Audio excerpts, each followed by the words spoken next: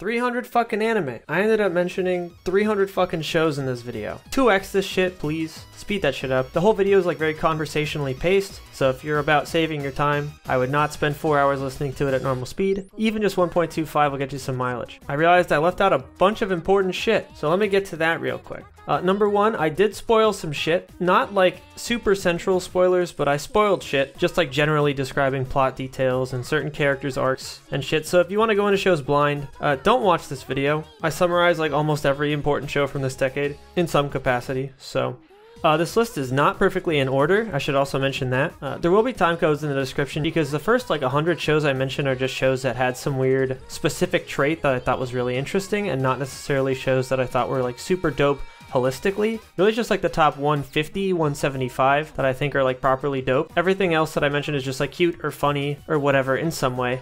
There are a few shows I straight up forgot to mention that I had to record and post, so those will probably sound different. I by no means scripted any of this shit, so it's very stream of consciousness. I leave stuff out, I get plot details wrong. All of that shit is gonna be fixed on screen, like I'm gonna put text blurbs and like I'm gonna show footage of the shit I'm talking about. But for audio only people, I figured you should know, you are missing shit, but it should be fine on its own. Oh, I also forgot to mention, everything I watched was pulled from the Mal charts, so if you find something that I didn't watch because it's just not listed on Mal anywhere, or at least it's not listed in like the seasonal charts, fucking send it to me, I'll watch it, I don't care. The one exception being hentai. I didn't seek out hentai if it wasn't like listed already, because it's almost entirely garbage, and any of the good shit, of which there are like 3 shows ever that are worth watching, I will probably be sent by somebody at some point anyway, so why waste my time? If you think I'm wrong about that, I hope you get shot with an arrow straight in the head from like a really long distance so you couldn't possibly like see it coming or do anything about it. And the last thing, don't expect this shit to be like 4 hours of super like funny, entertaining, like tightly spoken shit. Like I already said, it's stream of consciousness. I don't know, I consider myself a funny guy, but 4 hours straight off the dome, I end up just fucking rambling for a lot of it, you know what I mean? So if you're not on board for that, I getcha. Again, that's why I recommend 2x, I recommend skipping around. That's how I watch videos. So by all means, do that shit with mine too. And without further ado, here's the original recording from a few days ago. The guy who recorded it is like super funny and everybody loves him, wants to fuck him and shit, so I recommend listening to everything he says about every single show from the 2010s. Oh, and if I don't mention a show that you really love, you're like, what? How come you didn't talk about this thing? Just go on my Mal. Almost every single show that I watched, especially in the last year, has like a little text blurb where I like wrote my brief thoughts on it, so either fucking look at that or like come to a Twitch stream and just ask me and I'll just tell you how I feel about whatever fucking piece of shit show you like. That's probably the only reason it didn't show up, because I promise you I watched at least some of it, and maybe I dropped it really fast because it sucked, or maybe I finished it and it just wasn't good, so I didn't list it very high. Both are possible, you get the idea. So the other day I finally finished watching every single fucking anime from the 2010s. Now obviously some of them I didn't watch because they were like Chinese or Korean or something. I don't count that as anime. I dropped a lot of them because they were really bad. I'm not going to watch all of everything because I'm not like a psychopath, and I'm not a masochist. Plus like the kind of shit, like the video or list that somebody would make when their only hobby is anime would probably be really boring and like useless to anybody in terms of recommendations, so fuck that.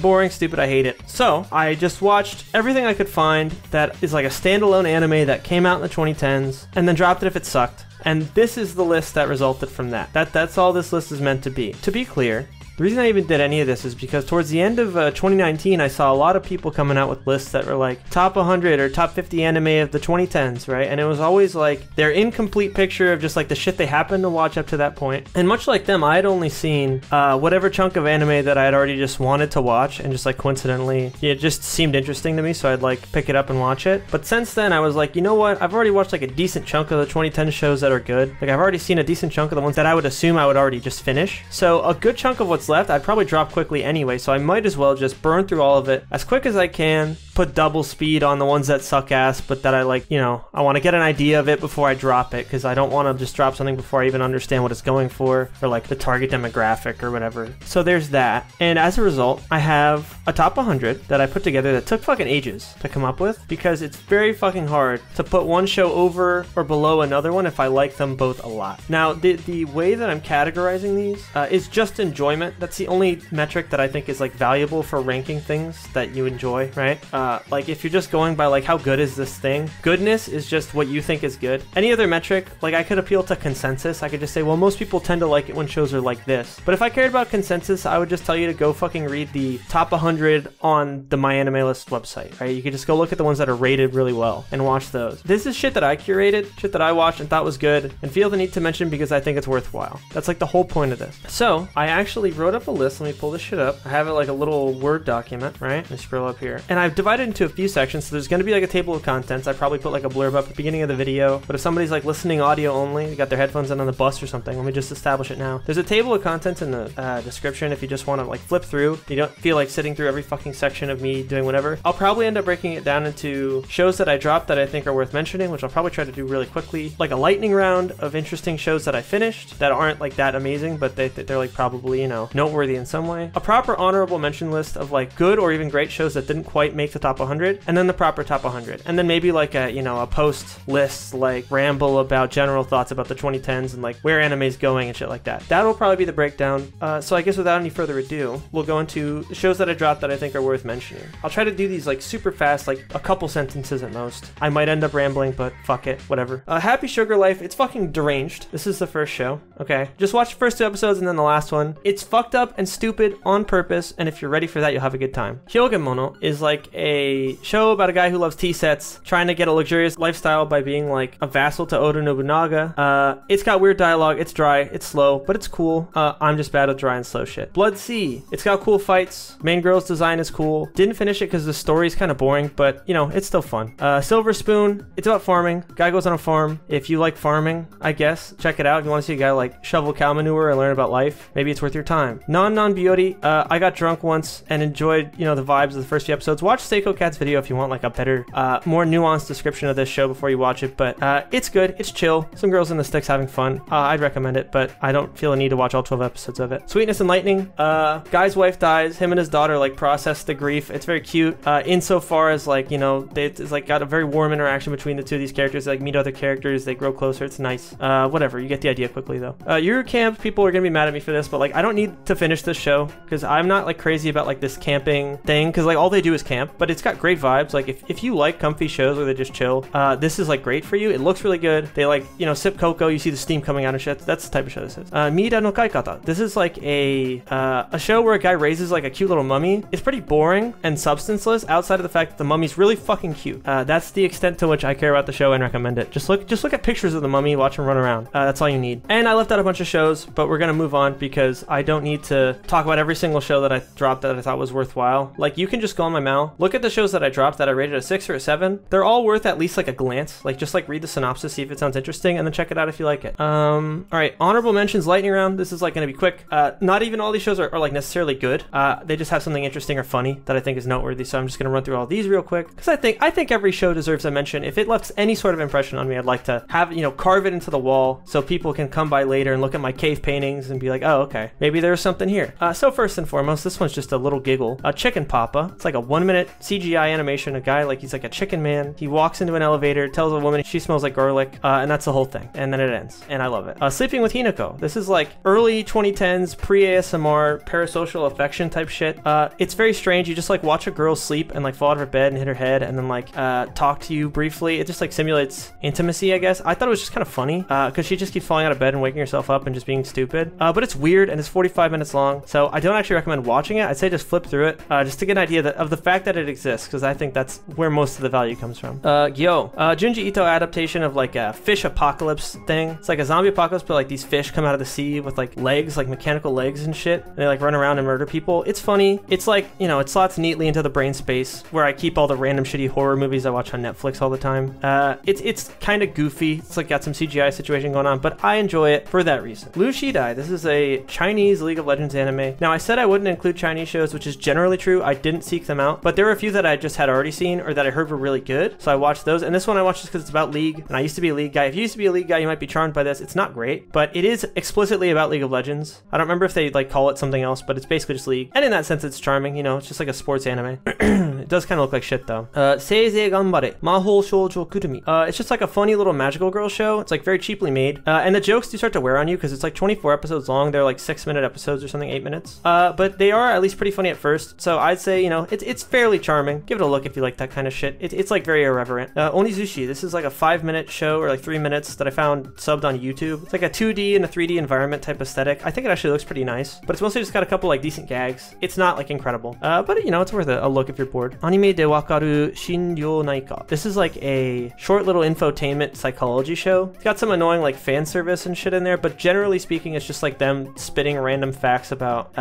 you know, psychology and shit. Although they do reference the DSM-4 instead of, you know, the more recent DSM-5, so there might be like some discrepancies that you should keep an eye out for. Yubi o nusunda onna, or the woman who steals fingers. Demo made a video about this, or at least it was part of his most recent video. Just go watch that. But you know, in summation, it's just like a creepy little short, cool aesthetic. Give it a watch. Harmony. This is like an ambitious little young animator raising project thing. Guy like tries to get on a popular girl's good side by like pretending he sees her dreams. I don't remember if he actually sees her dreams or not. It's kind of like vague. Like he like finds pictures she drew, and then like I remember he hears like an audio. I watched it like a year ago. It's like 10 minutes long. I don't remember. It was good though. It left an impression on me. Check it out. Peril no Midaijima is like a kid's thing for furries. It's got a nice art style. It's like the entire extent of its value. Shidanpuri. This is like another young animator raising project thing. It's fairly brief. It's just like about bullying. It's got like nice art, sentimental, thoughtful, and kind of heartwarming. I enjoy it. Check it out. Amanatsu. It's like a short, fairly emotional CGI short with like a distinct aesthetic. It's like for 2010, this is like great CGI in my opinion. It's just like a girl and like a robot walking through like this weird, shitty, desolate city. I like it. Modao Zushi. This is like a Chinese show. Probably, I think this is one or two of the only other ones on this list at all.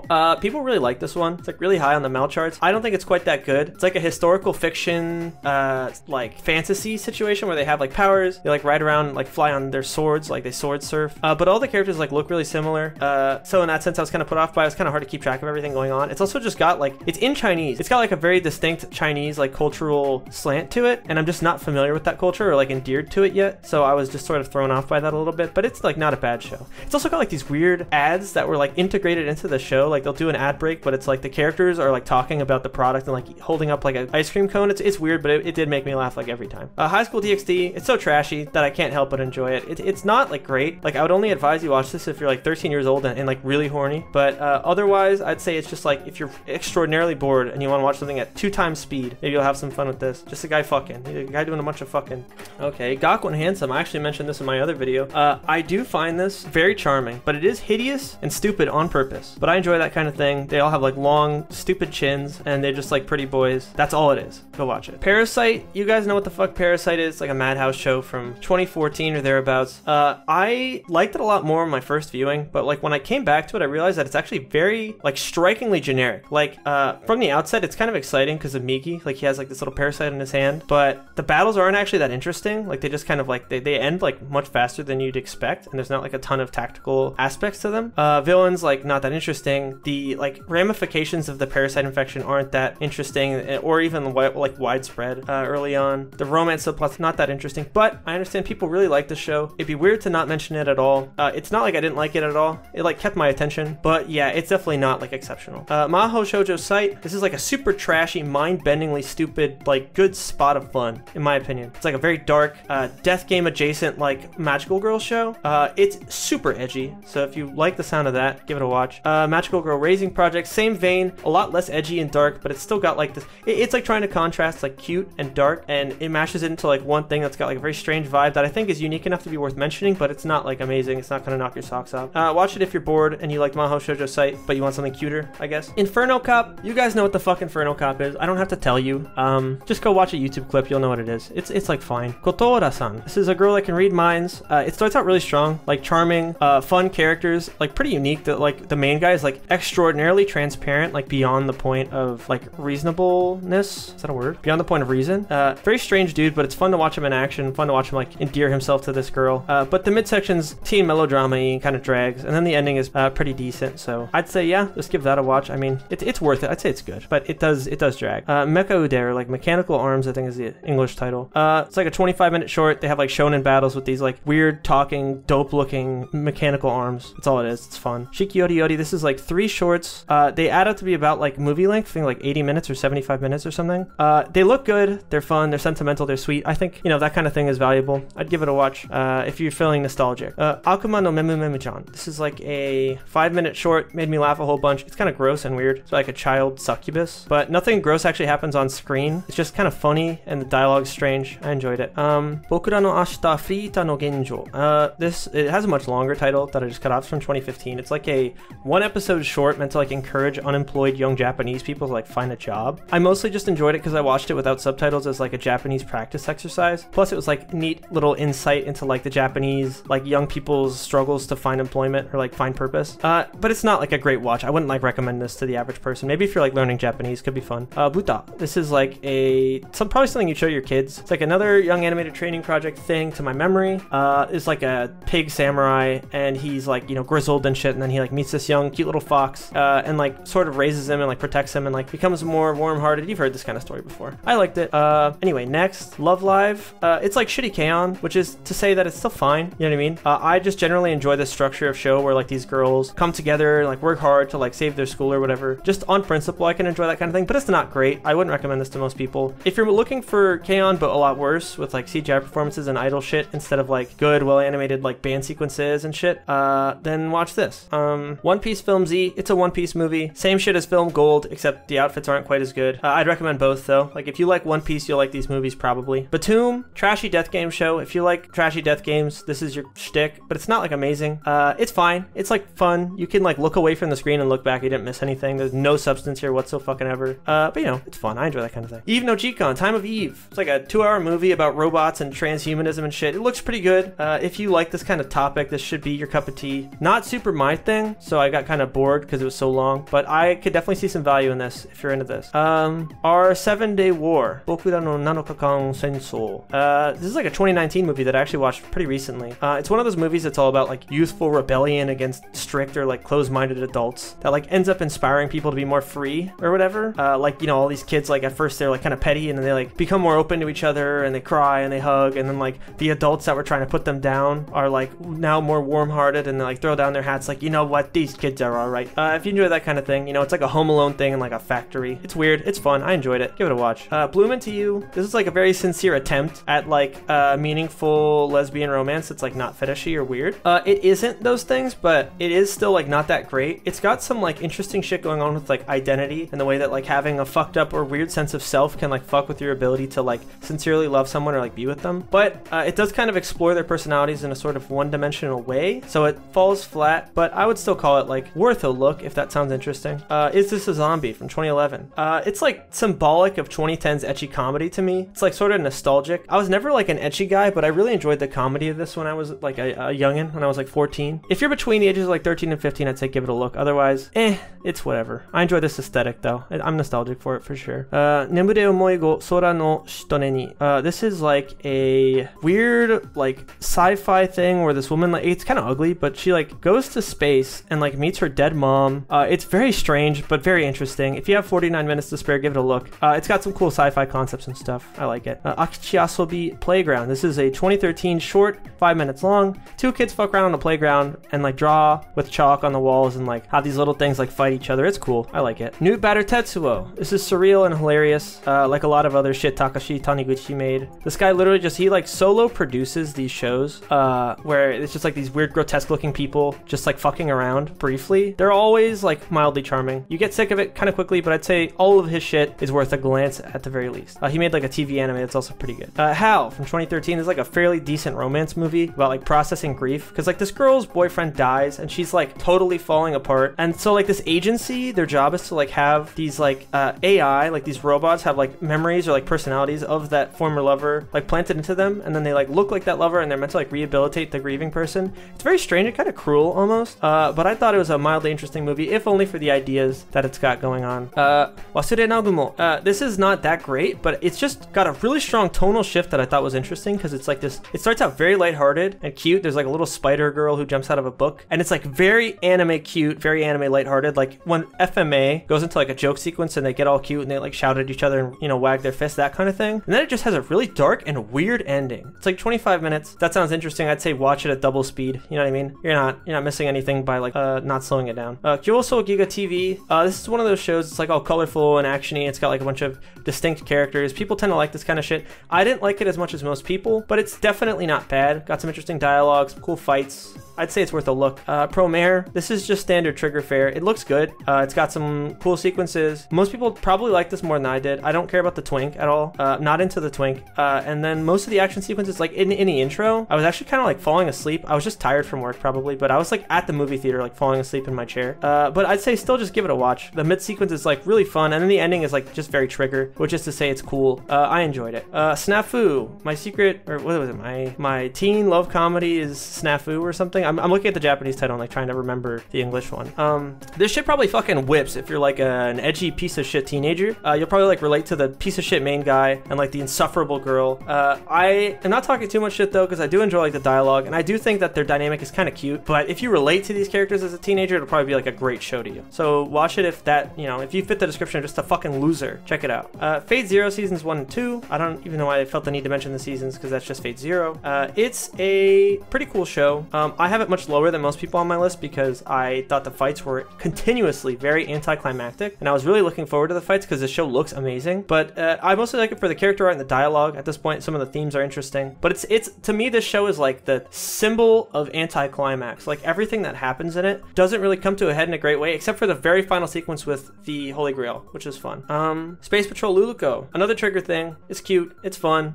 It's about like specifically like the brand of middle school romance that's very pure and like unfounded in reason. It's got like really expressive animation and like interesting visual style and shit like that. It didn't leave a super huge mark on me, but people seem to enjoy it a lot. Let's give it a look. One Piece Film Gold, I already mentioned that. It's just a One Piece movie. Kick Heart, if you like Masaki Yuasa, you know, you like all his other shit, Ping Pong, Kaiba, whatever, give it a look. It's interesting. It's like these weird wrestlers. I don't know. I can't even fucking describe exactly what it's about. I'd say just give it a look. It's like 20 minutes long. Otakoi. It's kind of corny, this show. Like it's just like two adult otaku like dating in the workplace, which I thought was interesting for an animated pursuit, because most anime, as you know, are probably like teen oriented or like young kid oriented. But this one is meant to be about adults, but they kind of behave like teenagers because they're both like inexperienced romantically, it seems. At least in the sense that they're being, you know, genuine to themselves, because the girl has dated before, but she's like not honest about her identity as like a nerd loser. But it's still cute. It's got some cute intimacy and everything. I just wish it wasn't so distinctly Japanese in the sense that they like try to like smother their immediate desire for intimacy with each other. But you know, to each their own. You might like that kind of shit. Sinbad.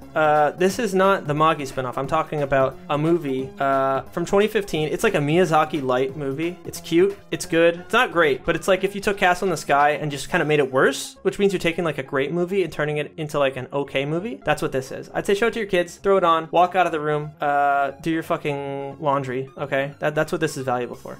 Kung Fu Liaoli Nyang. I think I'm saying that right. It's like a Chinese thing. Two women just fucking throw down and beat the shit out of each other for like 8 minutes. It looks really good. This is probably the last Chinese thing on the list to my memory. But it's fun. It's very short. Give it a look. Given. This is from last year or the year before. It's like the end of the 2010s. This is like a gay music anime. It's like this guy teaches this other guy guitar and they like vibe a little bit. It's cute. It's intimate. There's not enough music in it, in my opinion. Like they don't do enough performances or anything, but it's still good. I still enjoyed it. It's got things to say about like intimacy and like what it's like to be gay in Japan and shit. Mitsuami no Kami-sama. This is like a Promised Neverland-esque little short. It's like very dreamlike. It's, you know, in this like situation where humans are being like harvested for food or whatever. It's very short and cute and brief and surreal. I'd say just give it a look. I don't need to describe it to you. Dragon Dentist. This one is like a continuation of one of those Young Animator Raising Project shows. Like it used to be shorter, but now it's like a 46-minute OVA. It drags a little bit as far as something that short could, but it still looks dope. Has like dope action sequences. Very unique premise. Give it a look if for nothing other than that. And it's got like a very weird, kind of sad message. Like it's got like a very strange tone and like theme. Like the way it leaves you at the end is very, very odd, but interesting. I think it's worth a look. Tsukumo. This is like another short. This one is from the Short Piece Film Project. This is made by Studio Sunrise in like 2012 or something. There are going to be a few of these on here. It's like 14 minutes long. It's not groundbreaking or anything, but it is a very good use of CGI, especially like pre-2015. There was not a lot of CGI that looked like this.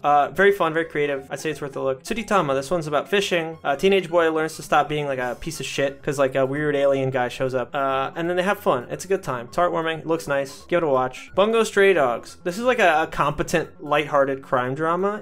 I mostly like it because the character designs are really dope, and there's like a couple really cool fights in here. Some neat little dialogue moments. A couple of the characters are pretty charming. You know, Dazai is like a pretty likable dude, pretty obviously based on Osamu Dazai, who just wants to kill himself real bad. That was real trendy back in 2016 when this came out, so you know, it came out at a good time. Shingeki no Bahamut Genesis. This is like It's got a very strong aesthetic that's like very reminiscent of like a Shinichiro Watanabe thing. I don't remember if he worked on it or not. Did he? Let me check. I got time to Google stuff. I can Google stuff. So yeah, Shingeki no Bahamut Genesis. This is like a very cool looking show. Not that interesting, but it's got some cool action cuts, memorable characters, that kind of thing. It's mostly pretty forgettable, but if for nothing else than the aesthetic and the character designs, I suggest, you know, giving it a look. And then finally for the lightning round, Sword Art Online. I can't not mention this. It's not a great show. It's actually kind of stupid, as most people are aware at this point, but if I knew the 14-year-old Indonesian kid watching this video went his whole anime career without getting around to this one because everyone says it sucks, I would consider that a tragedy. I think this piece of garbage is made for 14-year-olds around the globe. Please just indulge in this absolute fucking sewage factory of a franchise. You'll love it, like if you're 14 specifically. Or if you just have never seen an anime about being trapped in a video game, you might enjoy this. Because the premise is so exciting that it doesn't matter that the text of the story is fucking insipid and ridiculous, because, you know, it's just fun to think about this kind of thing. It's like Ready Player One. I was like so hyped about like the technology and the idea of this game existing. I didn't care that the characters were stupid and the story's stupid, because like whatever, it looks cool. Anyway, that's it for lightning round. Here now we have honorable mentions. Now this is like the proper like top 200, I want to say 205 of this video. In this instance, I'll probably try to go into a little bit more detail than before, but not every show has a ton to say about it. This is, again, the whole goal of this is just to try to recommend out the good shit. If it sounds like the type of thing you'd want to watch, just go watch the thing. That's like the ideal outcome to me, is that you just watch the shit that I say is good, that like sounds interesting to you. So to start off, we'll go with this is like a pretty nice looking and interesting near future like 6-minute short. If you recently like felt guilt because your mom called and you didn't want to answer the phone, or you didn't want to listen to her talk about whatever bullshit for 20 minutes, this may be a watch, because this is just extremely couched in the idea of like bonding with a parent that you were never really friends with, like as you reach further into adulthood and you're like, you know, my mom is probably deserving of like, you know, kindness, instead of me being a teenager and being moody for the rest of my life. So in that sense, I'd say give it a look. Ashura, this is a rough watch, like in a good way. This is a 75-minute little movie about like a feral child trying to survive in like a wasteland, like in like a medieval Japan, like when they were like ultra poor and everybody was starving and like cannibalizing each other.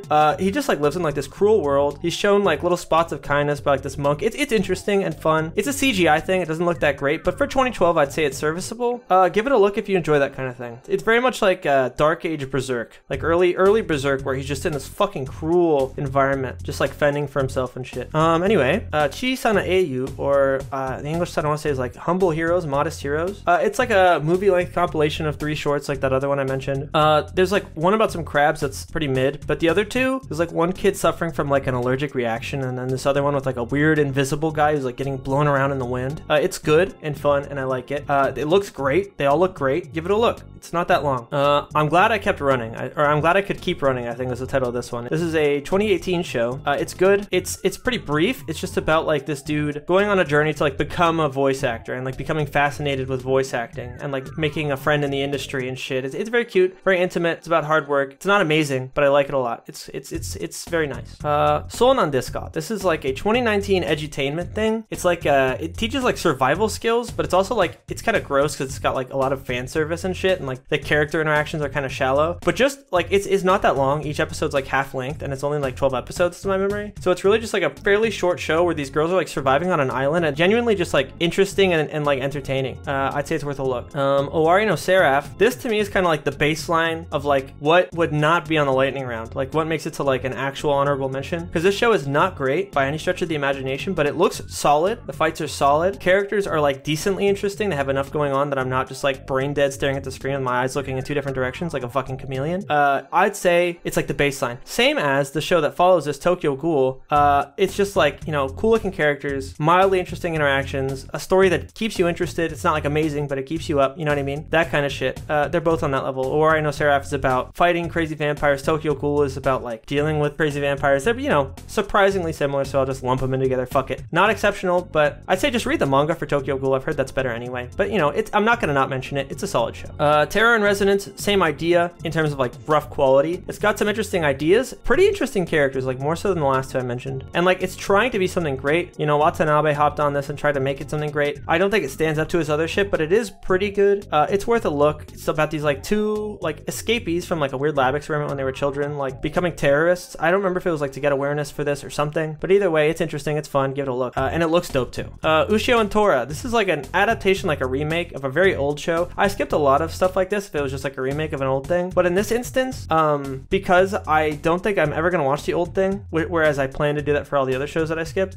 this one looks really promising. It was well rated, so I watched it and it's actually great. Like it meanders a lot, but at its soul, like Tora is super lovable. I like Ushio a lot. The problem with the show, and the reason that I don't put it way further up, is that Ushio is kind of flaccid. Like at first he's presented as this really hardy, fun, like cute little dude who's like trying to become like strong and manly and like protect his temple or whatever, because his dad's kind of like a waffling piece of shit. But they don't really let him shine too much. The vast majority of the show is just Tora saving his ass over and over. But their dynamic is really cute and fun. The main kid's dynamic with the main girl is really cute and fun. I like the main girl's like presence a lot as like a shonen love interest. Like she's more likable as a character than most. And the aesthetic is nice. The fights are interesting. It's solid. It's not great. I called it great before. It's not actually great, but it's like very charming. Real life. So this is like a cute, fun romance with some interesting ideas. And in that sense, I recommend it. But it's like also highly Japanese insofar as it definitely feels like it's couched in this wish fulfillment of a disgruntled working Japanese adult that like misses the freedom and emotional intensity of high school, which is like a very uniquely Japanese thing. Like I think in the West, it's more common to kind of resent high school like memories and like be much happier with adulthood now that you're like a little bit freer and like you've escaped those things. Obviously not, a lot of people are like very disgruntled with their adulthood anywhere you look, of course. I'm not gonna like discount that. But the like, oh, I miss like my youth thing is like very Japanese. Like, oh, I miss being in high school. I was so free in high school type shit. And this show capitalizes on that hard because it's all about a, you know, guy being put in this program because he's like a 27-year-old piece of shit, doesn't do anything, and has never had a girlfriend to my memory. Like being put in this program where they like put him in like a, I don't remember if they put him in a 17-year-old body or no, they just re-enroll him in like in high school, like posing as a 17-year-old. And then he like just like tries to do it over with like the guidance of like these weird counselors. Honestly, most of the substance of the show just comes from like the counselors like having to juggle like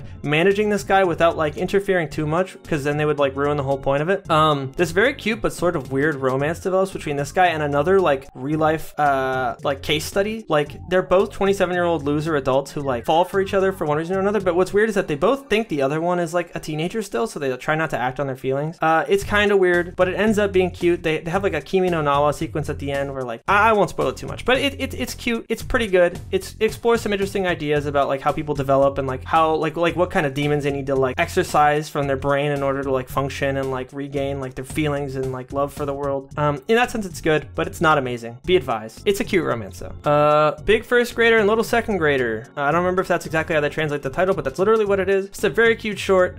Two kids are like interacting. It's fun. It's like 20 minutes long. I put it above all this other shit because I just thought it was really heartwarming, kind of funny, really nice, cute little aesthetic, and just very memorable. Like I like the whole sequence of events, which I'm not going to spoil because it's just 20 minutes long and that would just be the whole show.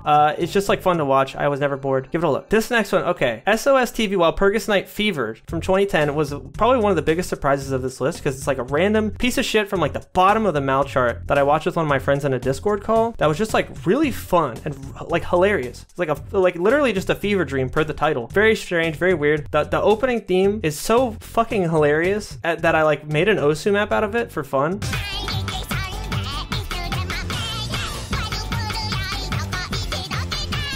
I just really like love the show in a weird way. It doesn't maintain its level of humor for the whole run, so in that sense I can't put it higher, even though I really wanted to. But it is charming. It is strange. It's kind of ugly. Well, really ugly, but you'll just have to deal with that. I think it's funny. It's worth a look. I think you can find it on like illegal streaming sites, which I do endorse because fuck it. Tiger and Bunny. A lot of people really like this show. I like it, but definitely not as much as most because it's one of those things where they definitely, outside of the CGI sequences, don't move very much. It's mostly like standing still and talking. Character designs are really good, but animation is minimal type shit. That's basically what I'm saying. It's about like these superheroes who like they like slowly lose their powers as they age past a certain point, and this guy's like in like his twilight years of being a hero, and it's just about him like navigating the superhero space, given that it's like in a modern society where they like wear like they have like sponsorships and they like wear their sponsors on them and shit. But I don't know, it's cool looking, it's fun, the sequences of events are like interesting, and like his partnership with Bunny, the other main character, is endearing. I enjoyed it. I'd say give it a watch if that sounds interesting to you like at all. It's got like kind of tokusatsu vibes a little bit. Children of the Sea, I think is the English name of this one. Kaiju no Kodomo. It's cute, it's fun, but more importantly, it's actually like unbelievably beautiful. This is like one of the best looking anime I've ever seen in my life. This is one of those things where you like see like a 1-minute trailer on Facebook and you're like, whoa, that looks awesome. I'll probably watch that when it comes out, and then you forget because it's like not exceptional in any other way. That applies to this. It's made it this high up on the list almost strictly on the visuals. The story is not bad, but it's not like there's not much merit to it. Like I would not remember this if it like wasn't unbelievably beautiful. Next up, up, kind of under the same token, Fate Stay Night Unlimited Blade Works. I put this significantly above Fate Zero because despite having probably a worse story with less interesting characters, I think it's got like pretty dope fights that look really good. It looks much better even than Fate Zero, even though Fate Zero like looked pretty good. And in that sense, like alone, I was kept entertained. I like went back on YouTube and just rewatched the fights recently. They're still pretty dope, but there's not much else to say outside of that. It's got a couple neat little twists and turns, decent story, but not amazing by any stretch of the imagination. Kokoku. This one's interesting, a little overlooked. It definitely has its viewership, but it was a cool show from 2018 that's basically just about this family that can like manipulate time. They had like this little like heirloom that the grandpa kind of like didn't like explain what it was for, but it's actually just like they can freeze time at their will. And there's like this other family that really wants to get their hands on it and like can also move through time or something. It's very strange. I don't remember it super well, but it's a very fun sequence of events to follow. They like handle the mechanics of like the time freezing really interestingly, and they like explore the ramifications of like what it means to freeze in time. There's like this weird shit about how there are like these creatures in the world that like wipe out people like if they try to fuck with frozen people or something like that. I don't remember exactly how it works, but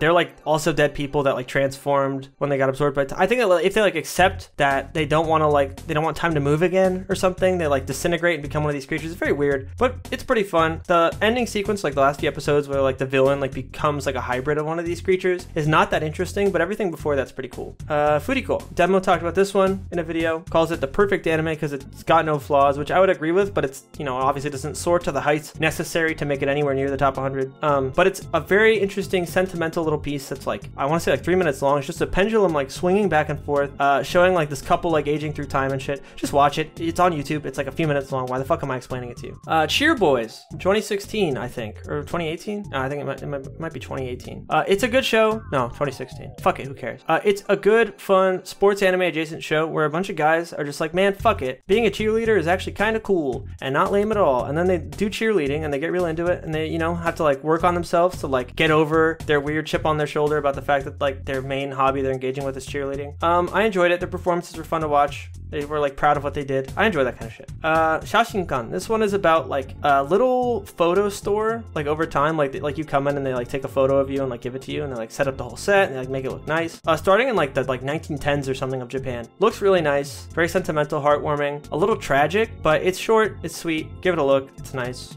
Turning Girls. This one is like a low quality YouTube show. Like I think it was published on YouTube. You can find it subbed in like a playlist. It's about a bunch of women in like their late 20s. It's called like the turning period of their life, and especially in Japan it's like a big deal to be a woman in your late 20s who's like single and working and not like trying to start a family or anything, or not dating anybody. And it explores like their weird hang-ups. I mean, it's mostly just silly. I'm pretty sure it was made by like only the female staff members of Trigger, to my memory. It might be Trigger. And it was good. It's fun, silly. There's no other anime like it.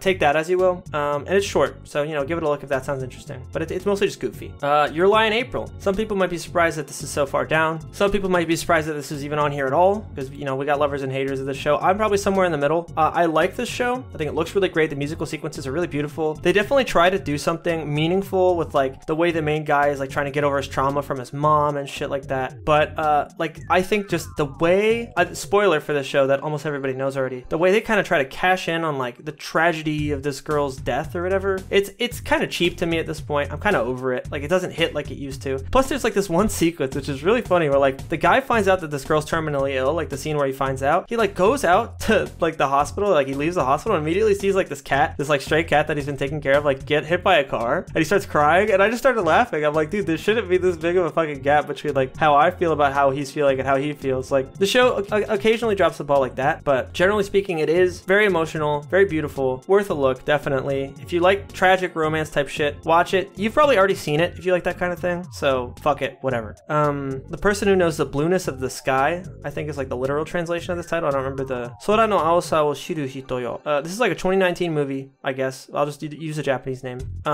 It's about like this girl who she like plays, I want to say bass, because she like had this guy who was like her sister's boyfriend / love interest at the time, like show her to play the bass, or it might have been guitar. I think it was guitar. Either way, and now she's like all fucking moody because like, you know, everything's gone wrong. Like her sister used to be so cool, and now she like stayed behind to take care of her because their parents are dead, and so now she sees her older sister as like just like a boring loser who like gave up on her life, and she sees like this guy she's idolized, like he's gone now. He just like moved to Tokyo to do music, but he didn't succeed. And it's like at first it's like kind of a bummer, like seeing these adults like kind of like, it feels as though they've abandoned their dreams or like they've just become disgruntled, and this girl like picks up on that, but it like becomes a lot more optimistic, and you kind of get the idea that like a big point of this show is to demonstrate like that even if you're like in your late 20s or 30s or 40s or whatever, like there's never a point at which you failed, right? This is kind of like a platitude, but there's never a point at which you could say you failed until you just have decided you did. You know what I mean? Like until you die, you didn't fail type shit. I don't know. It's cute. It's sentimental. It looks really good. It's got some really nice animation sequences where they like fly around and shit. I forgot to mention that like the guy who plays guitar, like taught her guitar, like shows up as a ghost of his younger self that like can't leave the one place they always used to play music. It's very weird in that sense, like, but in a good way. We're like watching her navigate the fact that like he exists like in that room. Like he can be physically interacted with, but he can't leave. It's weird, but it's cool. I like it. Kino's Journey, the 2017 remake. This is like a totally unique show. Like it's not just a remake of the 2003 one, or I think it's 2003. It's like a whole bunch of new episodes. So in that sense, I'm just like including it on this list, even though ordinarily I'd count it as like a sequel or a spin-off or something.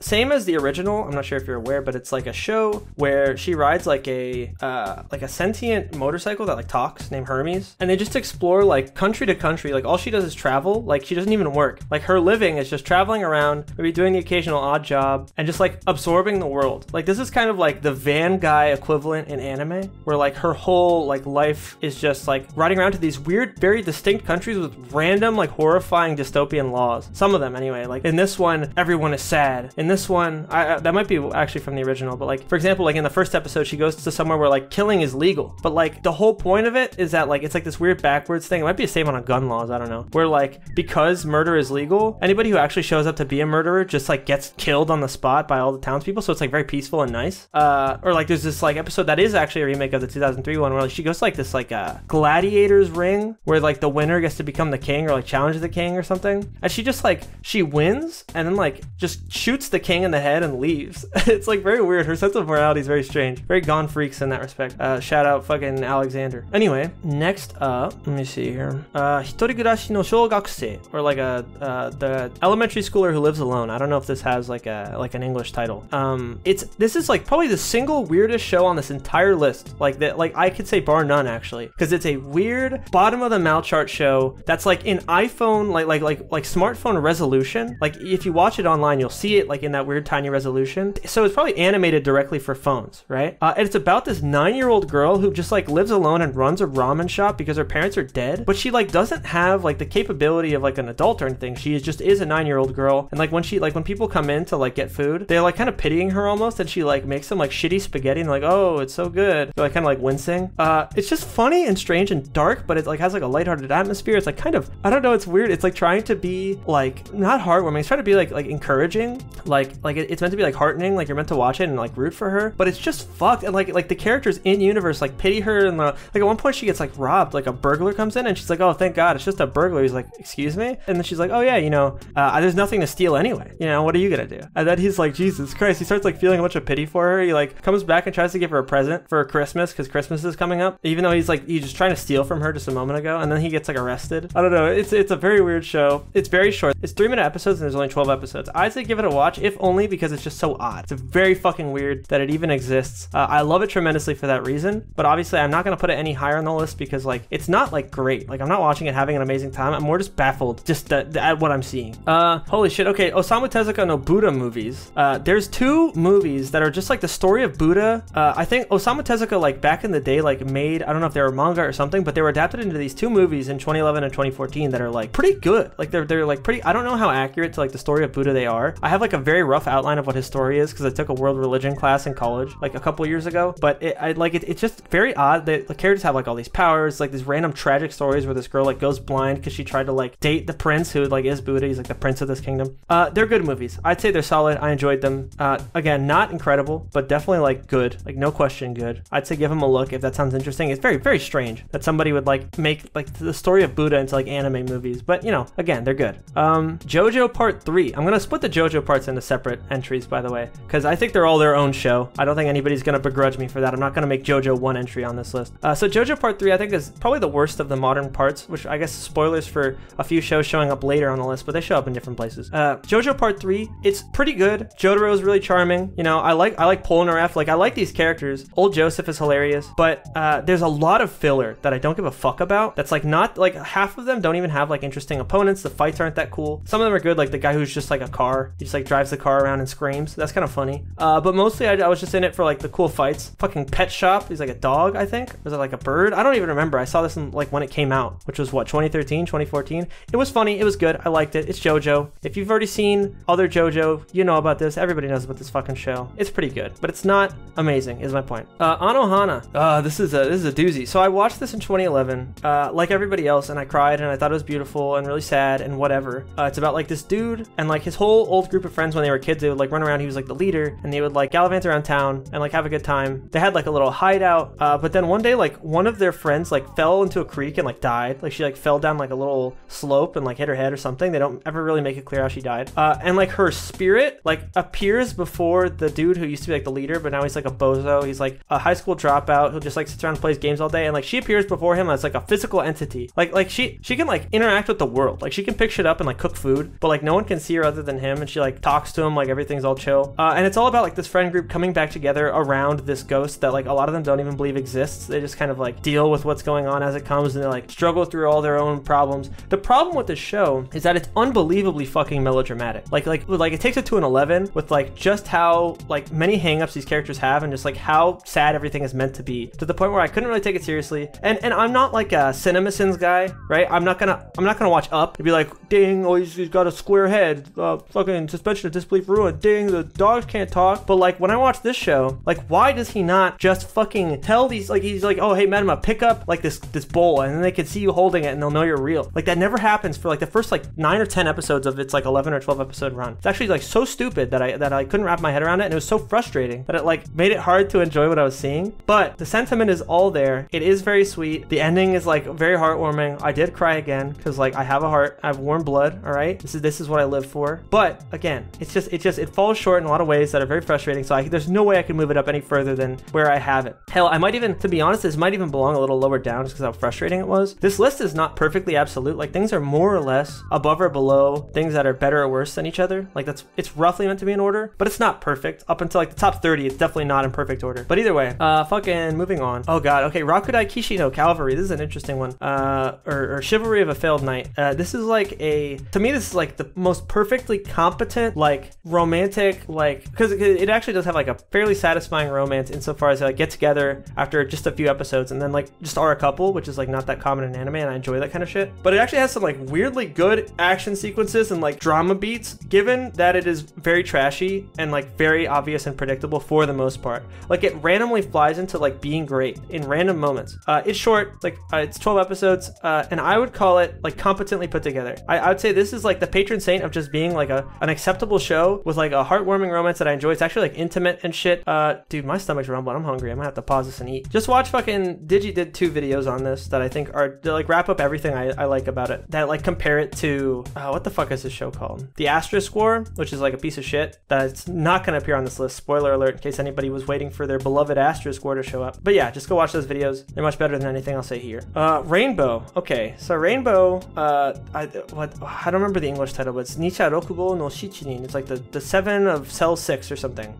It's like about it, like it's very weird in structure and very distinct in that sense, and for that reason I appreciate it. It's like 24 episodes, but the first 12 are like a very dramatic and interesting like prison break sequence. Like they're trying to find out how to get out of this like juvenile detention center that's like very cruel and fucked up with like these weird guards. And then the second half is like an extended epilogue of like their adult lives and like the drama that like comes as the fallout of like their dead friend who was like the leader of the pack. Spoiler alert, I guess. And it's not like an amazing like super 10 out of 10 show, so I'm not like super upset about like telling you what the general gist of what happens. I'd say if nothing else, watch it for the first half. It's interesting. After that, who gives a fuck? You can keep watching if you want, but the first half is like its own show that I would consider like a light to decent 8. Like it's very strong.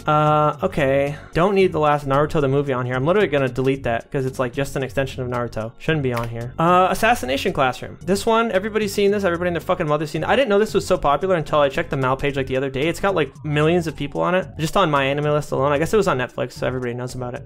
Koro Sensei is like a charming dude. Like his whole thing, he's like a weird alien from space. It's like unkillable and like flies around at Mach 5 or something. And the whole government wants him dead, but for now he's just like being the teacher. He's like a perfect genius who knows everything. He's like being the teacher for this like failure of a class. It's like at the bottom of like this class ranking, which I guess is similar to another show I'm going to talk about in a bit. But it's just actually like heartwarming and sweet, like the faith that he has in these kids that everybody else like gave up on. The opening theme is kind of interesting. They got like this little dance they do that I can't get out of my fucking head, even though it kind of makes me mad. I would call this like uplifting. They have like interesting sequences where they have to like fool people or like engage in like espionage. It's very strange. I didn't watch season 2, to be clear, because I didn't like season 1 enough to care to watch season 2, but it's good. It's like a solid show. I'll probably watch it eventually, one of these days. But again, the show did not knock my pants off, so I did not feel the need to watch like all 50 total episodes or whatever. Princess Jellyfish. Here's another one I'm adding in post because I completely forgot to fucking include it somehow. Even though I think this one's actually pretty dope. I want to put it a lot higher than it's probably going to end up, but I simply can't because the ending just doesn't exist. This one got adapted from a manga that, to my understanding, is very like well loved by people. So if you just want to combine it with the manga experience, it's probably like a great show. But the anime as a standalone is just very unsatisfying. But either way, it's about this girl who is obsessed with jellyfish and is very awkward. And they just do the weird like Hollywood stereotype of like a girl who's like considered like weird and awkward, just suddenly like taking her glasses off and letting her hair down and being like beautiful. And some devilishly handsome guy falls for her. But I mean, with the fun twist, in my opinion, of having this character who's like actually one of my favorite characters. He's just like a cross-dressing dude, but he's just got like endless amounts of confidence, and like he's so fun to watch on screen. And watching him like imbue her with confidence and watching her grow as a character is very satisfying and cute and fun. The art style is great. The side characters that she lives with, like the other weird, fucked up women that she lives with, are super fun to watch. One of them's like an army nerd. Another one is just like basically a mom already in disposition, even though she's like, to my understanding, pretty young. Yeah, I don't know. It's just thoroughly enjoyable. Again, the fact that they kind of just don't move forward with like a lot of the dramatic plot lines because it just ends abruptly makes me struggle to give it a higher score, but what is there is very cute and very charming. So I like it a lot. Black Bullet, to be honest, this probably shouldn't even be so high because it is very trashy. It's got like a kind of like slightly uncomfortable relationship between like this main dude who's like an adult and like this young girl, but it's mostly like a protective like parental thing. But just like any anime with like a lot of young girls on screen that are like ogled by the viewer, I just like don't, you know, I kind of squint at. But I can't change the fact that it has like dope action sequences. It's got like a pretty engaging story. I just generally like enjoy the drama of it. There's like a point at which the drama gets like so over the top, like a bunch of kids like explode or something, that I couldn't help but like laugh really hard. But in that sense, I was just like enjoying myself. So like, how am I gonna put Black Bullet so low when I enjoyed it so much? You know what I mean? But like by most metrics people would use, this show is kind of stupid and kind of bad. So I don't know, keep that in mind. But per my metrics, I enjoyed it. It was pretty good. I Want to Eat Your Pancreas, the movie from 2018 that everybody really loves. To me, again, this is another movie, like it's good and it's sweet and it's intimate and it's sad in like a way that I think is like meaningful, like the way the character reflects at the end is good and whatever. But it is kind of stupid, and they are just kind of cashing in on the idea of like, oh, you know, this girl, isn't it so tragic what's happening to her? She has like a terminal illness, whatever. But they do have like nice dialogue, you know what I mean? Like most of what I enjoyed it for is like the way they banter and talk to each other. So in that sense, I'd recommend it, and it looks really good. Like it looks great, good dialogue. How can I not recommend it type shit? But it does feel a little manipulative in the same sense that I feel as though Your Lie in April is, where they're kind of like, you know what they're doing. I don't have to fucking tell you. Devil is a Part-Timer. This is another one where it's just like, I mean, this is I guess a reverse isekai, right? Because it's like the devil, like the literal, like Satan, like gets isekai to the human world. I don't remember why or how. He like shows up out of an alleyway and he has to like learn Japanese, I think. I saw this a couple years ago. But it's like funny. He like works at McDonald's and like gets like a shitty little apartment where he lives with like these other demons. And occasionally he'll just like Hulk out and do Satan shit, but most of the time he's just like a dude trying to navigate like Japan. And that was pretty funny, pretty charming. I like the side characters' interactions. It's good. I like it. Ride Your Wave. This is like a Masaaki Yuasa movie that came out towards the tail end of the decade. It looks amazing. Like the aesthetic is really fun, and it's got like a nice personality to it, like a visual personality. The actual text of the story is not that interesting. It's another one where a girl is like, to my memory, she's like dealing with grief and shit. She has like this weird, like the spirit of her dead lover is like in like a weird inflatable full of water, because she like sees him in any amount of water she has, and like has this beautiful crazy sequence at the end. I mostly liked it for the visuals, if that's not obvious. I'd say watch it like literally just for that end. I'd still consider it like a good watch. It looks really cool. Tsuki ga Kirei, the moon is pretty, the moon is beautiful. This is like a middle school romance thing. I like it mostly just because it's very genuine. It's like, it's very true to how middle school romances go, like the way they're all embarrassed to like text each other and shit. It looks very cute, very nice. The main dude is like, you know, doing his little drum thing with like his community, and like the main girl's got to move away and whatever. It's just a sweet, sentimental, cute middle school romance. Very uncomplicated. If that sounds like it's up your alley, you know what I mean? It is as it sounds, you know what I mean? It comes as it is. Watch it if you want. I liked it. Next up, Kabaneri of the Iron Fortress. This one is simultaneously like a disappointment and like amazing. Because the story, it gets really stupid, but it looks incredible. I really love the character art, and and it's about zombies in like a way that I enjoy, because the zombies don't stop being relevant. Although they do end up being like, they end up doing the like Transformers, Megatron, they fucking all combine to form like a horrifying creature. They still are present largely throughout the story. It's just like creatures that run blindly at the protagonist, and I love that kind of shit. I am a big zombie guy. Anything including zombies, I'll enjoy, as you'll find later on this list probably. Holy shit, we're already an hour in. I got up to get a banana, so I'm ready to continue. Let me see here. Okay,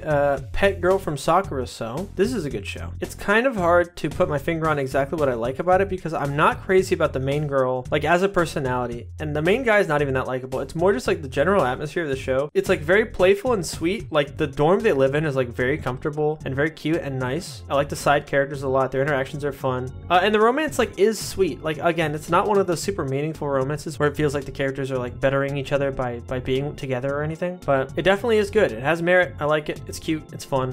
Whether or not it belongs above the things I just said, who gives a fuck? It's generally around here. Letter to Momo. This is a 2012 movie, largely overlooked. I don't really hear anybody talk about it. It looks really good. Very cute, sweet, sentimental. Like this kid and her mom move to a new place after the dad dies, and like it's a lot of the kid like dealing with like her lasting like resentment for her dead dad because like he just wasn't around. And like he like broke a promise, like go see some random bullshit with her or whatever. She like got 2 tickets for it, or he did. Point being, there's another thing about processing grief. It's got like these weird, charming little creatures that run around. It's got like this nice like rising action. The climax is really fun. Like a lot of moving around real quick with crazy animation and like a massive rainstorm that like, I think they captured the vibe. As somebody who grew up in Florida, like around a bunch of hurricanes, I feel like they captured this vibe like perfectly of like how it feels when there's like a massive storm outside, and like it's kind of comfy but also horrifying, like if you actually run out into the storm. Japan has like mad typhoons, so it's really just the same shit. I don't actually even know the technical difference, and I will not pretend I do, so I'll just say that they're basically the same fucking shit. Crazy storms that happen fairly often during certain parts of the year, and in this instance it's like a symbolic storm. Whatever, who cares? It looks really good. It's like an hour and a half long. Go watch it. It's a good movie. It's fun. It's sentimental. The girl like grows and learns. Her mom is like really sweet, like a great mom.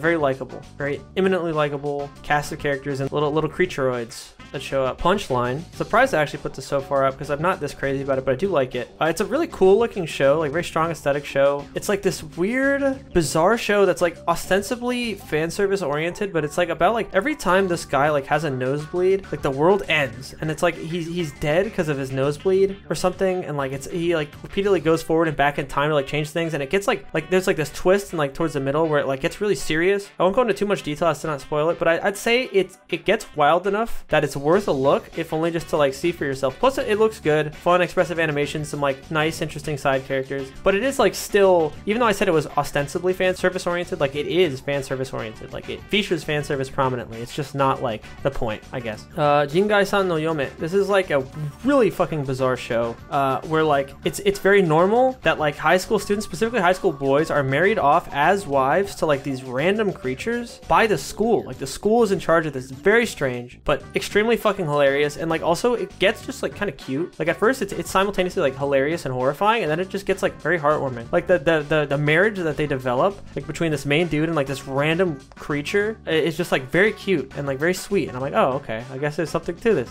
It's short. It's a very short show too, so give it a look. Just literally just watch it. Like don't even listen to me, just go fucking watch it. Panty and Stalking. I'm actually amazed that this is from the 2010s because it feels way older. But this is a comedy. You know what Panty and Stalking is? It's like these 2 girls, they're very crass, and they go around doing wild shit. It's like Trigger. Actually, is it Gainax? Might be Gainax before they were Trigger. Who cares? Same fucking staff. It's the same shit. Very fun gags, lots of good jokes, really expressive, like gorgeous animation, especially for the time. It looked so good. I liked the jokes a lot less as like the first time I tried watching this. When I revisited it like last year, I was actually a big fan, and I was surprised to find that I enjoyed it so much. It didn't like have me doubled over laughing most of the time, but it's just generally charming. I really like both Panty and Stalking like as characters. There's like a whole zombie episode, which like as I said before, it's just like instantly charming to me, and I enjoyed it a great deal. Yeah, watch it if you haven't somehow. You've probably seen it already. Liz and the Bluebird. This is like a spin-off movie to Hibike Euphonium, which is a little further up the list, spoilers. It's really gorgeous and very intimate. The relationship between these 2 girls is like very interestingly explored. Like they have their own hang-ups and shit. I, to be honest, did like not think too terribly hard about what I was seeing because I was not very invested in these characters and I never felt like I was given a reason to be. If you want somebody who actually like paid attention and like gave this movie its due diligence, just go watch fucking Pedantic Romantic's video about it. But I'll say that it's at the very least worth a look, especially if you liked Hibike Euphonium, but it seems as though this is the kind of thing you can just watch on its own. But it does look really, really good. I got some wallpapers out of it. Keep like a big wallpapers folder of just like shows that I screenshot, and this is one that I got like a few out of. But yeah, it's got great music sequences and it looks really, really good. Princess Kaguya, this is like a non-Miyazaki Ghibli movie. This was a Isao Takahata movie. I believe it was his last one before he died a couple of years back, tragically. Although he was like insanely fucking old. The dude was like a fucking ready to walk into a crypt. I don't know, dude. The guy literally looks like he was on death's door for like a full decade. I am amazed that he lived as long as he did. But his movies are fucking dope. And this one's quite good. It's not like, I'm pretty sure it's like an adaptation of like an older fairy tale about like a girl who's born from bamboo or whatever. She's like a bamboo princess or something. It's mostly for the art style that I consider this movie like exceptional. Because again, the text is not that interesting. It's just like really, really, really, really beautiful. It's got great music, as does like every Ghibli movie ever.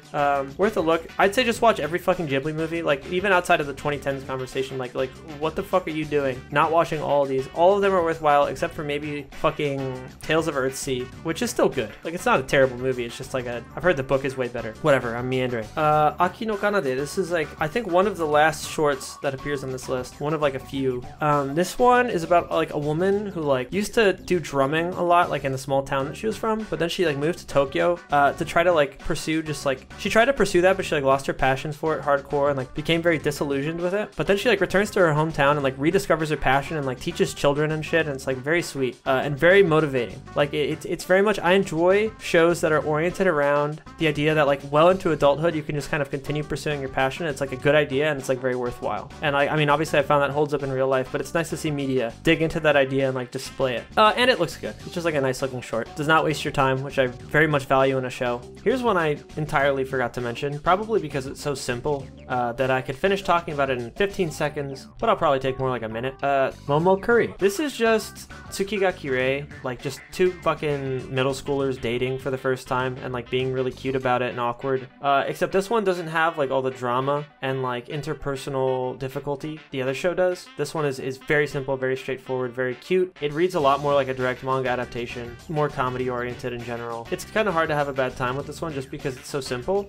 The synopsis is pretty much exactly what you get, so I would just fucking go into it if it sounds like the kind of thing you like. If you're enough of a weirdo to want to see some children dating, this is your show. Next up, a show that does waste my time a little bit, Durarara. I can't find like a comfortable, nice way to say that, so I'll say it like that. This is a show people seem to like a lot. I like it a good bit, but I liked it a lot more when I was a teenager. Revisiting it, I find that there's a little bit more time spent on characters and story arcs I didn't care about. I realized as an adult, I spent most of my time concerned about like Celti. I wanted to see like what was going to happen with her, like getting her head back, or like what that had to do with like her identity and like how her relationship with like the scientist guy is explored. It's like simultaneously very cute and interesting, but also like very weird and like almost manipulative feeling that like he like has been like throwing himself at her since he was like a child. It's very strange, very weird. And meanwhile, she's like hundreds of years old and is like a mythological entity, and she like just drives around a motorcycle like fighting crime. But the actual main guy, there's this whole plot going on between Masaomi and then the main guy, his name is really long, Yugamine, I think was his name. I don't remember what his last name was. Where they both like secretly run two of the biggest gangs in Japan, or was it Tokyo? Shibuya? Some shit like that. I think it was Shibuya. And like all of that like slowly coming to a head towards the end. It's like a fun first season, which is all I watched by the way, because the second season came out in like 2015, and by then I'd already lost all motivation to give a fuck about Durarara, and then like revisiting the first season again, I liked it, but I'm not about to go watch 2 more seasons of what I understand to be more of the same. If you disagree with that, you're welcome to let me know, and I'll maybe like, I don't know, I'll try to give it a look, but like everything that people say on Mal and shit, like everybody I've asked is like, yeah, it's just kind of more of the same show. Like if you just want to see these characters again, this is how you do it. So I didn't bother. But the first season, fairly solid, fairly tight drama, but it's not, you know, again, not blowing my socks off, just good. I'd call it just good with a capital G. And the aesthetic is so dope. Like it's got these dope openings, like visual aesthetic is super nice. Both Izaya and fucking Shizuo are like very likable characters. Their fights are like really funny and also actually just like very engaging to watch. I don't know. In that sense, I think the show is highly watchable. It's got like a few very strong characters that I watch it for, and then some of the like main events, I guess, are not that interesting to me. That's basically what I've been getting to this whole time. Dororo. This is one that I had higher hopes for. I did still like it considerably, but I thought it'd be way better. It's got a very weak midsection really is what it is. But it's got this very interesting situation going on where like this guy was mutilated horribly as a baby because his dad like traded his like limbs and eyes and everything, his skin, for like to like, I want to say it was like Satan or like evil spirits, for like the well-being of his country and like the specifically like the crop yield. Like he wanted the farms to start yielding better because that's basically all success is in like the agricultural era of Japan, right? And so like his country is thriving, but like his son, he assumes he's just dead, but in reality he's like wandering around wearing like prosthetics and like killing shit by like sensing its spirit aura, which is super cool, but it slowly loses momentum. He like gains some body parts. Like the midsection is just like, I don't know, the fights aren't that cool. I don't care about like the characters that show up. And then the ending kind of gets interesting again because it's like he kind of like makes his parents like, I'll try not to spoil too much, but like he kind of makes his parents like come to terms with the fact that they like did this to their kid for the sake of their country. And like despite the fact that he had already gotten enough of his body parts back, that like he like gets them back by like vanquishing or like killing certain people or something. I don't remember exactly what it was. Dude, my memory is like short term for some of this shit. Like if something does not super strongly hold my attention, I just don't remember the details. But point being, he like got enough of his body parts back that he could like function perfectly fine if he wanted to, but almost like on principle, he like gets the rest of his body parts back and like burns down his fucking whatever. I'm going into too much detail. Point being, it's got like an interesting ethos to it where it's like his like personal well-being and like what he's entitled to versus like the well-being of his country and like what he's willing to trade for that. And like you can't even call him wrong, but simultaneously it's like all these people are suffering for what is ultimately something that like the last bits of it you didn't even need type shit. But that's like the straw that breaks the camel's back. I don't know, it's weird, it's cool, some good side characters. I like Dororo herself like a lot. She's like a cute character. And then the main dude whose name I forgot because it's not Dororo apparently. I just remember that the girl's name is Dororo. I don't know, it's a good show, but it's not amazing. I'm curious about the original. But yeah, whatever. We'll put it here. We'll leave it at this part of the list. I couldn't put it higher if I wanted to. Whatever. Next, Hori-san to Miyamura-kun. I can't say it right. Hori-san to Miyamura-kun from 2012. It's like an OVA. It's like a cute, comedy-oriented little romance that's like kind of more oriented around just like them being like good friends for each other that like kind of obviously have feelings in a situation where like they're both like struggling in like little but very real ways. Like, and what's so weird but like kind of interesting about Miyamura is that he's like got like tattoos and piercings that he like hides for school, even though he's like seemingly like a very meek, cute little dude. But they're making a TV anime out of this either way, so regardless of how appealing this is or where I want to put this on the list, you'll just watch the TV anime in 2021 anyway. It'll probably be better than this little OVA, I hope, so I don't have to recommend this or worry about describing it in any amount of length on this list. We'll leave it at this. Kaze no Matasaburo. This is like a very cute, very comfy, seemingly child-oriented, like 25-minute short. This kid like moves to this village where like almost all the villagers are like cute little animals, and I just loved every minute of this. The aesthetic is great, very cute, like watercolors to my memory, very sketchy. All the animals are like very friendly. They just play like children, like they just like go outside to like play baseball or whatever. Very lovable. I'd say watch it to literally anyone who likes cute, comfy shit. Oshiete Galko-chan. This one's like another very short show, like 8 minutes per episode or something like that. It's got some good gags, legitimately like nice messaging, like regarding like a lot of people try to come down on Galko-chan because she's like hot and like has blonde hair and whatever. She's seemingly like, I don't know, fucks a lot and they like hate that about her. I don't know, there's a lot of slut shaminess in Japanese society, I guess, like even more so than the West. But she doesn't even fuck a lot, she just looks like she does. But it's like a lot of like weird life lesson shit slash like just conversations that teen girls presumably actually have. I've never been a fly on a wall in a room full of teen girls, thankfully, but this is probably what that's like. And it's good. It's got like nice character art, it's got nice little atmosphere, and it doesn't waste my time, which again, that's like the thing I value most about any of this shit, that it really doesn't waste my time. Watch Best Guy Ever's video about it. He more or less wraps it up. It's like a video where he describes like the show defying stereotypes and like Galko-chan being this great like informative character who like helps her friends out. Yeah, that's basically all it is. Alright, so at this part of the video I just talked about when Marnie was here, which is literally just a Ghibli movie with a capital letter at the beginning of each word. It's just a Ghibli movie.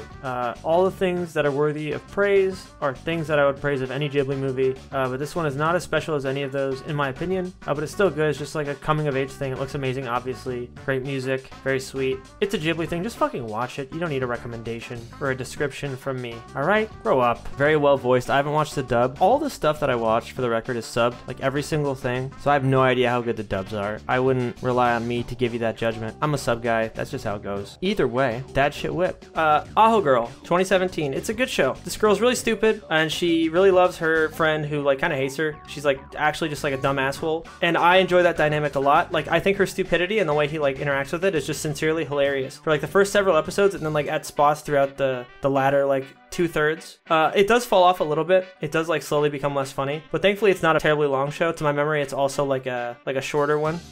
So you know, take it as it is. It's good. Madoka. I think people might be mad about this, but that's fine. It's just not my cup of tea. I acknowledge that it's like got a lot going on that people really like, but all I'm gonna say about it is that I think it looks really good. I really like the ending and the movie, which I'm not gonna talk too much about, but the Rebellion movie is interesting. It reflects interesting on Homura. I guess my conclusion that I take away from this that a lot of people don't is that Homura is like a shithead weirdo. I don't like Homura at all. I understand why she's doing what she's doing, but it's very weird and ultimately harmful to Madoka. And Madoka, just by being like this perfect fucking angel, like forgives her anyway, and like, I mean, you know how it ends if you've seen the show.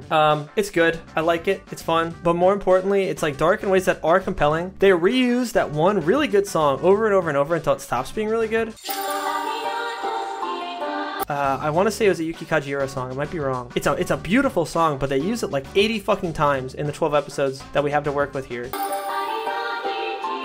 So I got sick of it pretty quick. But yeah, some likable characters, cool aesthetic. I love Shaft shit. Like all Shaft shit just looks cool to me. It's good. Watch it. If you like dark magical girl shit, this is kind of like, it was not the first, but it was definitely like the thing that popularized dark magical girl shit. Like no one would ever fucking argue with that. And it's got dope fight sequences. I love episode 3 a lot for reasons that people who have seen it will know. I was not a fan of that character. I'll say it that way. So I thought it was funny. I mean, like she's an interesting character. You understand what I'm saying. It was a personal grudge. Especially when I was 14, that was very satisfying because I did not like girly things. So I was like, yeah. Anyway, Cautious Hero. This is a show that I enjoy almost entirely in terms of its gimmick. I'm not even sure I'd put this above Madoka. I just kind of like, this is very haphazard, like where just shit on this like part of the list is. But Cautious Hero is good. I do enjoy it for the gimmick of the guy being too cautious. It never stops being funny. Like given how insanely overpowered he is, and like the fact that like, you know, the Tsukomi and Boke fucking dynamic, the straight man and funny man dynamic they have where like the girl is just like so pissed, like the goddess that summons him is just like so continuously pissed about his like cowardice.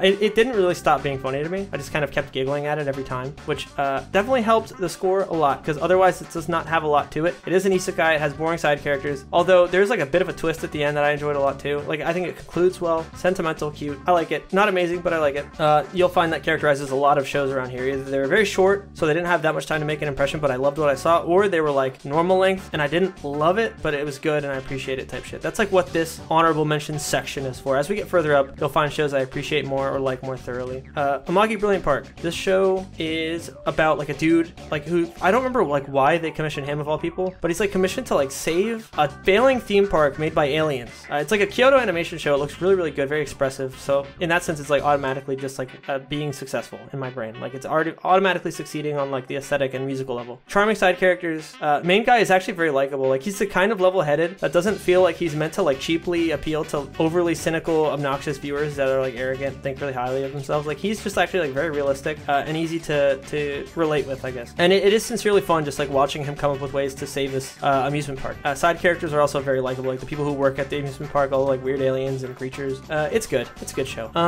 What the fuck is it? Princess and the Pilot. It's like a movie from 2011.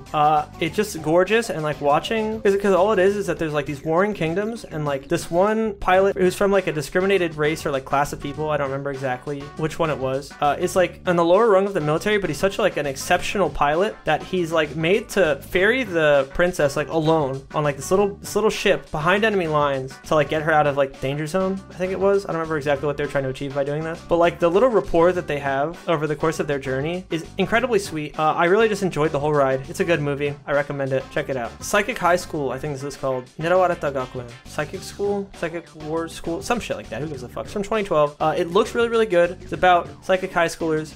It's a movie that honestly ends up engaging with themes much deeper than I would have expected something about psychic high schoolers to engage in. Like I would probably expect like some trashy, weird, there's like a tournament arc and like, I don't know, it's like overly edgy, but instead it's like actually just like very beautiful, very sentimental. It has like it actually touches very hard on like lineage by way of time travel. It's a weird movie. It's good. It's probably worse than some of the things I've listed before it so far. I'd probably move it a little further down upon like thinking about it, but it's still quite good. I would still give it a look if I were you. Violet Evergarden. Again, Kyoto Animation just kicks it up to fucking 11, like visually with all these effects, and like it's beautiful for the most part. It's really fun watching Violet Evergarden, who's like this young girl who like was made to be basically just like a war machine. Like her brain was broken so that she could serve as like I don't remember if it was because she was an orphan and like picked up by the military or something, but either way she ends up being like a crazily skilled combatant with like a lot of trauma that doesn't know how to express herself, working as like somebody who needs to like transcribe illiterate people's letters to each other that are like meant to be very emotional and personal, and we watch her like personal journey through all of that. It's good, it looks really good, it's fun. Didn't like get any personal things out of it, like I didn't like super relate to any of the characters or anything, so in that sense it didn't blow my socks off, but it is like about as competent as I could want something like this to be, so in that sense I recommend it. Hakubo, this is a very cute movie, one of the last things I watched for this little project from the tail end of 2019, about this girl who like is like playing violin in like her school club or whatever, that like they're kind of like losing motivation. She's kind of like waffling about, but she really enjoys like her walks home through like the countryside. Like she insists on walking home alone instead of with her friends, which I really enjoy because I kind of like relate with that. Like I always enjoyed solo walks around like my college campus and shit. Like I always really indulge in that as like a form of meditation for me, to just like be with myself and like look around and enjoy the world, maybe like listen to like a little podcast or something on the way, and in that sense we see her indulge in that hardcore, and then she like meets this boy who's like an artist and who seemingly like really appreciates this like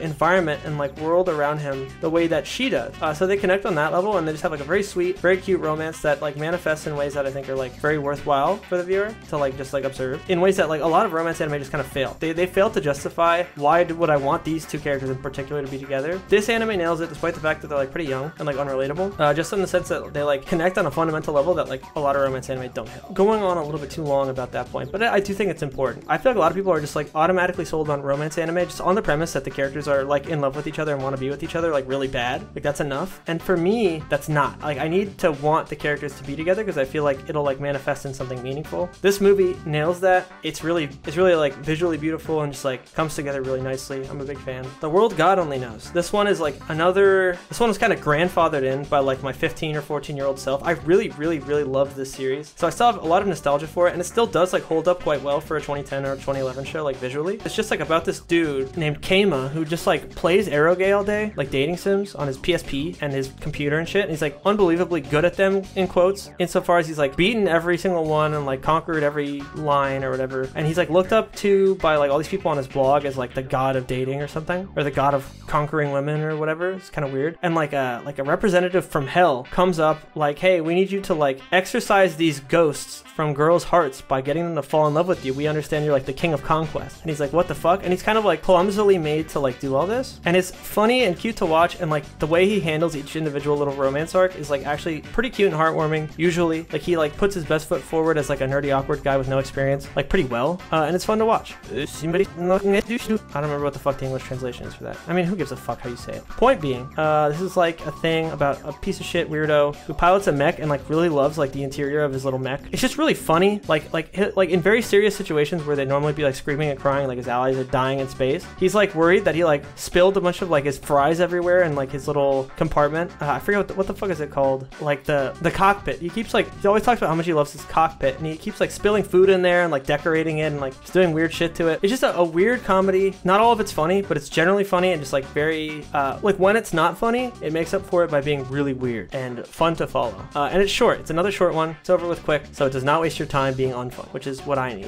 Hooling Babies. I love this show. It's very short and not very meaningful, so I can't put it that much higher, but like it looks really cute. This is another one of those like bottom of the mouth chart things where like it mostly went ignored by people because it's very like low fidelity, like clearly made by only a handful of people, but it's just very fun and cute, has a good sense of humor, and extremely short. So I recommend everybody ever in the whole world watches this. There's no reason not to watch Hooling Babies. Please watch it. Hoshiai no Sora. This one is so fucking strange that it's kind of hard to describe. It's like a sports anime about tennis. I think it's like soft tennis. It's like I don't even know if that's like present outside of like Eastern Asia, but it's like a form of tennis where they play with like softer rubbery balls. I might be wrong on like exactly how that works, but the boys soft tennis team is just like shitty garbage poopy world, and then this guy shows up and he's like, hey, I noticed that all you guys are in the toilet, so I'm gonna make your club good now, because I think he gets like recruited by the club captain. I don't remember why he recruits him. I think they just needed members for whatever reason, but that like main guy is super lovable, which I think probably comes from like his trauma, because they actually like explore like his relationship with his horrible father. Like his dad is like horrendously abusive, which is like this is one of the things that makes the show weird, is that like it'll routinely go back and forth between like these kids like having a very standard like shonen sports anime anime arc with their team, and also like their horrifying weird parents, which like parents that are this abusive do actually exist in real life, but like it's very rare that you see so many of them like appear in like a work of fiction that's ostensibly just about kids like playing tennis and having fun. But in that sense, I think it makes it unique. It's got like a cool soundtrack. The ending is like very dark and seemingly does not allude to a sequel, which I thought was fascinating. Like I think the younger me would be like upset about that, but instead I was just sort of like, I don't know what word to, maybe floored. I was kind of floored by that. It's fascinating that the show exists and that it ended the way it did. Plus the main guy is just very readily likable. I like his attitude towards things in general. So I would give that a watch if you want, if that sounds interesting. Honobono Log. This is like a compilation of little romance shorts from 2016. They're very sweet, very intimate. None of them are super deep or anything. The whole point is always just like slightly different relationship dynamics being like explored by way of this little show. Like they're maybe having an argument, or they're like discussing some topic, or they're like at the aquarium or whatever. It's cute, it's nice, it's fun, it's short. Watch it. Okay. 2018, the Broly movie. I included this just because I was so surprised, even though it is a Dragon Ball spinoff. So ordinarily I wouldn't include like little spinoffs of older shows in here. I think the Broly movie is very like fine as a standalone. It doesn't really draw much on like anything outside of the actual movie. Like you could watch this on its own and it's fine. It looks really cool. Broly's backstory is actually really interesting, I think. And the fight is just very fun. It's like an hour and a half long fight. It's fucking insane. And it's fun, it's cool, and I like it. It looks good. Very, very uncomplicated relationship with this thing that I have. Like it's just fun and good. Aka. This one's kind of hard because it's like not like I don't feel very strongly about the show in retrospect. Like it didn't leave a huge impression on me, but it's like one of the most watchable political dramas I've seen. I love the aesthetic. The character art is actually very unique and cool looking. It reminds me of the book Not Simple. I think it might be the same artist. Maybe not. I don't know. I might be pulling that out of my ass, but it looks very similar. It's got these very cool, distinct character designs and like these like very strange, like the main guy is like very disaffected. He's like very like unemotional and like I don't know, he's fascinating to watch work. Like watching him like navigate these like very significant, heavy and like kind of scary like political scenarios where like countries are collapsing and shit, or like at war and there's like espionage going on and shit. Like watching him navigate them like so emotionlessly, not because he's like trying to be cool, but because he's just like got a fucked up brain, is very fun. I enjoyed that aspect of it. It was weirdly light-hearted about its political drama. Like there's like horrifying shit happening, but it's not treated as like the end of the world. It's got a weird atmosphere to it, this show, but it's good. It's just a good political drama. I don't really know how else to put it. It's got spies. It's fun. Watch it. Looks cool. Okay, here's a classic that I don't even know exactly where to put this. Angel Beats from 2010. We've all fucking seen this show. I don't know how much detail I need to go into, but I will explain why it's not higher. Because in 2010 or whenever I watched it, this was like world ending. Like I watched this and I was like, oh my god. Like I went into my religion class the next day. I had religion class because I went to a Catholic school in high school in like 9th grade, and I'm sitting there and this stupid fucking sweaty religion class guy who's just also a coach is like sitting up there heaving, saying whatever the fuck. I'm not even listening because I'm like despondent because I just watched Angel Beats and I'm like so sad thinking about whatever the fuck just happened in that horrifying thing. And like I actually realized upon rewatching it that I misremembered like a ton of it. Insofar as like shit that happens at the end. I'll just spoil it because you guys know what happens, but I'll give you a second. All right, you're ready? Okay, leave. Cool. Skip forward a minute. Whatever. When they all graduate at the end and like phase out of existence, I forgot that it was just like the 5 of them. I thought like we see like TK and like the karate guy. I thought we see all these guys like graduate and like move on to the next life, but that doesn't happen. They just like go off and fight somewhere off screen and you never see them again, which is just strange. I'm surprised that I forgot all that. But either way, I guess what I like about it, I mean, I like this kind of aesthetic, as I said with the is this a zombie little description I gave. It's like really funny when it wants to be. It keeps doing this gag where they're like, all right, plan B, and they hit a button and then like one of their kids like just like a rocket jet engine like flies out from under his like chair and like propulses him into the ceiling while they play like what is the equivalent of just like the what you say meme. It was really funny. Like I laughed every single time they did it. It's like they do it like 4 times. Everything with TK is still great. I still find TK really funny and charming. I don't know why anyone would watch the dub when TK is so perfect in the sub that you like just I don't know. It's like you can't possibly beat that. It's unfuckwithable, as my brother likes to say. But yeah, Angel Beats, I don't know, it's so good. There's like interesting aspects to it. Like it's like if you think hard about Angel Beats, there's like weird ramifications to shit that goes on. Like they make whatever they want out of dirt. Like they have like this like weapons, like they have like a munitions factory where everything's just created out of dirt. Like they just mold it and decide they want it to be a thing, and they just like I don't know. That could be horrifying. That could have really weird ramifications. Or they have like they can't die. So what's stopping them from just like running off and like leaving this whole school site and like going to Africa and like fighting a lion barehanded? You know what I mean? Like there's no fucking consequences. Go fight the lion. You know what I mean? You're king of the world now in this place where you're dead and can never die simultaneously. It's weird. It's fun. I like it. It's a good show. But it's not nearly as emotional as I remembered. The band sequence is still great, but the characters were less fleshed out than I remembered. Like everything is a lot more tropey. That's the word I'm looking for. Everything was a lot more tropey than I remembered it to be. Like every character neatly slotted into like a trope that I already had in my head. But you know, it's saved by like cool action sequences. They have like these fun weapons. It is still emotional. It's got great music. The opening theme is so fucking good. The soundtrack is amazing. So it's still a good show. I would still call it solidly a good show, but it is not the fucking emotional powerhouse that I thought it was, you know, a decade ago, pretty much. From Up on Poppy Hill, this is another like non-Miyazaki. I think, was this Goro Miyazaki? I think it was. His son. Probably his best movie that I've seen. It's very good. It's like about this girl like trying to like being recruited to like save their like school clubhouse that's like used for like it's like this old rickety building that's got like a ton of charm and character to it. Like I just love looking at it. That's like every fucking Ghibli movie has that quality to it, where like the setting is just so lovable and like immediately like charming. But it's just, yeah, it's just a more like kids rebelling against adulthood, like, you know, whatever. There's like also like this weird romantic subplot where like she thinks he's his brother, and in actuality they're like estranged, like children of it, or no, was it the other way around? Who cares? It's a good movie. Just watch it. It's fun. It looks really, really good because it's a Miyazaki thing. Well, not the same Miyazaki that we always know, but his son, you know, he did a good job. Shield Hero. This one, I honestly, like, as far as isekais go, like trashy, stupid isekais that like oftentimes have like really frustrating, nonsensical things happen, I found this one really fun. I just like watching him like engage with his weird shield and using it to like win in scenarios where like he just has these like unbelievable abilities, like a coffin just comes out and fucking eviscerates this enemy or whatever. It was always fun watching him navigate those scenarios. His relationship with Raphtalia is incredibly fucking weird and scary and kind of gross, but also just fascinating to watch. Insofar as like I'm saying insofar too, but I'm like just thinking about like the person who made this show. Like every time there's like a Raphtalia interaction, I'm thinking like, does the author want this? Like, would the author want this in real life? Like I could enjoy shows on that level. I don't know, like I like just thinking about like the weirdos who make the shit. But I remember just enjoying it on like a dramatic level too. I'm not gonna act like this is like an ironic enjoyment of like a horrible show. Like I did enjoy the drama. I wanted to see the Shield Hero succeed. I liked his little crew, you know what I mean? He like becomes a good leader, like on this like weird platform of hatred. It's like, it is fun to watch him get that like, you know, hate boner fulfilled a little bit. Like he gets that, like he gets his revenge type shit. That's always fun. So I enjoyed it on that level, but it is trashy and kind of stupid. Konosuba. Everybody likes this show. Everybody's seen this show. I do think it's fairly good. I can't put it higher because, I mean, I guess to describe it very briefly, it's just like so it's an isekai where like this dude is actually just like a piece of shit loser, and he like brings along his piece of shit loser goddess that summoned him, and they just like try to survive day to day. And on that level, it's fun, like watching them just like exist in like the starting town and just like struggle and be miserable. And then they introduce like Megumine, who's a very likable side character who just blows everything up, but like sucks, and her magic is like, she has no control over it. And then Darkness is just like an ultra masochist. But the jokes don't evolve much from there. I couldn't even finish season 2 because it was literally just more of the same. And like, while I like the characters, I just don't want to watch these jokes anymore. Like I kind of get the idea already. But it started very strong, and I think it's not like unfunny. I don't know. It wore off on me, I guess I'll say. Watamode.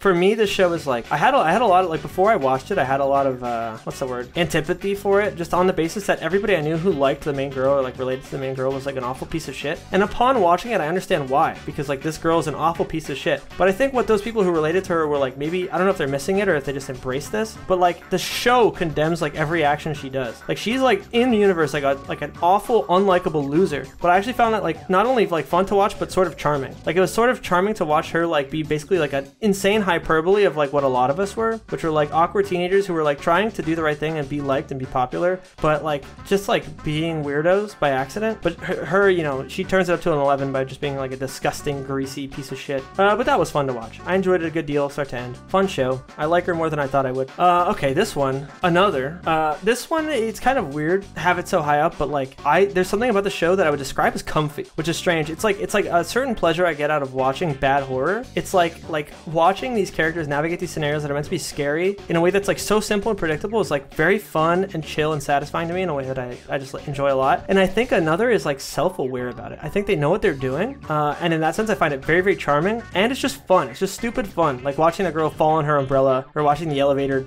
collapse and explode, or like the whole fucking final sequence in that like mansion is crazy and fun. And I think the show is very indulgent on purpose, and in that sense I respect it and enjoy it a lot. Holy shit, Sangatsu no Lion, dude. I think lots of people put this shit like as, I mean, I know some people consider this their literal favorite show. I think a lot of loving the show is contingent on relating to the main guy, which I don't. I do like the show a lot though, obviously, since I have it so high. Like I think the way the show expresses his emotions visually is like super compelling. I think the shogi matches are like always fun to watch, even though I don't have any fucking idea what's going on. A lot of really brilliant and fun side characters. I like Nikaido a lot. I think that was his name. I might be mixing him up with the guy from Chihaya Furu, but either way, you know, the rotund friend of ours. I like him a lot. I like the older guy who shows up later on when he's like not even like looking at his opponent because he just wants to fight Goto so bad. And then he like gets whipped by some guy in his 30s and he's like, oh, you finally looked my way. Like that character introduction was goated. I fucking love this dude. And then he like we get to his whole arc where he like goes back to his hometown. I don't know. It's just a very sweet, very sentimental show. Like the warmth that we see, like when the main guy like goes to these girls' houses or this girl's house, like with all the whole little family in it. Like the new sense of family he finds is very cute and I like it a lot.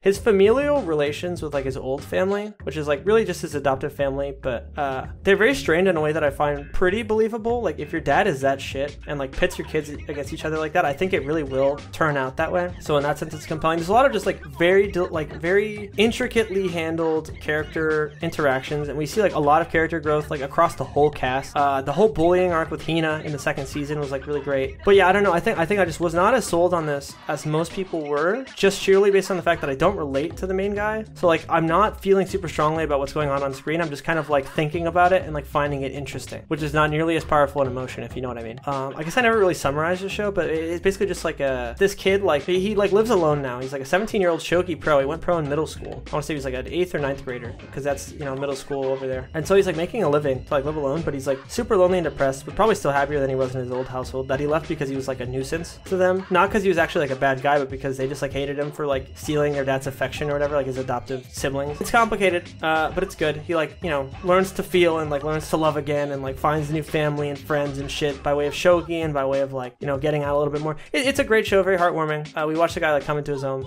This is probably the first show that I would call great on this list, but I don't want to act like I like it personally more than I actually do, which is to say like a strong 7. Like I like it a good deal, but it is not a favorite by any means. Next up, Nichijou. Nichijou is a really brilliant comedy. I think most of its strength, as most people would probably acknowledge, comes from just like its unbelievable animation. Like it looks so fucking good. Like this came out in 2011, and I would call this better looking than almost every show that's followed. Like almost every other TV anime that's ever existed. It's like one of the best looking shows ever.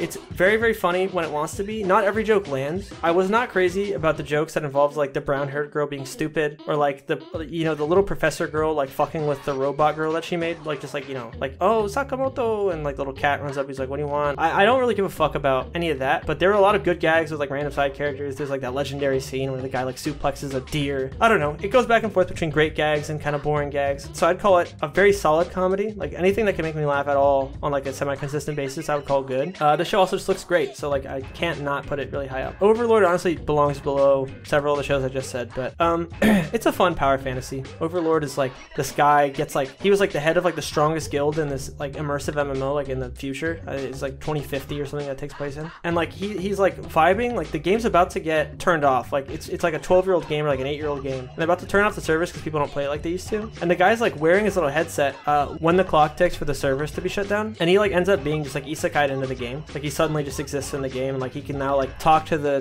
NPCs as other real people and shit, and it's just all about him like conquering this fictional world just by being insanely overpowered. There's not a lot of drama here. Like he always has the upper hand. I didn't watch like the second half of season 2 or season 3 because it was just more of the same and it wasn't that interesting, but I did enjoy the ride. Like it's a fun show. It's fun watching him just power trip and like blow people away, and the final fight between him and one of his servants where they're like pretty much evenly matched is actually like really fun, really well choreographed and interesting. I don't know, I just enjoyed it. Season 1's good. All right, we're getting to like the last page of this little document before the top 100, so this is like the tail end of the honorable mentions. I'll try to go through these a little faster. I feel like I'm meandering a little bit. So Death Parade, you know, every episode these people come up in like an elevator and walk into this bar, and they don't know this, but the guy behind the bar, the bartender, is like a basically like an angel of death in a way, where like his whole thing, he's like a I don't remember what the word is, but he's like, his job is to judge them basically. Like he'll put them through a game, and then based on like how they act, he'll like manipulate the course of the game so that they like act out in certain ways, and if they're like, if he judges them to be like morally corrupt or like bad people, he just sends their soul to the void, and then if he thinks that they're good people, he'll send them to like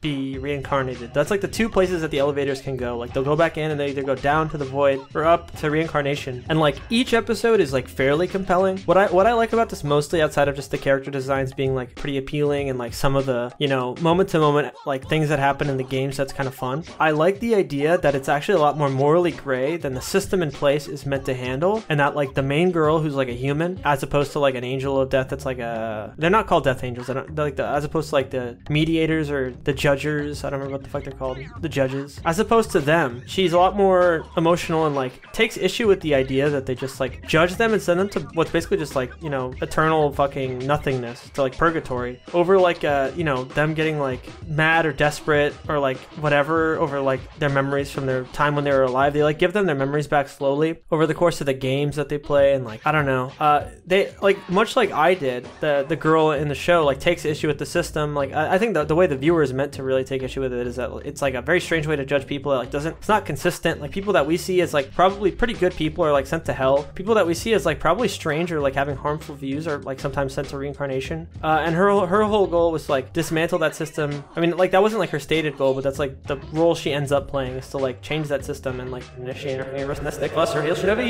I should call that a spoiler. I'll probably take that part out. I just said a spoiler, but point being, you know, she ends up in a way that's meaningful and cool. I don't really consider that a spoiler. The show is like kind of obviously going in that direction. Trajectory is like pretty straightforward. I'll probably just put a fucking spoiler warning at like the beginning of the video. This is me deciding like almost 2 hours in that I'm just gonna do that. Patema Inverted. This is a movie I like almost solely for the mechanics and like the big reveal at the end. I just like that there's like some people fall like opposite, like the gravity's reversed for them, and they live underground, and then like they like hold each other and like by the hands, and like one girl's upside down, and then like the dude is running on the ground, and he's like lighter because he's holding her. He can like jump really far and fast and shit. She like lives in like the ceiling of his shed. He's like housing her there, and like it evolves in like this whole thing where they like go into this place in the sky, and like it's just very imaginative and fun like mechanically, even though the actual text of the story is not that interesting or good. It's not bad or anything, it's just not like compelling. It mostly lives and dies off its premise, which is fun, so I consider it good, and it looks good, so you know, that's all a movie needs for me to consider it great. Again, I'd put this below some of the shows that have come before it.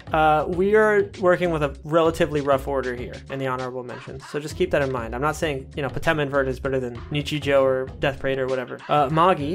It's that Magi greatness time, people. Magi greatness. Magi motherfucking greatness. Magi motherfucking greatness.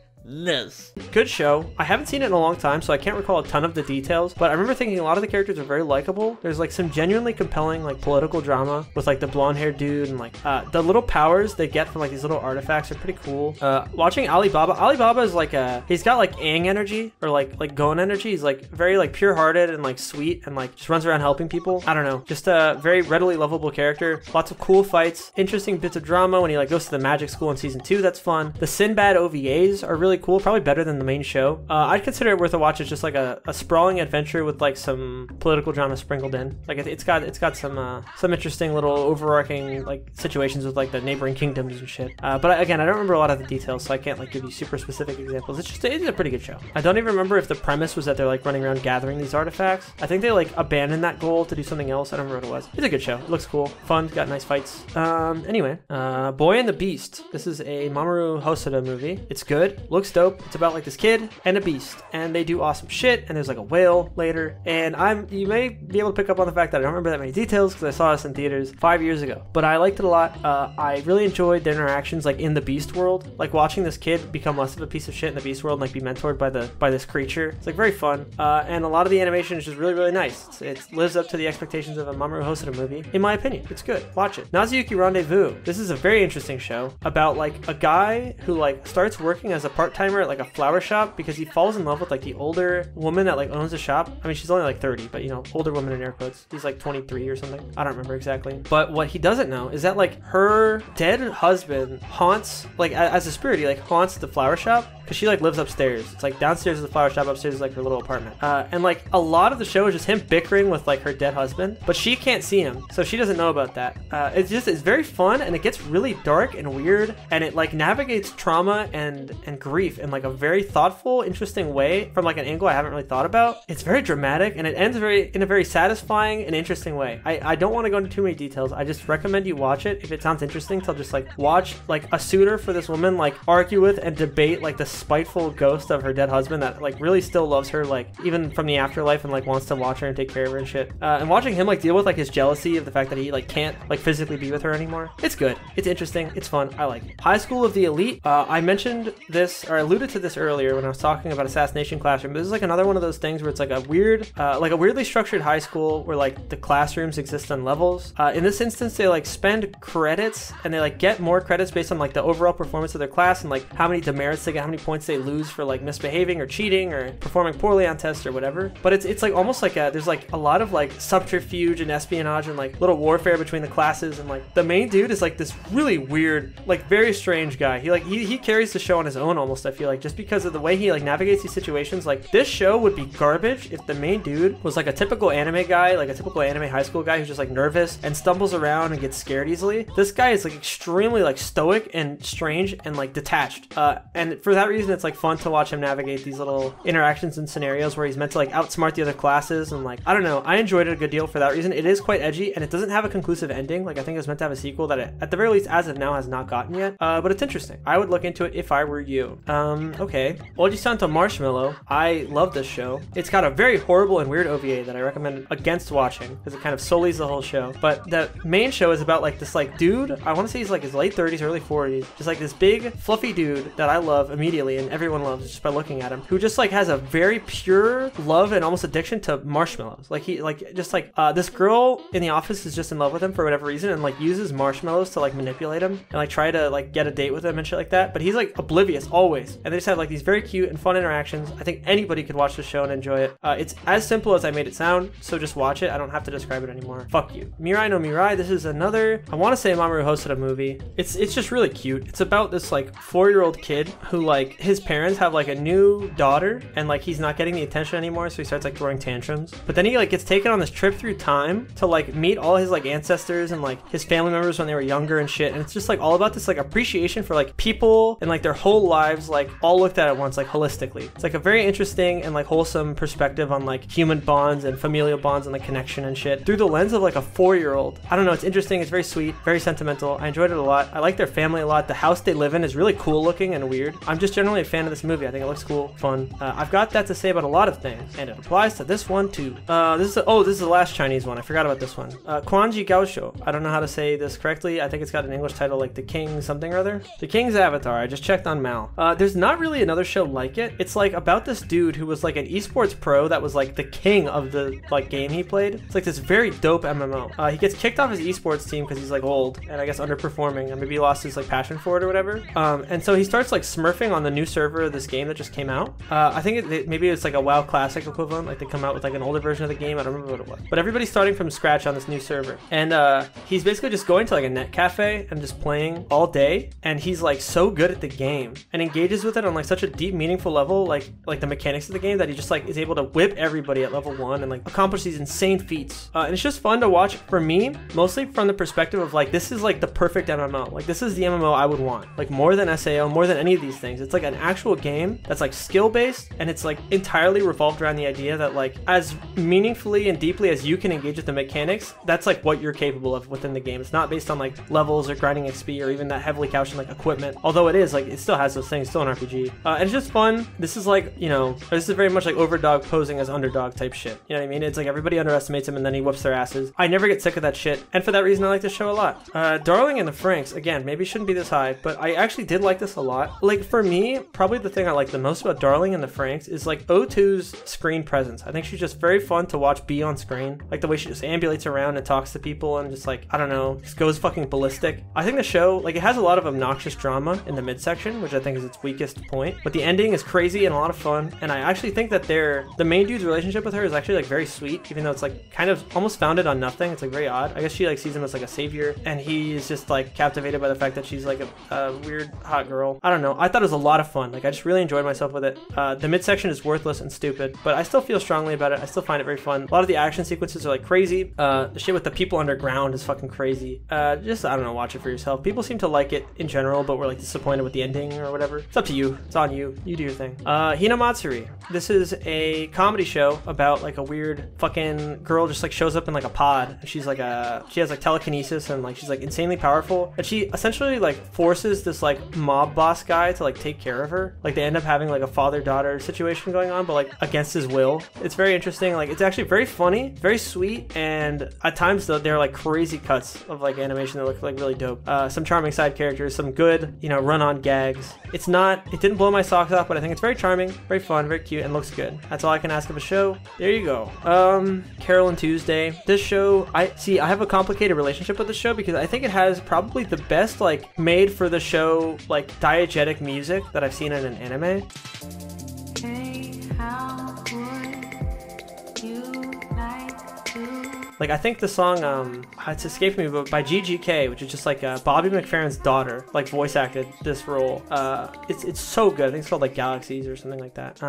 Milky Way. It's called Milky Way. It's a really, really beautiful song. And it's like, they have like this Mars Got Talent, like competition in the show. And she like competes with that song and loses. So I don't know. They made it wrong. Actually, she loses with like a later song that's worse. So whatever. But either way, it like tracks these two girls like careers through like the music industry in like this weird version of like, it's like the future where we've already like fully and long since like colonized Mars, but it's also a weirdly near future where everybody's still like using smartphones and Instagram. I don't know. It's weirdly constructed, but very charming. I like the main characters, especially Tuesday, or especially Carol rather. Tuesday is fine. I like Carol a lot. A lot of likable side characters. Their like manager guy is very likable. The sequence of events is very fun to follow. Their concerts, I think, are because what's interesting about this show is that like the way they casted the singers is by actually just holding open auditions. Like to my memory, that's what they did, and it worked out well because their singers are quite good. You know, I would say almost all of the songs that appear in the show, while like definitely good, are not what I would expect to actually hear on the radio in real life, especially not like the radio of what's meant to be like a far-flung future, right? This is meant to be like at least 100, 200 years in the future minimum, right? We've already colonized Mars like fully. We have like old rundown cities and shit. It's not like new. So I don't know. I would assume that music would be considerably different, but they just do like these acoustic performances that are like pretty good. I would expect to see on like YouTube. But it's still like just a very charming show. I still just like the show a lot. I cannot possibly hate.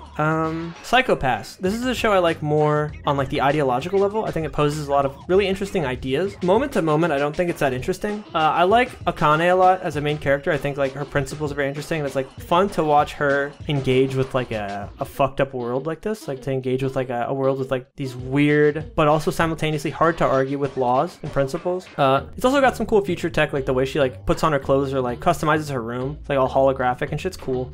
Just generally like a show that I would consider thought-provoking, right? I'll consider it thought-provoking, probably challenging, like morally, like if you really think about it, because like the system that they propose is like abjectly horrifying, like on its face, but if you really think about it, like it's kind of hard to argue for a better moral system than the one proposed by, you know, the Psycho-Pass like world. I don't remember what it's actually called, but who gives a fuck. High Score Girl. This is a show that's like bogged down from being amazing by like weird drama, but it does have like a very cute romance and like very like I really love the integration of like fighting games and like classic arcade games into the show. It makes it very, very sweet and also like easier to get into because these just are real games I've seen around instead of having to like make their own McDonald's versions of these games like for the universe. I don't know. I can't help but love this show. I think that the CG actually works like really well, where to most shows I would say they'd be better if they were 2D animated. I think the 3D works to its benefit here. It's just like got like it allowed it to be more expressive on what I would assume is like a more budget-friendly manner, or budget-friendly basis, I should say. But yeah, I don't know. Like watching both these people like compete in fighting games is just very fun because I don't know. I love Melee. I play Melee all the time competitively, so it's like easier to relate with and care about a show like this when I've like traveled myself and entered tournaments. You know what I mean? On a personal basis, I like High School Girl a lot. It's also just got like very clear, strong passion and nostalgia for old Japanese arcade games, like from the creators probably, and you can definitely feel that when you watch it. Yamada-kun and the Seven Witches. I would consider this very fun but uncomplicated. It's just like a dude helping these 7 girls out who have like these weird problems based on like hang-ups they have just from being like high school girls. They just have hang-ups. That's just how they be. Again, it's not a complicated show, but it's fun and it looks nice. I like the character designs. They're not like super unique, but I enjoy them. Give it a watch if it looks like your type of thing. Fuck it. Imawa no Kuni no Alice. This one is like another one of those death game shows. This one is pretty overlooked just because I feel like, you know, I think it was an OVA or like an ONA. I don't think it was a TV anime. So a lot of people just didn't even see it on the charts, but it is pretty fun. It's not terribly unique. Like it's just got fun death games. Like that's really all I wanted and that's all I needed. It's definitely less trashy than something like Batum. So I'd put it like much further up, and it's also a lot shorter, which I like, but it is ultimately like just a death game. It's not complicated. Watch it if it sounds cool. Humanity Has Declined. This is a very strange one. The atmosphere is really weird. The art style is super nice, but like it features this very spacey, strange like main girl navigating a world that simultaneously feels like a post-apocalypse and like a fantasy land, and just like watching her deal with like strange situation after strange situation. It's not even like, it's got like a mostly like happy and fun atmosphere with like a extremely subtle, like very hard to detect, but like definitely there, like dark underbelly. There's no show with quite this atmosphere or like this type of characterization exactly. So on that level, I definitely give it like a lot of credit. There's like a couple episodes that really stand out. Like there's one where they basically have like what's the equivalent of like Jump manga rankings, but they like exist in the comics and they have to like make them as they go. And it's very interesting to just like watch them jump through panels of manga and like try their hardest to create something that they think will succeed. Interesting show, fun show, weird vibes. If you want something that's like a little off kilter and not necessarily super engaging moment to moment, this is definitely what I'd suggest. Seven Deadly Sins. This is a super popular show. I mostly just like this one for the action sequences. I like Bon a lot. I like the main kid a lot. Meliodas is fun. I haven't watched like any of the sequels because I've not heard great things. They look like shit. Everybody like posted the ugly screen caps on Twitter. I'm sure they're fine, but I don't really want more of Seven Deadly Sins. I feel like I got enough. I think the characters are pretty charming. Fights are cool. I'm not crazy about the character art style, but it's at least like consistent, which I enjoy. I don't know, it's just a fun show. I think it's a show that knows how to not take itself too seriously, which is something that I look for in like shonen adjacent type like battle anime and that type of thing. Ariete, this is like another Ghibli situation, though again, not Miyazaki. This one's mostly just charming on the basis of it being like about these tiny people that live in their house and like watching them navigate this like big people environment, and there's like the sickly kid who like finds out they exist and like tries to like coexist with them and like interact with them and shit. It's just charming and fun. Like I enjoy it on that level and nothing more. It doesn't, I think it's trying to say something about like life and like this kid's terminal illness, or I don't even remember if it's terminal, but it's like definitely debilitating. It's trying to say something about that probably. I didn't clock that or care about that at all. I just enjoyed the tiny little people living in a little house, or a big house, I guess. It's cool. Like they like climb shit with like tape and paper clips and strings and shit. Yeah, just almost strictly on that basis, I enjoy this kind of thing. Next up, Charlotte. This is like, this is another Jun Maeda thing, so like another Angel Beats type thing. It's a lot stupider than Angel Beats, but I also kind of like that it goes a little bit harder and takes more risks and is like weirder. Because we have, I mean, the ending sequence is probably one of my favorite endings to any anime ever. People who have seen the show know what I'm talking about, but if you haven't, I won't spoil it because I think it's cool. But it gets fucking wild, dude. Like, the whole premise of the show is that this guy like ends up at this school for kids with superpowers. He was like originally using his powers to like cheat on tests. I think he like can see through other people's eyes or something. I don't remember exactly what it was. Or he can like take over their bodies for a moment and like he'd like read their tests. It was something like that. I don't remember exactly, but it was a fun show, and then it just goes fucking wacko crazy. It goes poopy brain, and I enjoyed that part too. I think it did it on purpose and it was fun. I liked it. Again, not the most thought-provoking show, not the most tasteful show, but it's good and I like it. Wolf Children, Mamoru Hosoda. This is something that's a little thought-provoking and a little bit tasteful in comparison. I think this show, or this movie rather, is just like a very touching little story of motherhood. This, I honestly, most of the appeal on my second watch that I saw it like a week or two ago again, for the purposes of this video. It's just like, I admire the fuck out of this mom, dude. Like, she tried so hard to give these kids a life when she was not in a position to do that, and these kids were like a bigger handful than any kid could possibly be because they're like half wolf and like transform and howl and run around and break shit. And I thought it was like an interesting metaphor for like, letting your kids kind of go in whatever direction they feel is best and most natural to them, and like not over monitoring, because then it just like reflects poorly on their happiness and like satisfaction with life, like visibly. But it's just a beautiful movie. Like audio visually, it's just beautiful and like great, and anybody could watch it and enjoy it. It's very popular for that reason, I assume. My Little Monster. Cute, fun, romantic comedy. It's like kind of dysfunctional, which I like. They're like, especially early on, not good for each other at all, and they don't really date. It's like this very strange like budding friendship between two very dissimilar people, where the guy is like a wild child weirdo freak, and then the girl is just like very cold and has trouble like talking with and like befriending people, but he's just like so warm and over the top and like forthright that he kind of like affects her in that way and like changes her. Just, I don't know, just watching the progress of their relationship is really fun and satisfying, even though it does not end on like a super strong note. Spoiler alert. Like, it's a little open-ended. There's probably more, like it's probably a manga or something. You can go read that, I don't know, but it's good and I like it. It's cute. The side characters are great, fun interactions all around pretty much the whole time. Plastic Nason. This is like a very short comedy oriented anime that's just very bizarre and surreal. You could find it on YouTube, like the whole thing. It's like 12 2-minute episodes, I want to say, so it's just one 24-minute YouTube video. It's just like really fucking funny. At this point, I've seen it so many times that I don't really laugh at it like I used to, so I can't put it as high on the list as I used to, but I still like it quite a lot. I'm endeared heavily to it. I could watch a whole show like this, and there is a show kind of like that further up the list, which we'll find out about in a bit. Colorful. Very good movie. Kid is dead, and like a soul from the afterlife is like made to take over his body, and like kind of find out what his sin is. He finds out that this kid whose body he took over like killed himself, and he's like, why would this kid kill himself? Like, his family's so nice, whatever. But there's like this very weird family drama where like the mom is cheating on the husband, and like they're just trying to like support their kid who like does poorly in school and gets bullied, the main kid, and like his older brother is like way more academically successful, so he feels like shit in comparison, and like he has all these weird relationships with like his friends at school, like whatever few he has. He like chases after this one girl that's like his love interest, and he finds out that she's like going to love hotels with older men to like buy random jewelry and purses and shit. It's just a very strange movie, but like the message is actually like really nice, and I think it ends very sweetly, and it's very thoughtful, and he makes like this very like lovely and wonderful friendship with this other kid who's just like very like warm and open-hearted. I don't know, a lovely movie. I don't think it's like, again, not gonna win any Oscars, but it's a very good movie. I especially love it like for that friendship I mentioned. Like I think like the way this kid like bonds with this other kid is just like very sweet and very nice, and then the movie ends on just like a wonderful note, and it looks good. So, you know, again, cannot hate. Not that long of a movie, worth your time, I believe. Honda-kun, this is a prequel to another show which we will be talking about later, spoilers, although it's not like plot relevant at all. They're totally different shows, like in atmosphere and everything. It's like a comedy about a kid who like is extremely well loved, thought of as like attractive and awesome by like everybody, but he's like convinced that everyone hates him and like doesn't want to be around him, and the whole show, like all 12 episodes of it, is just continuously him like misunderstanding that they're like complimenting him or that they're nervous to be around him because they like him so much, and thinking that they all hate him. And every single time he'll like do something heroic and lovable and like this like sad musical play, and he'll run out of the room like, oh god, I've made such a fool of myself, I'm so stupid, everyone hates me. And they're all like, man, we love Honda-kun, I love that guy.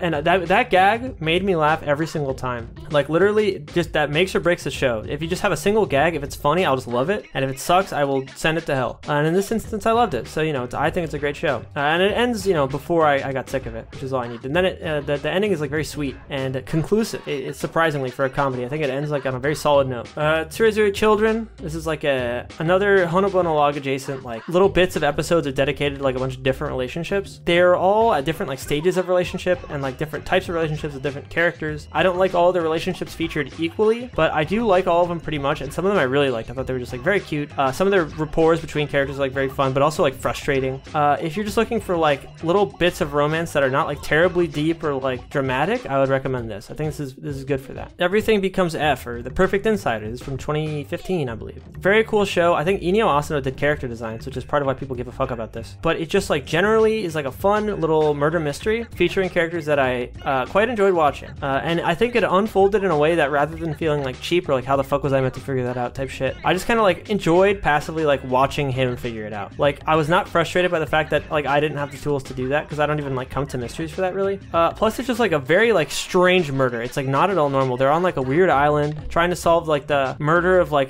this girl who's like a genius, but she was like miserable because she was like alone in this world just by being such a genius, and like her parents, like I think like her dad like locked her up on like this facility, and she just like let herself be there even though she could have escaped at any time. It's weird. Her philosophy is very interesting. Like watching that girl talk, or like watching recordings of her talking, are very interesting. It's just got a weird philosophy that I like a lot. I can't understand what my husband is saying. 2014. This is another short show. I thought I would like this a little bit more because I thought this would be closer to like what I would consider like a cute like ideal marriage between like, you know, a guy who just like fucks around the internet all day but like for a living, like he's like a blogger, and then like a woman who just like is very sweet and caring and just like accepting of that. In reality, she's a little bit more embarrassed by that than she lets on, and like I don't totally understand exactly why they're like so good for each other specifically, but the relationship like is still quite good, and I do like it, and it is sweet. And we do get some interesting backstory bits about both characters, especially the girl, about how she used to be like totally lost in life, and he actually like gave her a lot of direction. I think it's just a very sweet show, very short. It's over and done with well before I could ever get sick of these characters interacting, and I like it a lot. Planetarian. This one's just kind of depressing. It's like a post-apocalyptic. Well, it's depressing and it's fun as well. It's like depressing and lighthearted in a way, because it's like a post-apocalyptic thing where like this guy is like, you know, traveling through the ruins of Tokyo or whatever, like definitely some like metropolitan Japanese area, and he like wanders into this planetarium where there's like this basically sentient AI, like almost sentient. I think she has like weird restrictions on her thinking ability, or like ways she can respond to questions, but she's like still functioning and like working as like a guide at the planetarium. She's like, oh, you're the first customer in 98 years or whatever. And this guy, the AI, developed like a very cute and weird bond, and then like it just, I don't know, it's kind of dark, and like I'd say just watch it for yourself. It's short enough that I don't feel the need to spoil anything. I'd say just give it a look. It's very odd, a little depressing, but she's also just like very cute, and it's interesting watching the effect that she has like on this guy, like this military guy basically. It's cool.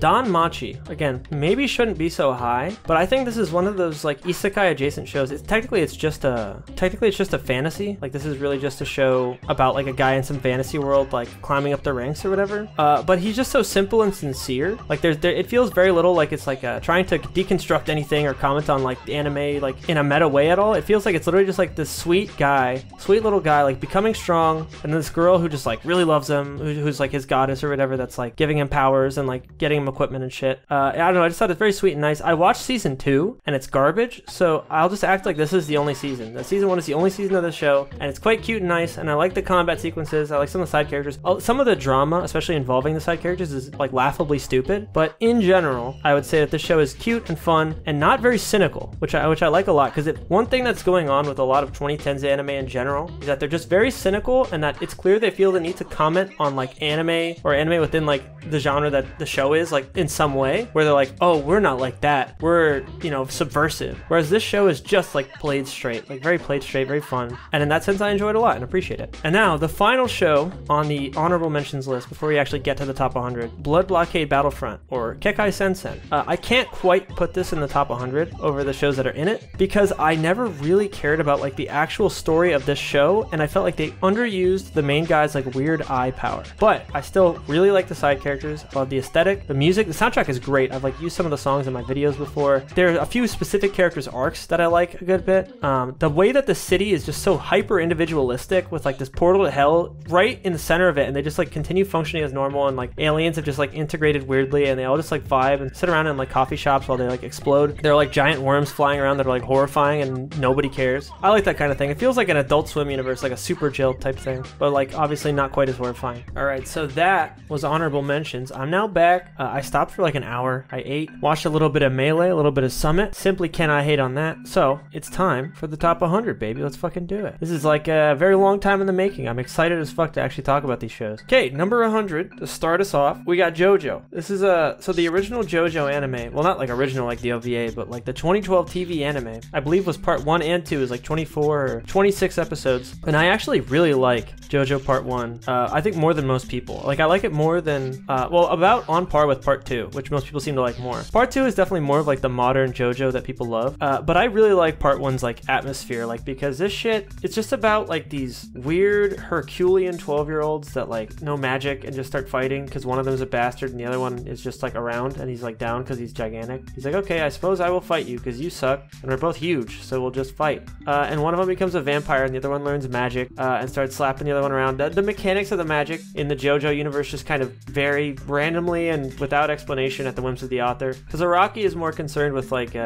naming his characters and abilities after bands he likes. He's like a weird boomer reverse weeaboo. Although I guess it was less boomer at the time. You know, name shit after, I guess, what were currently popular American bands and like British bands. Fucking REO Speedwagon, are you kidding me? Either way, the characters are all very strange and eccentric and goofy. The show does not take itself seriously. That continues to be true for the most part, though there are like good dramatic moments later on. It's almost like it's very Broadway JoJo, and I appreciate that about it, even though I don't really give a fuck about actual Broadway shows. It's got like a theatric sense to it that's very fun, but for the most part it's watchable for like its goofiness and like the weirdness of the powers and the intricacy of the fights. I'll talk about that more later because I will talk about parts 4 and 5 further up the list. Spoilers, I guess, for my own list. Here's hopefully the last show I have to do a second take on, because holy fuck, the first time I tried explaining what this show is, I did such a bad job, and I just left it like that. I have no idea how I just let that exist. So Midori-ko, at number 99, is, I think, a great fucking recommendation if your thing is like weird, surreal horror movies, especially with like really strange art styles, because it's got all those things and more. It's also got this like weird, bizarre sense of humor that I can never fully bring myself to laugh at, just because I spent the whole movie like unable to peel my eyes away from like this horrifying, unsettling shit. I don't know, it somehow manages to be like dreamlike and nightmarish at the same time. Like, I don't know how it does it, but it's brilliant. I don't think there's another anime like it. I mentioned in my first take that this does remind me of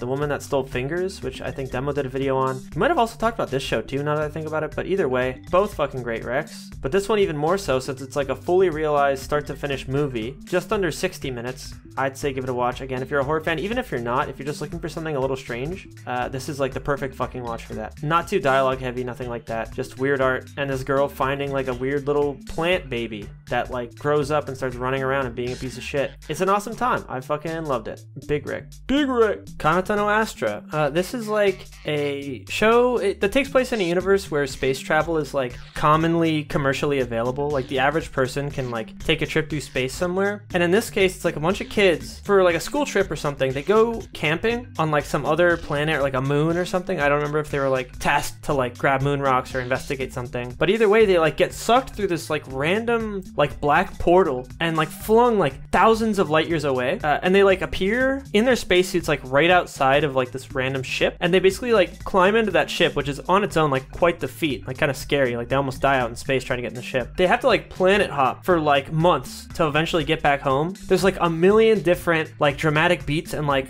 mystery points that like unfurl as you go through the story. That just makes it like really continually fun. The characters are not like the deepest characters ever, but they are like interesting to learn about, and they do develop. They like have these little relationships and interactions that are fun to watch. All these little planets they go to are really interesting. I don't know, it's just like a fun space travel show. It's got like an actually compelling narrative, I think. Like as far as mysteries go, it's like a fun, exciting mystery. And I didn't really predict a twist. Like you can kind of guess where it's going. Like as you get further along, you start to be able to predict what's coming. But it's like definitely, you know, there are a few hard right turns and left turns like in the middle of the fucking story. And I really enjoyed that about it. It's also short. Again, 12 episodes, so it does not waste my time. Nozaki-kun. A lot of people like the show for good reason. Nozaki draws manga, and this girl is just like some loser with no redeeming qualities, and she really likes Nozaki. So she's like, oh, let me be an assistant on your stupid manga. And then she does that, and it's fun, and there's a lot of little gags, and she is trying to express her feelings to him, and he doesn't understand. And she's like an awkward loser, and he's oblivious. And it's fun and great, and the side characters are cute. There's like little romances on the side. I don't know. It's just a very lovely show, very comfy vibe, pretty consistently funny. Simply cannot hate on this. Hello World. This is one of the last things I watched as well. Is a tail end of 2019 movie. The basic plot, I guess, in an effort to not spoil like everything, this kid exists in like this virtual, this is like, I guess, a spoiler of like the first 15 or 20 minutes, but it's like also the hook. This kid exists in like this virtual simulation of like the past of Tokyo, because like all of the events of the world have been recorded like since like a certain year. They don't exactly tell you when, or if they did, I don't remember. And they're like being recreated on like the supercomputer, and like in the future, this guy, it's so strange, the older version of the protagonist like inserts himself into this digital world like by like, you know, jumping in with like a headset or whatever it is, and guides his past self into saving his girlfriend that died by being struck by lightning. And it develops in like a very strange way. It takes a lot of crazy turns, got lots of crazy visuals, some dope fucking songs in the soundtrack. It just goes in a very fun direction that I enjoyed a lot, and I recommend it almost strictly on that basis. Obviously, this is one of those movies where if you squint too hard at like the like scientific details of everything going on, you realize a lot of it doesn't make any sense. But just don't do that and you'll be fine. I am one to not ask that many questions. If I'm like, you know, if I get what they're trying to do, I'm fine with it type shit. Hibike Euphonium, 95. We're here. I'm mostly just into it for like the music and like the way that this like little ensemble comes together, and like all these girls like find themselves as they like come together as a unit to perform like really beautiful music and like these really nice sequences. It does seem as though it's leading up to like a really nice romance that kind of like fizzles out in season 2, which kind of sucks, but it still is like very cute, and their friendship is very nice, and a lot of these interactions are like, while a little melodramatic, very enjoyable, and like, you know, it's satisfying to watch these characters grow,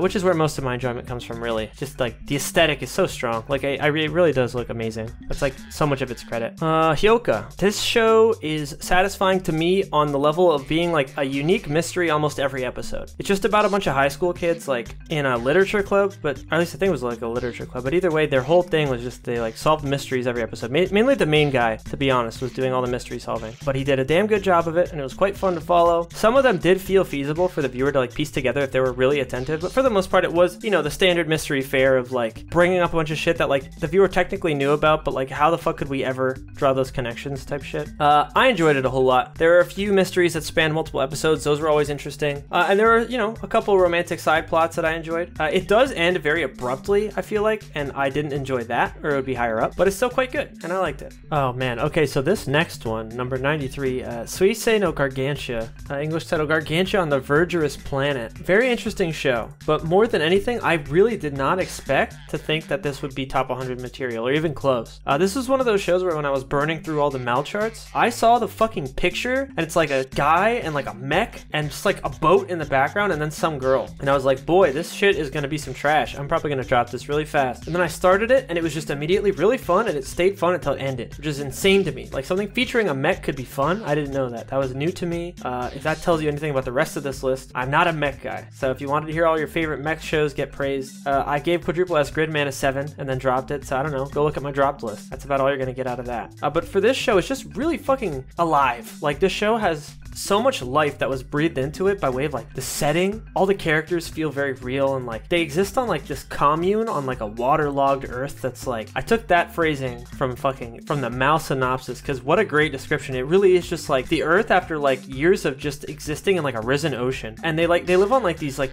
massive like rusted over ships, and they created like communes on these ships that they have to like deal with pirates and shit, and they like, you know, they have like sustainable energy, and they like fly around on these little paragliders, or at least this one girl does, and she like delivers mail around the ship. It's like huge. It's like a whole society. It's like a whole county. And this weirdo alien spaceman like crash lands on this earth and like finds a society and like tries to like, he has to like learn their language by way of using like this advanced translator in his mech, and like watching him like integrate into the society and like deal with these like horrifying aliens that like he was initially fighting out in space before he got like flung onto earth. Like he was like super far away fighting this race of like squid alien that seeks to destroy humanity, at least ostensibly, right? And he lived in like this dystopian society where he was like fighting for the right to like have a place in like he doesn't have to be a child soldier anymore. He could just be like a citizen, because he wasn't born in like nobility or whatever. Point being, dope fucking setting, cool action, nice score, cool characters, looks great. The core message and like theming of this show, like outside of the general like sense of community and like assimilation and everything,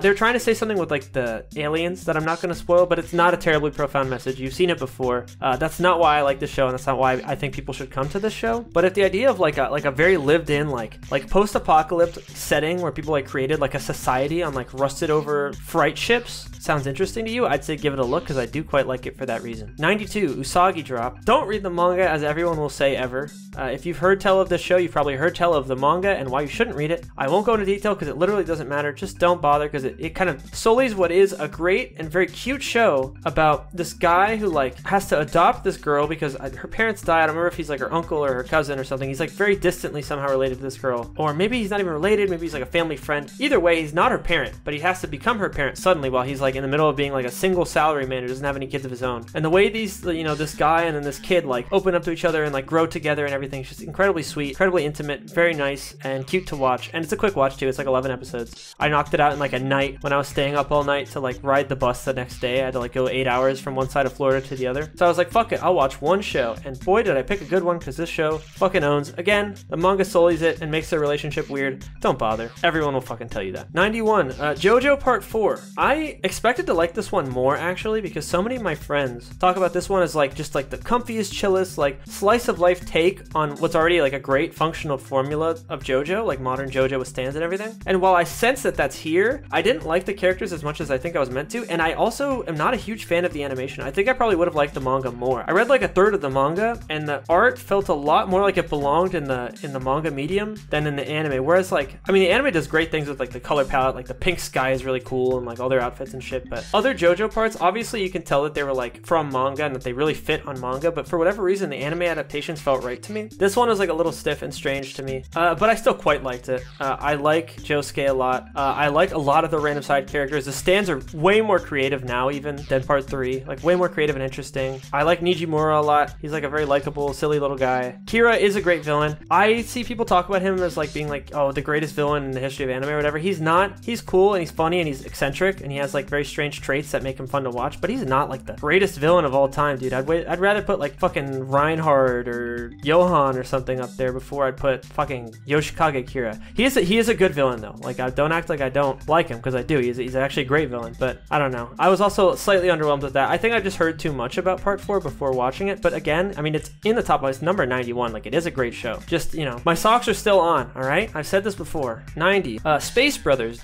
This one is extraordinarily long. I want to say it was like 99 episodes, something like that, and it was pretty fucking good. I think that it would be a lot higher if the last fourth of it or so didn't have so many like flashbacks and fucking, I don't know, just meanders a lot and like loses a lot of its momentum, and it doesn't hit like the conclusive ending that I wanted. But the first like 3/4 are really fun. It's basically just watching this guy in his early 30s like become an astronaut, chasing his younger brother's shadow, basically, because his younger brother, like, they both pledged to each other that they'd become astronauts when they grew up, and his younger brother did it before him because he kind of gave up on the dream, but his younger brother never did.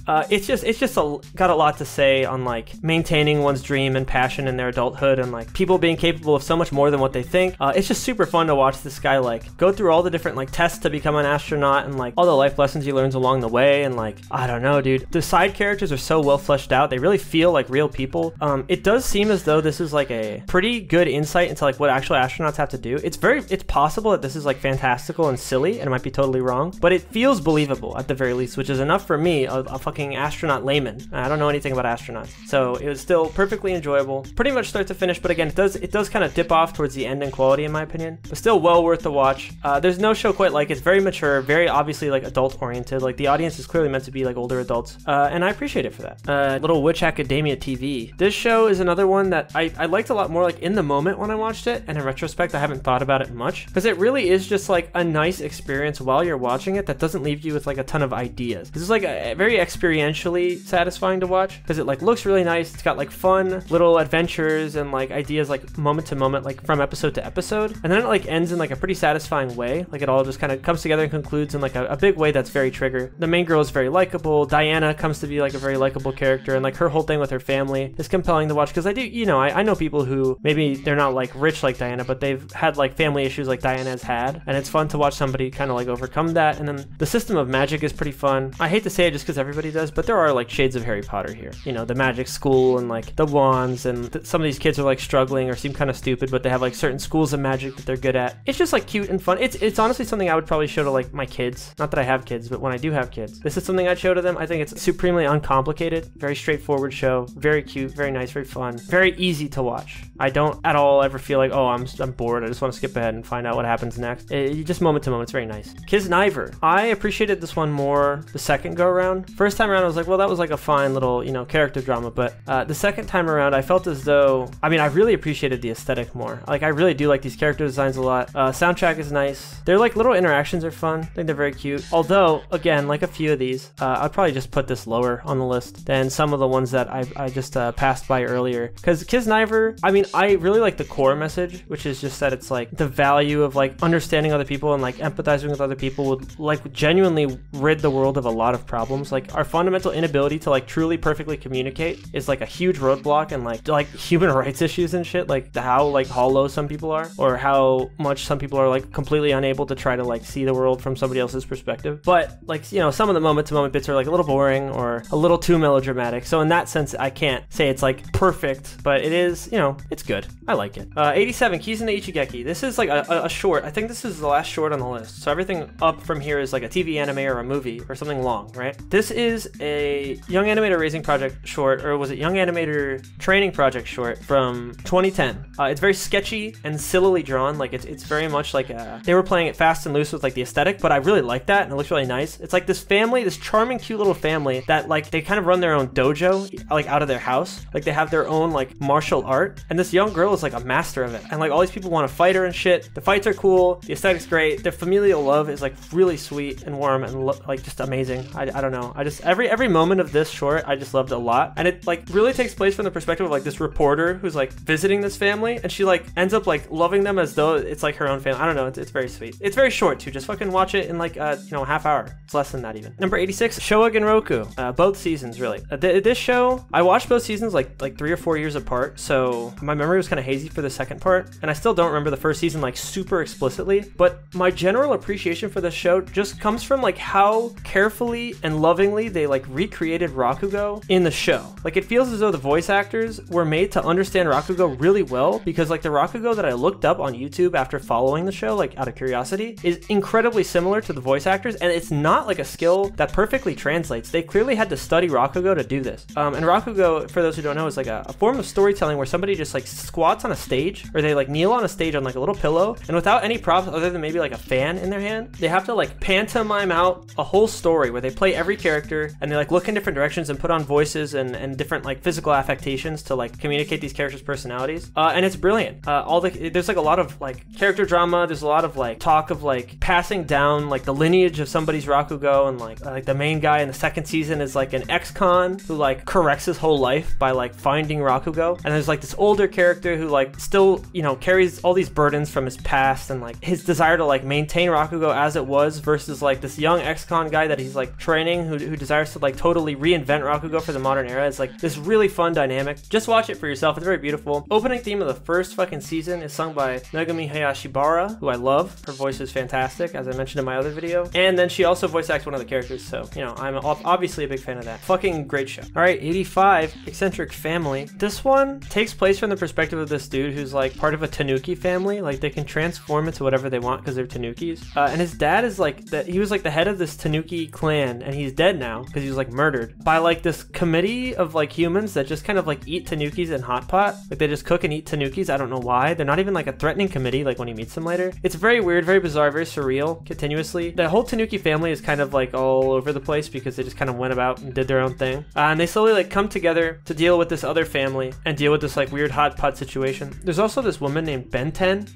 who like her name obviously had me distracted thinking about much different shit. But she's a very mysterious figure, very, very Guy and Izuku adjacent from Monogatari. It's a very, very strange character, but fun to watch. The show has a bunch of like random, really nice looking like visual flourishes. It's got like nice animation when it wants to. Got some crazy sequences, and in general, I just like the family members and like this old man. It's just a fun watch. A bunch of very strange characters. Eccentric is definitely the word I would use. I would give it a watch if you're just looking for something. It doesn't take itself as seriously as I might have made it sound, and I didn't even make it sound that serious. It's just completely lighthearted. It doesn't ever really feel like there are stakes. Like it never makes you scared or nervous. Even like when bad shit like explicitly happens, it just feels like nothing bad will happen. I don't know. Very chill show. I like it. Giovanni no Shima. This is a very like specific look at like a point in history that's almost never talked about, which is like the Russian seizure of the small islands northeast of Japan post World War II, and it takes place from the perspective of like Japanese people that were just like already living there, like in these like little towns. We like watch a bunch of Russian ships show up, and like, you know, the fucking captain and like his daughter like live in this little house, and then like these little Japanese kids that are the main characters like meet this Russian girl, and they like become friends across like, you know, this like language divide. It's really beautiful, and then it slowly like evolves where they get like, you know, deported from their little island, and they have to like get sent back to Japan, but like lots of horrible tragic shit happens because they're like not being well taken care of by the Russians. I don't know. It's just it's really beautiful, and it's like it touches on a aspect of history I knew nothing about, and in that sense it like kind of like opened my eyes to like to this day those islands are still possessed by Russia, and like we kind of get a little bit of look into like what the history of that was like the life of 1940s Japanese islanders is like so specific but like so interesting that I just like had my eyes glued to the screen. And then it's also very sentimental and very sad, but also very beautiful, and like at the end it's like very uplifting, and like I don't know, it's clearly got this ethos that's like very much about like loving life despite hardship and shit like that. I don't know, I really like it, and for whatever reason nobody watched it. It's very like unnoticed on Mal, it seems. I highly recommend it. Saint Onisan, this is including the movie because I think the movie is actually like a better interpretation of the show, but this is kind of both lumped together. This movie, it's Jesus Christ and Buddha living in like modern Japan, just kind of vibing, like living as though they're just like college students. They don't even work. I don't know what they do. I guess they're like both fucking literally God, or at least, you know, Jesus is, and then Buddha is just like some dude who's enlightened. But they're just vibing. They have holy powers, but they don't use them. They just kind of like chill and like argue with their landlord because they can't make rent. It's like just the life of a college student through the perspective of like the Messiah for some reason. I don't know. It's just fun. It's really fun. Very sweet. Very comfy. There's no dramatic stakes. Nothing like that. It's just all good vibes. Highly recommend it to anyone who's ever enjoyed anything in their life. Horo Musko. This is probably the best take, or the best like interpretation of like the trans lived experience, especially like for younger people, like middle schoolers, that we're gonna get an anime for a long time.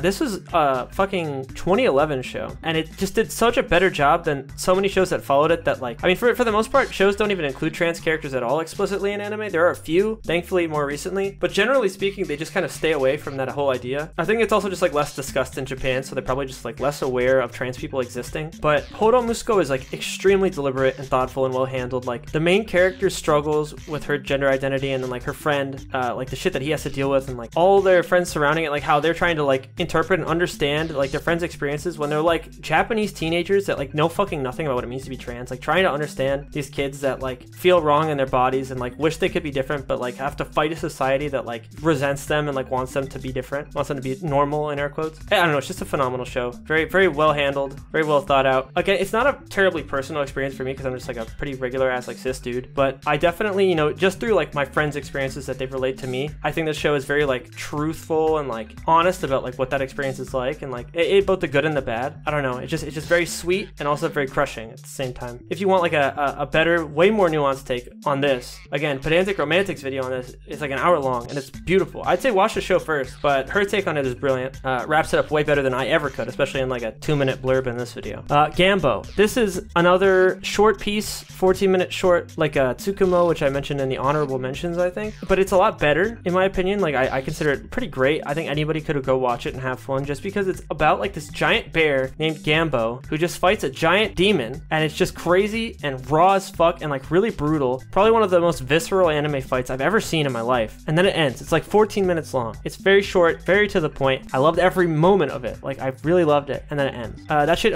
like, there's more weight and impact and brutality. So, like, these two just, like, going at it, just throwing hands for, like, literally just, like, 10 minutes. Because they don't even fight for the whole thing. Than I saw in almost any other anime ever. Let alone this decade. Just ever. It's super brutal. I don't know. I was just rooting for Gambo, dude. I love watching Gambo. I want to be like Gambo. I want my friends to know about Gambo.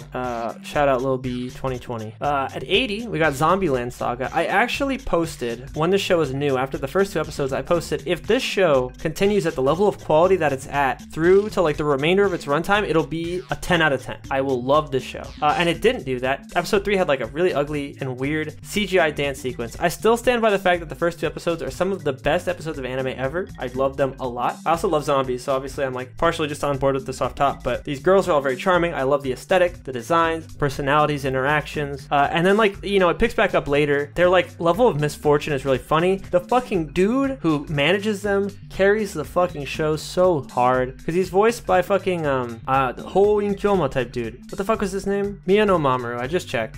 He's fucking great. He killed it. Excellent fucking job. Super fucking funny on like a consistent basis. Probably like the most expressive performance I've heard like on such a consistent level in like any anime, especially TV anime. Like absolutely knocked it out of the fucking park. In general, the show is just super charming. Again, it does have that like occasional dull episode. Like 3 is not that great. It still has funny moments though. Like it is a very funny show when it wants to be. But overall, it's mostly for like their interactions, and also like it low-key has like interesting things to say about like watching these girls come to terms with the fact that they're dead, and like watching them try to like kind of continue to enjoy their existence despite the fact that it's not as it used to be type shit. I thought that was like really interesting and worthwhile. But for the most part, it's just like a very lighthearted comedy. Up next, 79, Tonari no Seki-kun. Again, this one's extremely simple. It's literally just like a girl sits at her desk and watches the guy next to her like fuck around and do crazy, insane shit just like in the middle of class. At first, it's like very standard and innocuous. He's just like lining up erasers to make like dominoes. But then he like sets up like a pulley system, and like they start like knocking shit around, and it'll like send up fireworks at the end. Or like he has like these little bears that he's controlling with like cables and clips, like climb up the back of the kid in front of him. And this girl's like watching, like fascinated, and she always gets in trouble instead of him. It's very simple. All the episodes are short, cute, sweet, to the point. Gotta love it. Cannot possibly hate. You know how it goes. I said this all many times. Shinsekai Yori. It is a great show, but I don't feel that strongly about the message personally. I think it's just got a lot of things to say about like human sentience and like discrimination and shit by way of like these mole people, like these sentient mole creatures. But more than that, what I actually found interesting, like personally, like what I liked about it, because it's this futuristic society of like telekinetic people in like the year 3000 something that was founded on the basis that like back in like modern era Japan, it's like the 2000s, 2010 or something, whenever the show was new, 2012, randomly people started developing psychic powers and just going fucking ballistic and destroying everything. So the world just like had a straight up apocalypse because, you know, people just started having telekinesis for no reason. And now there's like all these measures in place in the society like 1,000 years later that they've rebuilt, which is like very small scale, like village oriented society, so that like you can't kill other people because you have like this thing in your brain that will just instantly kill you if you like kill someone else. I don't remember what it's called. It's called like the death trigger or death instinct or something. But if you kill a human, you get that and you die. So they've kind of like built their society on that basis, but there are like 1 in 100 psychic people like have this weird thing where they just like become unhinged and can't control their power and start like warping reality around them. Just like a lot of stuff like that. They do a lot of like interesting little things with like the telekinetic powers they have, and they like slowly like roll out all these facts and little interesting bits of information about like what the world used to be like and like how they got to this point. It's a fun little dystopian future situation. I think it's based on a Brand New World. It's like a very famous old novel. To my understanding, they're not actually that similar, but I'm not sure. I haven't read it, so who gives a fuck? Point being, it's good, interesting, fun. Got a couple of moments that they use their power in like interesting ways. Like, you know, in this one scene, they're like going through the mountains, and this one girl is kind of like just like levitating as she runs alongside her 2 friends who are like skiing, or like at one point they're being tracked and they're like laying down in a boat, and to fool their pursuer, they like put up a mirror of light like behind them as they move, and they like levitate each other out of the boat onto the riverbanks, and like it's just cool. It's just interesting. Just watch it. 77, we got Slime, the Slime anime. This guy got reincarnated as a slime. It's pretty cool, pretty awesome. It's just a power fantasy. It's a very good one, a very fun one, but it's not complicated. Super fucking simple show. It's literally just a guy is a slime. Whatever he eats, he like absorbs the powers of, so he just becomes OP instantly because he like absorbs a super strong dragon. He like forms form this weird bond, like a contract almost. And from there, he just conquers this weird isekai world, and everybody is happily ever after. That's literally the actual story. And it's good, and I like it. I'm fine with the power fantasy as long as it knows what it is, and boy howdy does slime know what it is. Anthem of the Heart from 2015, great movie. It's just about this girl who thinks that she caused her parents' divorce pretty much, or more importantly, she like told her mom that her dad was cheating, and then her mom got like mad at her for no reason. And then since then, this girl has just been like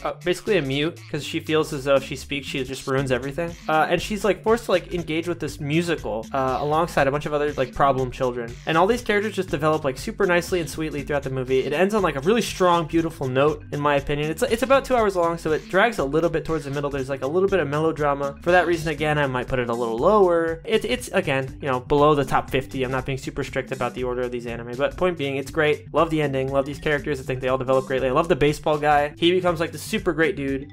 Very easy and nice watch to me. Loved it. Although again, you know, the drama's a little contrived. Her backstory's a little contrived. That's whatever. I'm willing to forgive that type of shit. Prison School. I like this show actually for more than anything. It's got like a weird. Well, let me give you the plot first. So this is like an all-girls school wherein like there's 4 guys. It's just recently made co-ed, and like 4 guys start school there because they're all like weird losers who want to like peep on the girls, or at least 3 of the 4 are, and then one of them is like kind of self-serious, but he kind of gets like dragged along with them because they're the only other guys in the school, and they immediately get caught peeping, so they like get thrown into like this weird on-campus jail, and the whole duration of the show like after that is just them like trying to escape, or like trying to like deal with the fact that they're prisoners. It's so unbelievably fan servicey and sexual that it's not even like gross to me anymore. Even though it's trying to be gross, it just was funny. Like I couldn't help but just laugh at it. The actual jokes they make aren't that funny, but I really enjoyed a lot of this. I don't know why. They're just really funny to just see these people try to like navigate this unbelievably ridiculous, just like at its core, stupid fucking like on-campus prison. It's fun to watch them just like deal with that. I don't know. But it is, yeah, you know what? It is kind of gross though. It is kind of gross. I do remember being kind of grossed out by a few scenes there. That's life though. All right. Sometimes life is disgusting and sweaty. All right. Deal with it. 74, Demon Slayer. I like this one almost entirely for like the visual aesthetic and the character art quality. And then like all these super dynamic fights that have like really well integrated 3D backgrounds oftentimes. This is probably the best show I've seen so far in terms of just like having 2D on a 3D plane look good. I think it didn't look as good, you know, 4 or 5 years ago, but now we have the tech and the talent to like make that shit really shine. A lot of really creative fights. I like a lot of the side characters. I hate Zenitsu, but that's like fine and to be expected. I'm excited for that movie. I'm excited for any sequels. I want to learn more about like this council of like super strong dudes. I don't know. I actually like the main guy. Like he's a pretty simple like Midoriya type fucking whatever protagonist where he's just like, oh, I want to save everyone. But I think he's got a little bit more depth than that. And I like watching him mature and shit. I don't know. He's just a cool character. I'm interested to see more. Lou Over the Wall. This is Diet Ponyo, which means that it's great because Ponyo is like one of the best things ever made. Lou Over the Wall looks really dope. It's like it's another USA thing. I don't remember if he had like directorial control or like written control, or if he just like was at the head of the studio that made it. But either way, it shows. It's like got his very like blobby amorphous style of animation that looks really good, and it looks really fluid and expressive, but it's also, you know, lacking in detail. But I like that about it. It's just this little fish girl and this guy vibe for a while, and they play some music and they run around, and then she makes this weird like rectangular fucking font of ocean water that flies around. It's a good time. I enjoyed it thoroughly, start to finish. Not making any terribly cogent, salient points here, but it's good. It's fun. Cannot hate. I hope you're recognizing a pattern with what I enjoy. I like shit that's good and fun. I don't care if it's complicated. That's life. Fun shit is fun. That's how it is. Vinland Saga. I think that my enjoyment of this was hampered just a little bit by having already read the manga, because I was a big fan of the manga, and it felt as though there were some nuances and like senses of gravity that were left out. Like, you know, Thorkel, like this big fucking horrifying Viking guy, seemed a little goofier in the anime. Like they don't really capture just how horrifying he is. Obviously, like they capture like his insane strength and brutality, but like the faces and expressions he made and the way he'd like contort his body was a lot more visceral in the manga. So in the anime, I was kind of comparing it to that the whole time, which is kind of unfair because the anime is great. It is a pretty good arc of a very great manga. I'm excited to see where it's going. I love Thorfinn. His arc so far has been great. Where his arc is going in the manga is even better. I'm a big fan of the Vinland Saga universe. I loved his fucking dad. I think his name was just Thor's, right? I was gonna say Thor, but he's a fucking dope fucking character. I love his sister. All these little side characters like Merchant Guy. Fucking Leif Erikson is just in the show. I don't know. It's dope. It's all dope. I love it. Log Horizon. This show really, like, the legs that it stands on are almost entirely the world building. While the characters and everything are perfectly fine, I don't think this succeeds on the level of the ordinary isekai where you'd want to see just like a cool protagonist like play some dope game. it's more like fascinating to watch this guy like build and bolster an economy and a society full of people that are mostly like sentient human beings that are from the real world that now live in an MMO. Like there are like NPCs in universe that also live with them and shit, and they like are also sentient. So there's also like the whole thing of like AI rights and shit, which is also fascinating. But generally speaking, it's just fun to watch him and all these people like interact with like the mechanics of this game and like this weird game world, and use that as a way to like form a society that actually functions. Not only do that honestly, but also like trick people into doing things that actually like work properly. Like the way he like finesses like the bank out from under them, and the way that he like sets up these trade deals by like falsely acting like he's got more sway than he does. I don't know. He's a brilliant main character, very fun to watch in action. Your Name, no one's surprised that this is like on the list. This is one of the most popular movies as far as anime goes ever. I think literally still just the highest grossing anime movie of all time, to my knowledge. Very fucking popular for good reason, you know what I mean? It is quite the good romance. It looks incredible. Like, it looks like one of the best looking anime movies ever. It is like very tragic and also very, you know, sweet. It brings you joy like towards the end, but like this will make almost anybody cry. It's another one of those like almost manipulative methods of like telling a romance story where like they're separated across boundaries of like space and time, and like they seemingly can't get together no matter how badly they want to, which I felt was like pretty well handled. But part of what made this fun was like the body swapping, and while I felt like that made it like interesting moment to moment, the thing that prevents me from putting it any higher on the list than like 75th is that this movie kind of lacks that like strong characterization that I'd like from something like this. I feel like there's no reason for me to want these two particular characters to be together other than the fact that they did the body swapping thing. Like, they don't seem like a great match. They're just two folks. I think they're meant to be like symbols, really, of just like a guy and a girl. So you could very easily just kind of identify with them and like project yourself into the story. And it's not like there's no value in that. I just don't remember Taki or Mitsuha very well at all. It's like a miracle that I even know their names. But those symbols are pretty good ones, and I thought the movie was good and fun, and I liked it. Bakuman, this is like if you made a sports anime out of like manga creation, although it's less like tournament arc-y and more like they're competing against like themselves and like the very idea of like a Shonen Jump-esque like manga ranking, where they need to like, they're trying to like create this manga and then get it serialized, but they have to keep like going through drafts of like new things because they keep getting it turned away by the editor for one reason or another, and then they like try to get an anime adaptation and all this stuff. I didn't get far past season 1 because I had started to burn out on the concept, but season 1 was really fun. Like, for pretty much the whole duration I was really into it, and then when I realized the other seasons were like more of the same instead of like switching up the formula, I kind of lost interest. But maybe you'll like it more than I did. Either way, like what it was is like an homage to like Shonen Jump fans, like, or I guess an homage to Shonen Jump, really, because like the fans would enjoy this because they love all the same shit that Bakuman mentions explicitly. Like, it's not like they clearly had the rights to mention all, you know, Naruto and all this shit like explicitly, One Piece, Dragon Ball, whatever they do, like the fusion dance. In that sense, I think it's very cute. It feels like it was made by manga fans. It's made by the people who made Death Note, both the original artist and writer. It's like based on their story even. You can kind of see like the parallel between like the main guy's like the artist, this other guy's like the writer, and they like form a team to create like the best manga ever. And the manga they create all sound legitimately dope. That's like one of the things I love most about it, is that it's one of these things where like artists in a fictional universe are making art that I would want to consume. And I feel like that's actually pretty rare, especially for anime. Really respect it for that reason. There's this weird romance though that I'm not a huge fan of, where like the main guy's like heavily motivated by the idea that like he promised to like marry this girl when they both like succeeded in their careers. I feel like the show doesn't even really need that, but I don't know, it's up to you. I liked that when I was 14 or 15, when I would just accept any romance just on its face, but nowadays I don't know. But it's still overall really fun. If you, I don't know, if you really know like manga creation or art creation in general, you'll probably enjoy watching this. The whole process feels very true and honest, so in that sense I enjoyed it a lot. Tomoko Market, this is like an extremely sweet and fun to watch slice of life. Extraordinarily warm is the word that I would use. I feel as though the main girl, like, so she lives in like this market, like it's like it's in like the Tokyo metropolitan area. I don't know exactly what area, maybe like Chiba or something. And it's just like kind of like a long, wide hallway in the middle of a couple buildings that's just a market. Like on either side, there's a bunch of little stores, restaurants, cafes, stores you can walk in and buy like flowers, whatever, right? And she lives in like the second story of like one of the buildings nearby that's like also a business, because it's mostly just a bunch of stores, and then like upstairs they like live in the same building type shit. And she's just like part of this community, because all these little shopkeepers know each other and talk to each other, and they have like a little community board where they get together and talk about like rules or like festivals they want to organize or whatever. It's just very sweet, very cute. There's like a little romance that they made a movie out of, Tomoko Love Story. I didn't like that as much as the show. I thought I would like it more, but it's still like a good movie. Like, I'm not gonna say it's bad. Overall, I just say it's just, I love it for the warmth. Like, I love it for the sweetness,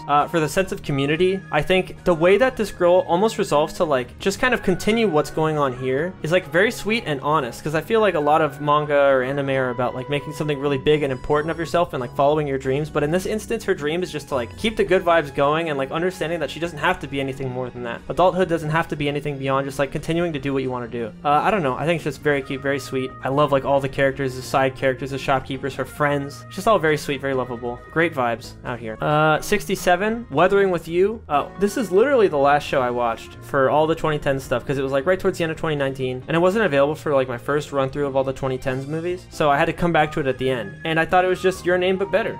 They made the characters have a little bit more personality. The world they occupied was more interesting looking. It was still unbelievably gorgeous, probably more gorgeous even. Obviously some of this is like subjective, but like in my opinion, I just loved looking at this shit. I loved like the hyper individuality of it. Like it almost seems like they're encouraging the main characters to be like selfish with each other, despite, you know, like saying fuck the world and fuck this rain. You know what I mean? I want to date this random cutie because I'm 16 and I don't know anything. Or I think he was 16. It might have been like 17, 18. Either way, I love it. I think it's very indulgent in like the Makoto Shinkai aesthetic. You know what I mean? Which is just like, oh, he made all these fucking movies. I love that about it. It's just so easy to watch, so easy to love. And it's like fairly long for a movie, but it's not like excruciatingly so. I feel like it ends right around when I was like ready for it to end. You know what I mean? Grimgar. Okay, this is a show I didn't think I'd like this much at all because it looked really trashy when it was new. You know what I mean? Like in like 2016, everybody was just like screen capping this girl's ass and being like, whoa, this is the show of the season. Just because it like looked pretty good, I assumed it was just like people overhyping it. But when I watched it, what I got was like this weird isekai where like these kids engage in like very brutal like ground level combat with like goblins and kobolds and creatureoids of the world. And it was super satisfying and fun because it felt like every fight was like hard earned and like worked for. And it really felt like this is like how it would go if actual teenagers were like forced to engage in like life or death combat with these creatures and like adjust to life in a new world where they don't have anything. I thought that was really fun. The characters are not that interesting, although it was cool to see the main dude kind of like pick up the mantle as the leader when some bullshit happens to the other leader. I guess spoilers, whatever. I don't know, it's just gritty. I really just like the grittiness of it. Just the brutality and like the weight behind like the combat and like the tactics and the traps they place and stuff. It feels like they're scared for their lives, and I appreciate that. 65, Inuyashiki. This is the one that you may have heard floating around where it's just like an old dude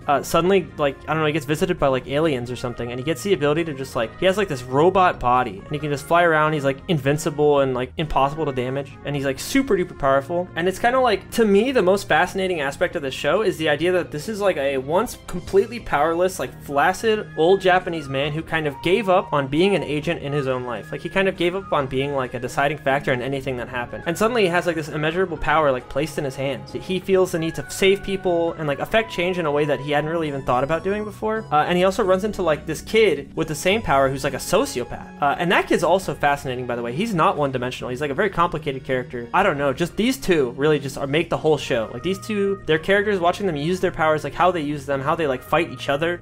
Super dope, super fun. I shed a tear or two for the old man. I really love this old man. Inuyashiki is a good fucking dude. I would recommend this to anybody who likes just like a good fucking romp, because this shit is very over the top, very edgy. I mean, the character designs are by the Gantz guy, and it shows. Feels like Gantz a little bit, and I like that because Gantz is dope. 64, Keijo. This show is kind of a joke to most people, but I'm a big fucking fan of Keijo. Okay, I'll say it. I'm not embarrassed to be a Keijo fan. It's good. It's a good show. Fucking suck my dick, bitch. It's good. It's like these girls, right? It's a sport where, yeah, they may swing their tits and asses around. Okay, that might be the point of the sport, but it's like good and compelling. It's like a complicated, interesting sport, dude. I'm not fucking with you. Like, there's like tactics, and like there's this one girl's like so fast she can make her boobs look like her ass, and she'll like spin around really fast, or she'll make her ass look like her boobs, and so like she'll do like an ass attack with her boobs. It's interesting. It's actually cool. Shut the fuck you. Shut up. Just watch it, okay? I think it's fun. It's not. It doesn't. So here's actually my honest opinion. It doesn't even feel like a fan service show because it's not like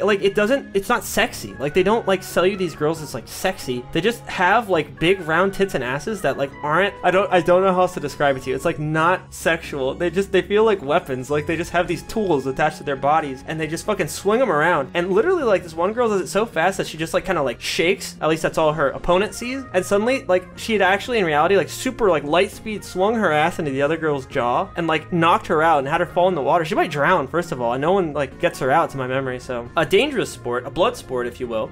Don't fuck around with Keijo. I think it's fun. They like keep it fresh through the duration of its runtime. It's only 12 episodes to my memory, and they're during like the championship, they have like a whole new environment where they're on like these poles and they do like these crazy acrobatic tricks and shit. It's good. Watch Keijo. If you want to see big brain competition, if you have 400 IQ, you'll watch Keijo. Girls Last Tour. Now this one is not terribly interesting moment to moment, like it's not like a super hard thinker, it's not great action, there's no drama. It's just these two girls on like a little like military vehicle, I forget what they're called. It's like a little tank looking thing but smaller, and they just kind of ride around in this weird post-apocalyptic universe. It's like 1,000 years in the future or something. It's like the year 3000 and something per the wiki to my memory, and it's just so great. It's like one of the girls is like very bookish and the other girl is like very stupid and rock-headed, but she like is great with guns and like she eats a lot. I don't know, just watching these two characters just interact with like this very seemingly bleak and empty world in like a very cute, silly way. I don't know, I never got sick of it, and they like contemplate like little life things. It slowly like gets a little bit more serious. Like occasionally as these characters are just like walking around being cute and nice and fun, they like stumble across like things that have very insidious like implications. They come across like a fishery that's run by like AI, and like the AI like kill intruders, and like or like later on they find like they have like a camera they look through the photos of. There's one guy who's like making a map of this whole post-apocalyptic world, and like he fucking drops all of his maps that he drew like off a building and he can't find them, so he's just like, I'll start over. It's like a very lighthearted approach to like a very weird, grim future. There's like this one woman who like really wants to fly, so she like invents like a plane in this post-apocalyptic world and like tries to like fly it off a building and just like fails, and it's like,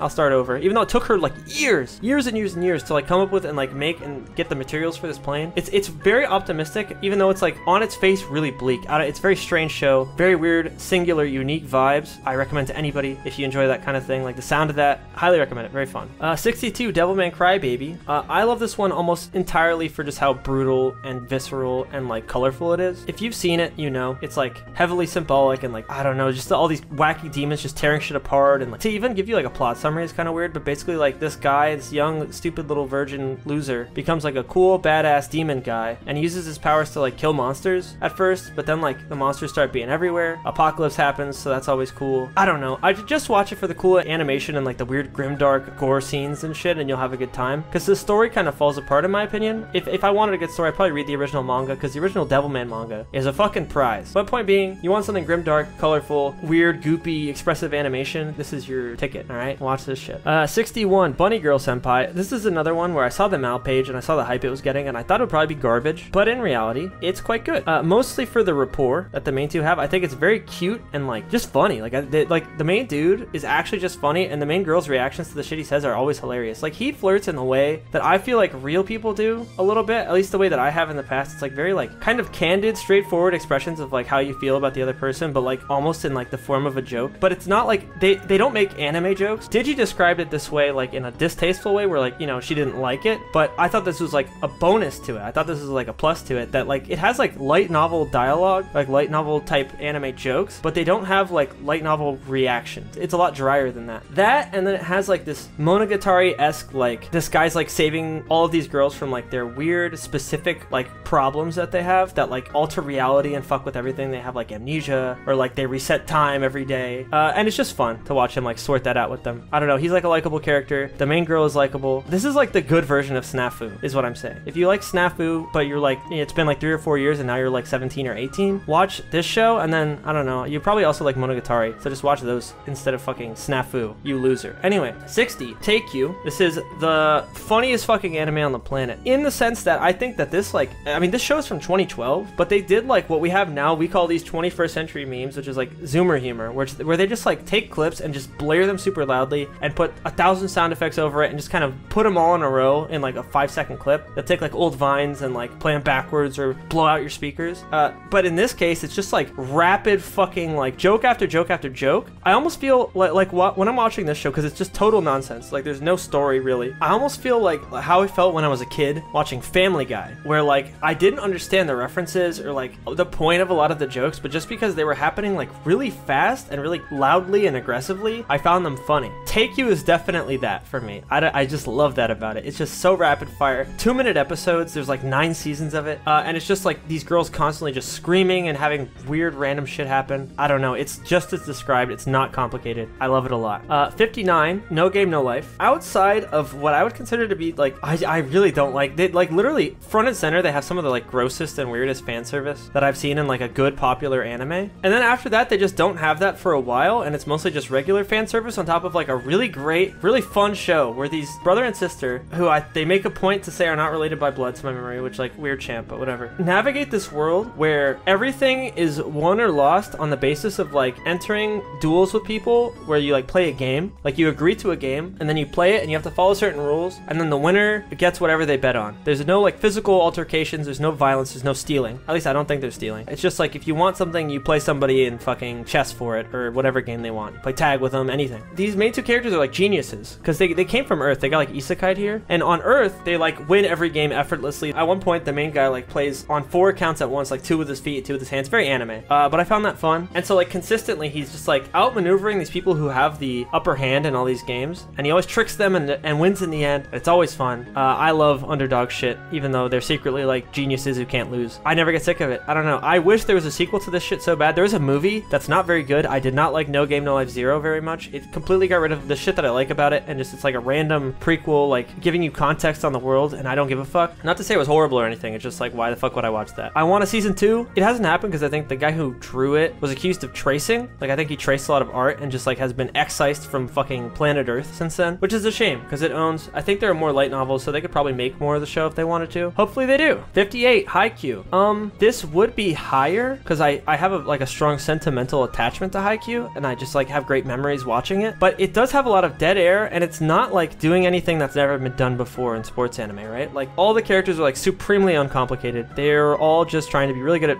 volleyball because they like volleyball secretly or outright. The little guy wants to jump really high so he can be a match for the big guys who don't have to jump as high. That is as simple as it is, and it's still fucking great. Presentation is super good, animation's beautiful, soundtrack's amazing. It also doesn't quite go as high as like some other sports anime that I have on here coming up, just because the tactics of these volleyball games are not that deep. It's more like it's just kind of unfolding, and you just kind of hope good things happen to the main characters instead of like following their logic for the moves they're making and then like deciding based on that whether or not you think they'll lose or win. It's very much more of a dramatic show than it is like a proper tactical sport type thing. And immediately following that, much in the same vein, Kuroko's Basket at 57. I have trouble deciding whether I like this more or less than Haikyuu these days, if only because Haikyuu is more consistently watchable, whereas Kuroko no Basket has much higher peaks. I really love when they go in the zone and they like go do these crazy fucking basketball tricks that like people have actually done before in real NBA games. Like if you have some NBA context, you can like see a lot of like moves that were referenced in the show or like recreated. And as a basketball fan, I do like appreciate that. Shit is just so fun to watch. Aomine is so dope.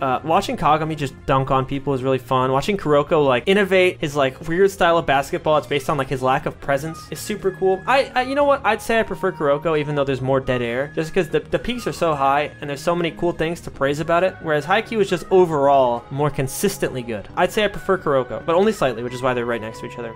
It's just basketball with superpowers basically, but it's like right on the fringe of what a superpower normally is considered to be, so it's like sort of believable. Like a human couldn't really do this, but I can kind of stretch my imagination enough to believe it type shit. So it's great and I like it. 56, Erased. Again, I might move this down a little bit, but it still is a great show. Most of you know what Erased is, but in summary, this guy goes back in time to save a bunch of kids that were like murdered when he was a kid in his town. Lots of drama ensues. He still has his like 28-year-old brain in his like 12-year-old body. Things get like a little weird with his like 12-year-old girl that he has a crush on, but you know, I'll chalk that up out of charity to all Japanese people everywhere. I'll chalk that up as like him fucking having hormones as a kid, and then you know, he's seemingly completely over it as an adult, so I'm not gonna think too hard about it. But it does have a solid ending, even though a lot of people hate the ending. I thought it was pretty good. I think Satoru is just like a very lovable character. Watching him like save these people was very like fun. Watching him like his friends, he just has like a very nice, cool friend group that of like kids that remind me of like my own friends as a kid. You know what I mean? Like most like anime friend groups are kind of like stupid or unbelievable, but I feel like this is like actually like a pretty nice little ragtag group of kids that I liked a lot. I don't know, yeah, it's just like a fun thriller suspense drama type thing. It's not a mystery. People like to act like it is, but it's really not. Like everybody guessed who the killer was, you know, on episode 2 or episode 1. It was not hard to predict, and I don't think that takes away from the fun really. I think most of the fun is like watching it unfold, and boy does it unfold. 55, Place Further in the Universe.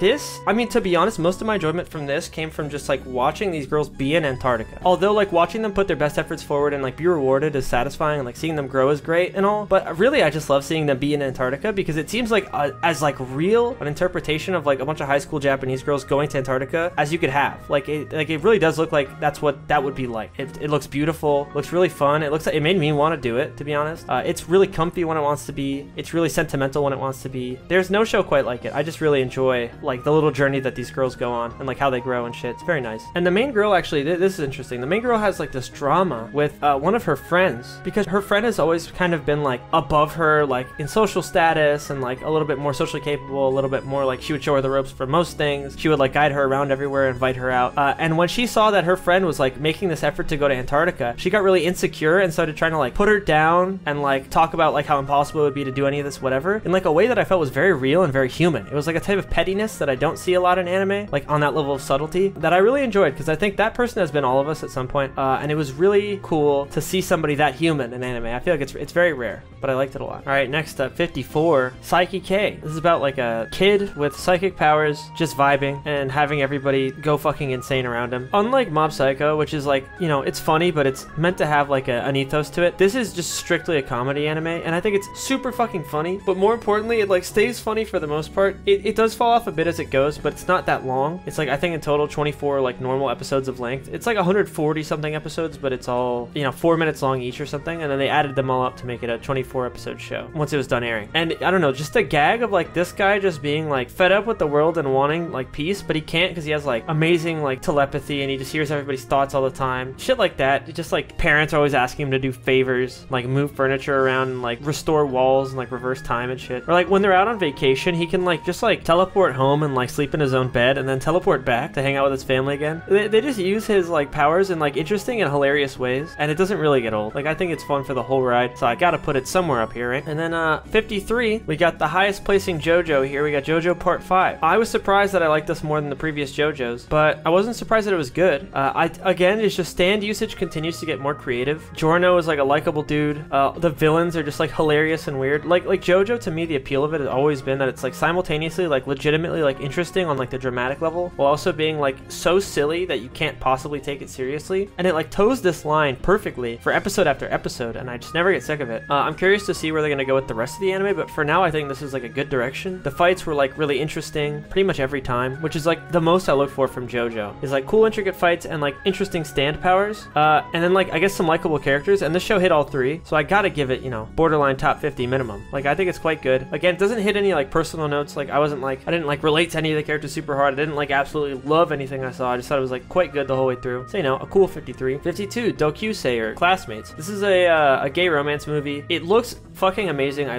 really love the art style. Really, all this is, it's only like an hour long. It's just like a very sweet romance, very cute. I really love both the main characters. It's really the fact that it doesn't waste any of my time. It just gives me like a great likable romance that I enjoyed this. It does have like a I don't know.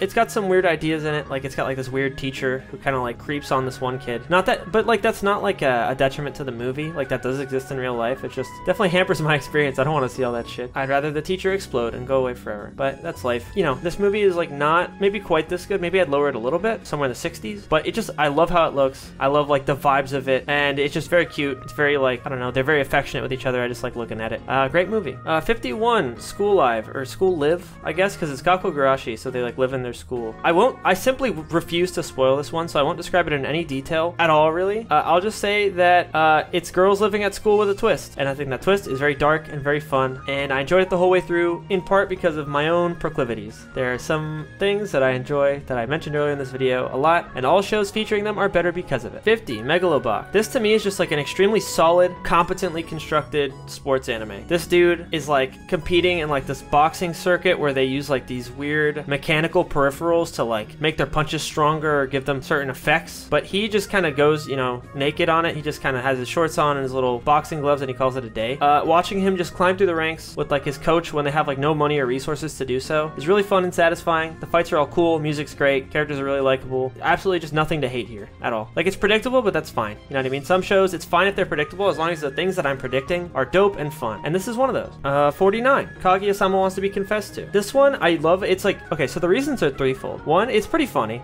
Two, it's pretty cute. And three, this is like the main appeal. The little mind games they play with each other are like so fun to follow. Like they just keep building on it and building on it. And like it somehow manages to combine like these weird psychological, like tactical elements with like how it feels as though like teenagers really like psych themselves out when it comes to like their crushes and like starting relationships. They combine it in a way that actually feels like really natural. And I do get the sense that these two characters are just like actually really good for each other. So I don't know. It's just very satisfying to watch them grow closer. And then like all these little mind games are super fun to follow. The side characters are charming. I don't know. I love how it looks. There's really nothing for me to hate here. It's just very fun, very cute, very consistent. There's no like strong dips in quality or like annoying dramatic arcs. Just fun. I like it. 48, O Maidens in Your Savage Season.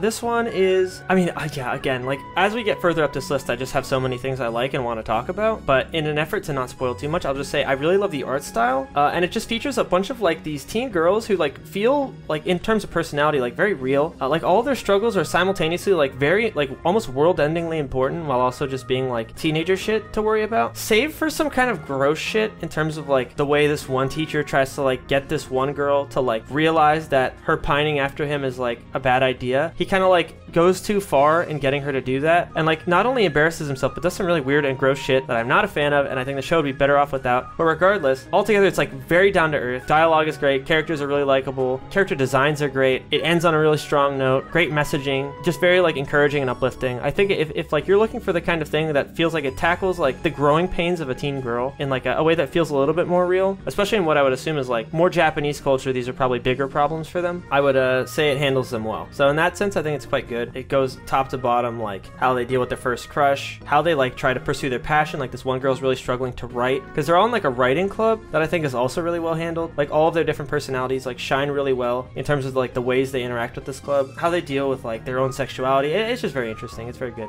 47, Kengan Ashira. This one is literally just like a fight compilation on YouTube. Everything in between it is boring and not worth your time. So here's how I'll say this, because there's 2 seasons of this. They both aired on Netflix. I don't know if they're still on there. Second season's even better because they have almost exclusively fights. But here's how I would do it, and here's how I did it. Literally just put it on 2x speed for everything that's not the fights, because the dialogue is very simple and easy to understand, and it's just like very vague, very loose context for a bunch of really dope, creative, well thought out fights between a bunch of characters with really unique and like exciting powers, a lot of which I haven't really seen before. Like there's, you know, in this one fight, it's like this like weird, and keep in mind all of these fights take place in like a seedy like underground fighting ring that's like funded by like people with really big, expensive, dark connections in the world. Like some of the most powerful people in the world are like funding this, and like they bet on certain fighters. And like our main guy fights all sorts of super fucking interesting people. Like I was gonna say a second ago, like one of them is like this little dude who comes from like a clan of people who like grow their hair out their whole lives and like constantly like oil their hair up and like put a bunch of shit in their hair to make it like really strong and thick and like elastic almost. And then they like use their hair as like a whip that's like super dangerous. And like I don't know, his fighting style, he's like crouched down and weird looking like crab man. It's just super fun. All these characters are really strange. I can't wait for season 3 if that does happen. I loved every fight, like straight up. Every single fight was fun.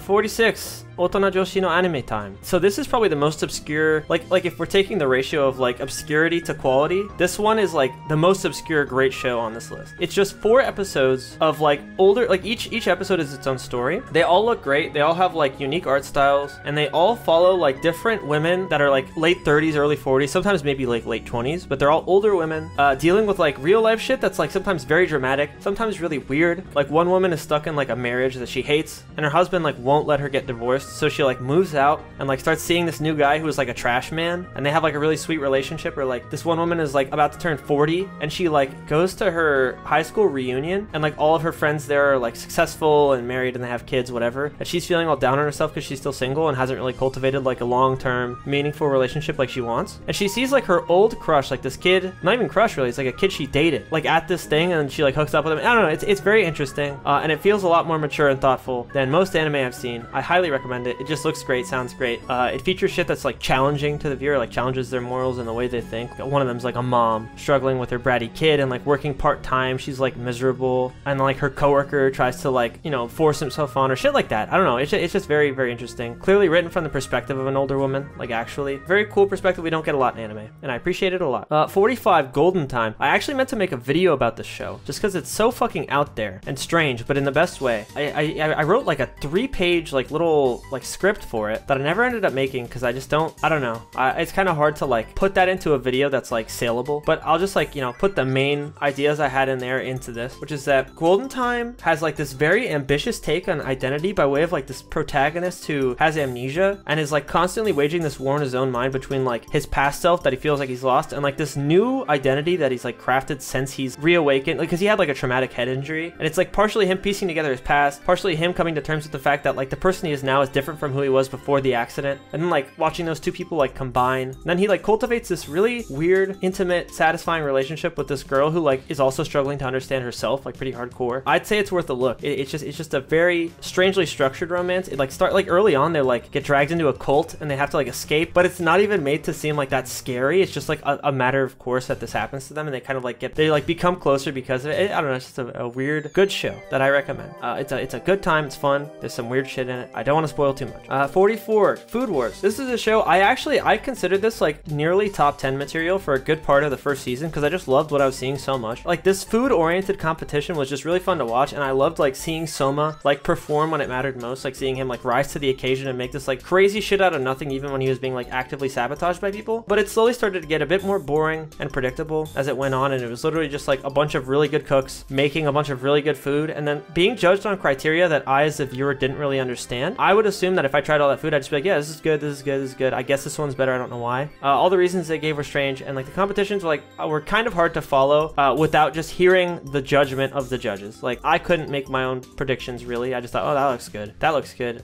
You can tell he's working hard to try to like make a good dish or to come up with a good dish. In season 3 there's like this weird drama, or it might be the end of season 2, there's like this weird drama that happens where like this like piece of shit asshole shows up. I'm not gonna say too much, but it does kind of go off the rails a little bit. I hope it like recovers because I'm gonna keep watching, but I haven't seen season 3 yet, like most of it, or was it the beginning of season 4? Either way, I've seen like a good chunk of it, but not all of it, and I'm gonna get back to it eventually.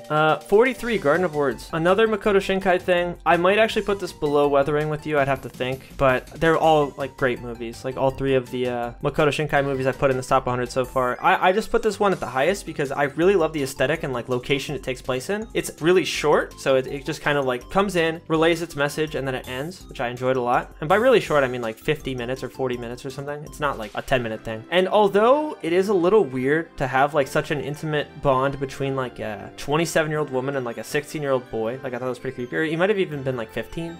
It felt like they were both like very sincerely just kind of trying to find their way, and it wasn't like explicitly romantic, so I can more forgive it as like 2 people that kind of met each other at the right time and were there for each other in the right way. That just seemed very sweet and very easy to watch. Like watching them talk was just very nice. Like watching them sit in the rain under that gazebo was like always great. I just always enjoyed that. The atmosphere is just so fucking supremely comfy in this shit that it cannot be topped. I feel like it's just so nice. Plus like his shoemaking is like very, like even his relationship with like the shoe thing, like watching him carve the shoe is like so, I don't even know, I want to say intimate again, but it's just like he's just like, seems like he really cares about it to the point where he's not even like paying attention in class, and he's like staking everything on this, and he's like working part-time to sustain himself. I don't know, I respect this kid a lot. I understand like the woman's plights. She's like, you know, she used to be a teacher, but she's kind of been like bullied out of the position because she's like attractive, and some of the girls in class like envy her or whatever because the guys ogle her. It's a dope movie, that's all I'll say. It's good. It's dope, just watch it. Most of the enjoyment of it I feel like is sheerly experiential, so my description of it won't do nearly as much as watching it would. 42, Yuri on Ice. This one's a little hard to place because I feel like it falls off towards the end, like they kind of rush it, but like what it was becoming in the first like 8 or 9 episodes was like sincerely really great. Almost all of the like ice skating performances made me want to cry. Like they were really beautiful, really well choreographed. It feels as though, and like this is sort of confirmed by the fact that like all of these pro ice skaters on like Twitter and Instagram at the time were like talking the show up and saying it's so realistic and all that. It feels as though all these ice skating performances are like very true to like how they actually work and like what their concerns are while they're skating, what they're trying to land, and like what gets them points. I don't know, all that was really fun to follow. I love like competition in anime, so I enjoyed it on that level too. And then the romance was cute. I wish it was more explicit. It feels as though they just like kind of like teased at it as hard as they could without literally just saying it. They even got like quote unquote promise rings or like whatever they called them. I don't remember. They should have just kissed and dated. That would have made the show better, but it's still quite good. Still really beautiful, like visually. The music is all great. I feel like, you know, the way Yuri like perseveres is really awesome. I love watching fucking the younger Yuri. Like all of his performances are so good, and the way that the ballet is like integrated just makes them so beautiful and fun to watch. And it's clear that they all care so much about ice skating, like they have so much love for it. I loved like the spunky like fan of Yuri who was like entering the same competition and like spurring him on, and who was like upset when it seemed as though like Yuri didn't even know who he was. I don't know, just a lot of lovable characters. Yuri's hometown is so sweet and warm, and like his parents and all his like childhood friends just like want to see him succeed. It's just a very lovely show start to finish, but again it is a little rushed at the end. That does kind of hold it back a little bit, unfortunately. All right, next at 41 we got Shiki, which is normally recommended as like a horror anime. Like, oh, if you're a fan of the horror genre, make sure to check out Shiki. It's the best horror anime. I don't really like framing it like that because I don't think it's really scary the way like especially Western horror is scary. I just think it's fascinating. Like it's super fucking interesting watching this like small town in rural Japan become like overtaken by this community of vampires that slowly sort of assemble, and like watching people who were formerly like allies, because it eventually becomes like a war between humans and vampires like consciously, and watching people who were like formerly like scared of the vampires like join their side and start attacking humans is really interesting. We do have a couple like really genuinely like harrowing fucking scenes towards the end, especially on the end of like some of the people being hunted by humans that are vampires, because you know the vampires are very humanized too. Like they don't lose their sense of humanity, they just gain this like hunger, and that's interesting. And then the relationship between like this monk guy and like the one like vampire girl who like sits in the cellar all day, and then like the doctor guy who's very like, I don't know, he gives off that Okabe vibe for sure. It's really just like the skinniness, the hair, and like the doctor's jacket, I think, and he just looks tired. He's a great protagonist. It's just really fun to watch him try to take down the vampires like start to finish. It's fun to watch the vampires like conspire. It's just a cool war, really. Like I said before, it's just fun to follow. 40, we got Shirobako. This is just kind of, and like everybody who's super into anime will tell you this, but this is just kind of like the key anime to like understand how anime is made in like a fun way. Like if you don't want to flip through a bunch of old articles like interviewing anime creatives, you could just watch this, and like it's not literally perfect. Like obviously it's a little dramatized to like make it fun to watch, but to my understanding, this is like a very realistic portrayal of their actual roles in production. And there are like homages to a lot of actual like real anime staff, like by way of characters that appear in this. Like, you know, the head of Madhouse, Hideki Anno shows up in it. Fucking the guy who made up that like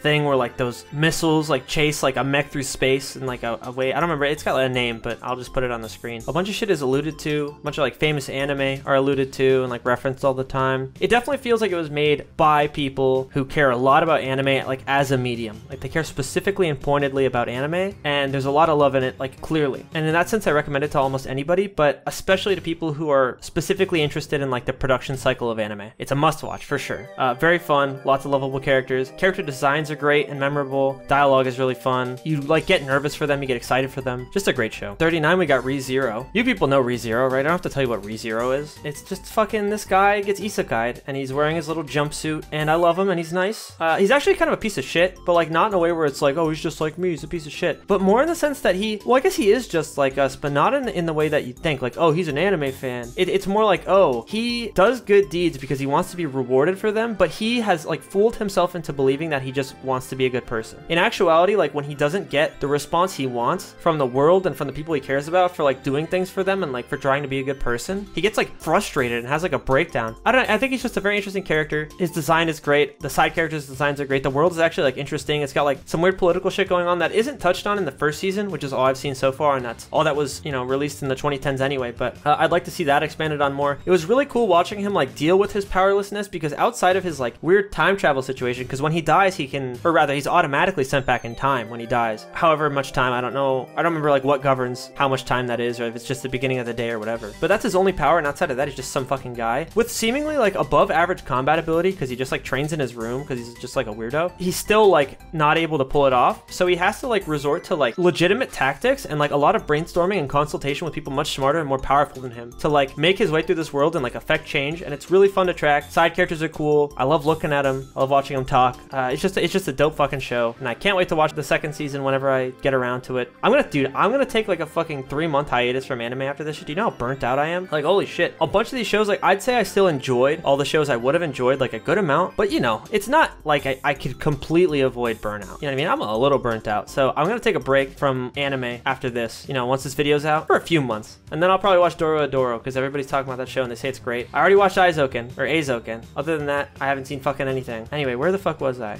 Number 38. Welcome to the Space Show. This is actually like a super overlooked movie, not quite on the level of Oto no Joshi no Anime Time like I talked about before, but it is very overlooked. Not a lot of members on Mal. I've never heard anybody talk about it really, outside of like maybe 1 or 2 mentions. I vaguely recognized the name when I watched it, but I'd never heard anything about it. But it's basically just about these kids like going to space involuntarily, like they're kind of brought out into space against their will, or more specifically, they choose to go to space, but they don't realize that they can't get back. So it's all about them like trying to get home, and the interpretation of space that we have in this movie is like one of my favorites ever. Like colonized space. There's like an intergalactic federation set up, or there's like a society set up, and like the Earth is the only planet that's like excluded from this little social contract. Like whenever a planet gets sufficiently developed and like, you know, makes a certain number of like leaps and bounds culturally, they'll like reach out to them and try to like see if they want to join their like space society, but until then they like keep them in the dark about it. They even have like, they have some shit built on like the dark side of the moon, which is where these kids like go in the first place, and that's like the only place they expected to go, and then they can't leave, so they like have to like try to make money to get home, and they like take this train to like all these other places, and they meet all these crazy aliens, and like I don't know, it's just so fun. It's just so like imaginative, creative, like all the different ways that they interpreted like what a space society would look like, and like a space theme park and like space toys. It's so cool. You know, people riding around on hoverboards and aliens like exchanging like weird little bits of like gold and trinkets. I think it slows down just a little bit towards the middle, but overall it's still just really fun. Like I highly highly recommend it to almost anybody. Especially, dude, especially children would love this shit. This shit lets the imagination run wild in like a big way. All right, 37, My Love Story, or Ore Monogatari. This is not part of the Monogatari series, to be clear. This is, to me, is like the purest distillation of just like a cute romance that's like uncomplicated, and the characters like don't have a ton of hang-ups to get over. They're both just like great, perfect people. You know, it's just one guy is just like a big gorilla man. Like, not literally, but he might as well be. He's just this massive fucking dude, extremely like readily lovable as a human being. And this girl is just like this tiny, defenseless creature. And I don't know, man, they're just really good for each other. They're both like super straightforward and sweet. And like, it's obvious that all they want is to be together. And like, they do. They get together really early, which is what I love about it. Because if it was like a will they, won't they, this shit would be garbage, trash, piece of shit. Throw it into space and never think about it again type shit. But it's not, so I like it. Yeah, I don't know. It's just very sweet and sincere. Nothing to hate here. Some nice side characters. Yeah, that's about it. They don't even develop a whole lot, to be honest. It's just like, if you want to watch this cute couple be a cute couple for 24 episodes, this is like literally the perfect show for that. 36, Kill la Kill. Kill la Kill I have like a complicated relationship with, because I actually, even now, really don't like the fan service, and that's like very central to it. But I don't know. I love the character designs. I love like the atmosphere. The world is like really fun and over the top. The fights are crazy. Music is great. The theming is like really nice. There's also apparently all that shit going on where it's like an allegory for like warring states era Japan, which I guess is interesting, but I don't really care about that kind of shit, to be honest. I don't like engage with shows on that level of reading. I just know it exists. So take that how you will. But I don't know. The fights are just dope. I do like the character designs, even though some of the costume designs are a little weird champ. It's just a dope fucking show, start to finish. Really fun to follow. Really great gags. Like, I do love that like super simplistic animation style where they like intentionally make it look stupid. They do like a lot of really exaggerated smears, and they'll just like take like a still and drag it around. It's very Trigger again in that sense, but I love that kind of shit. This is definitely the best Trigger show. Gainax is a different story, but if we're talking just Trigger, I'd say this is the best one. Hopefully they beat it, because I think the show has a lot of flaws, but I just love it a lot. I love fucking Coconut Head's whole family is great. I don't know. Just a very lovable show.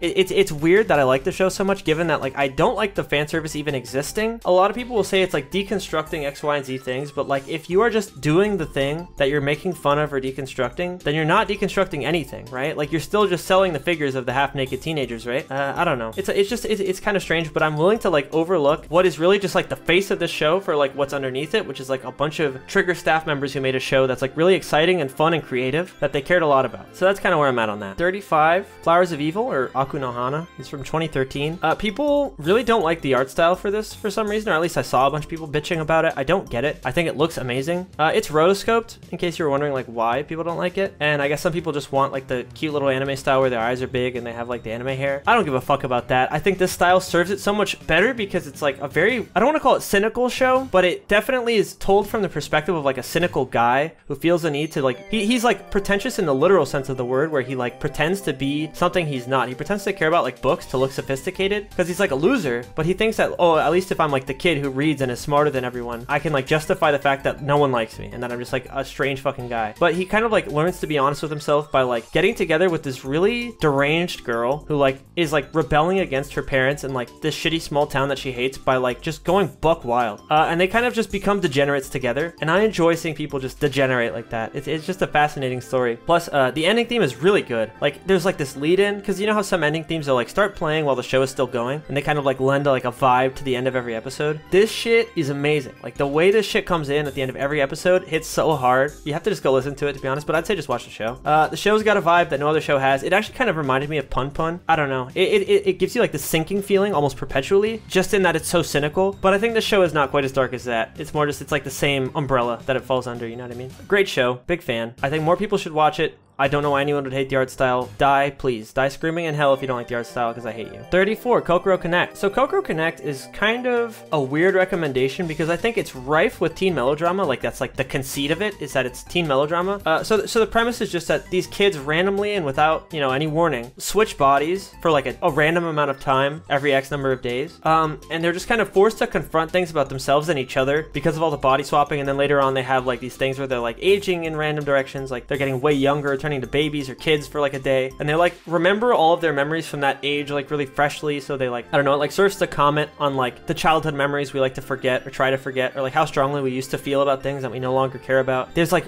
it has a lot of really interesting things to say about identity, because there's this one character who like is totally outed as like completely fake and like performative because everyone can read her mind during one arc of it, and like she's like way more cynical in her head, whereas she like pretends to be very bubbly and positive on the outside. And so now she like, because her guard is completely down, she like totally closes up and stops talking to everybody, I don't know, like it's in part unbearably dramatic and also like very interesting to think about. And it's also, they come to different conclusions than I would expect something like this to come to. Like when this girl has all these masks and she's like, I don't even know who I really am. The main guy doesn't say some shit like, you're my friend and that's why I care about you. He's like, it's fine that you're somebody who just has a lot of masks. Like that is your personality. You can just be someone who wears a lot of masks. That can be you. You know what I mean? You can just be someone with many faces. I thought that was like an interesting interpretation, and the show does that a lot of times with regard to a lot of different themes, and I find that cool. But again, it is heavy on the teen melodrama, but in exchange for that, you get all these interesting themes, and what in my opinion is just like one of the cutest romances in anime. I think Inaba Himiko is like a very lovable character, and more importantly, I think she serves to comment on like an interesting like writing crutch that people have, where like if a character is troubled or has some issues, most writers will just kind of give them like one thing that happened to them, and you'll be like, ah, that's why they're like that. But Himiko's whole thing is that she doesn't know why she's so petty and like arrogant and reserved, and like why she has so much trouble being honest, because she doesn't have like a clear traumatic thing to point to. She just kind of fucked up, and like she has to figure that out. Just a lot of interesting shit going on in the show. It's kind of hard to pinpoint any one thing. I'd say just, you know, give it as much credit as you can when you watch it. You know, really think about what's being said. You might find something cool, might learn something, who knows. 33, Daily Life of High School Boys. This shit is just so fucking funny, like consistently. It's like super comfy, completely nonsensical at all times, just way off the wall. I never really got sick of its sense of humor, like start to finish. I just never got sick of it. I wish there was more, which I can't say of a lot of comedies, but definitely of this one, I would say that pretty easily.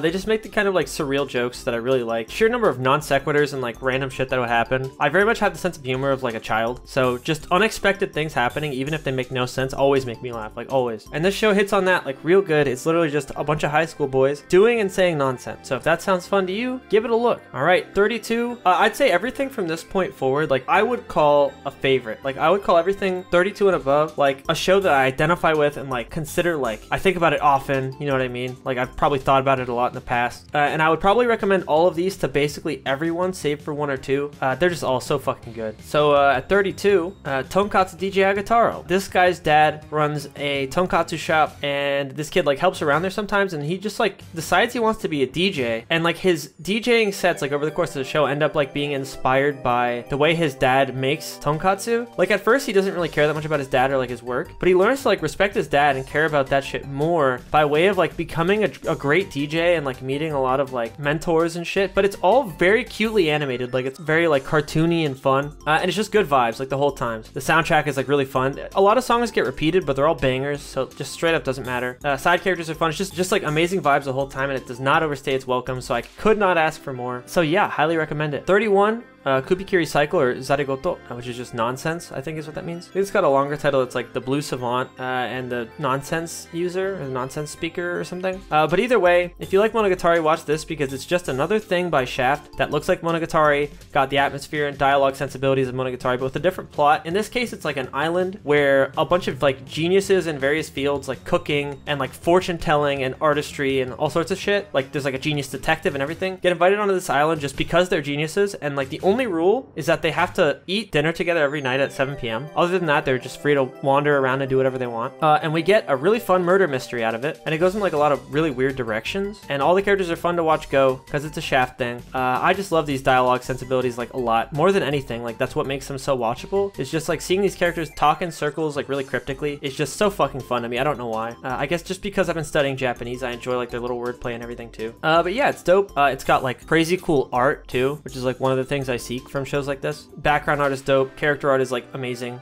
I love these character designs probably more than anything. As far as like anime character designs go, I'd say Vofan character art is like the peak of anime character design in my opinion. 30, we got My Hero Academia. That's a fucking familiar name, I bet. I'm not gonna like, I think it's cool now to like make fun of this show and to act like it's like passe or whatever, but I just think it's great. I guess to clear it up, because I guess I didn't even say what the premise is. Basically, it's just a superhero school in a universe where people randomly started developing superpowers like genetically. The superpowers are all like really interesting and creative, I think. There are some that you'll, you know, just like super speed, super strength, you've seen them everywhere, but there are some where it's like very weird. And some people just get like fucked with horrible powers. Like one guy just has like a weirdly long neck in the first episode, or like one kid just got like long fingernails, or one guy just has regular wings things and nothing else. Which, I mean, if I had to choose between that and the neck thing, I'd choose that. But both are way worse than the kid who can like blow shit up on command, or the guy who has like fire and ice powers at the same fucking time.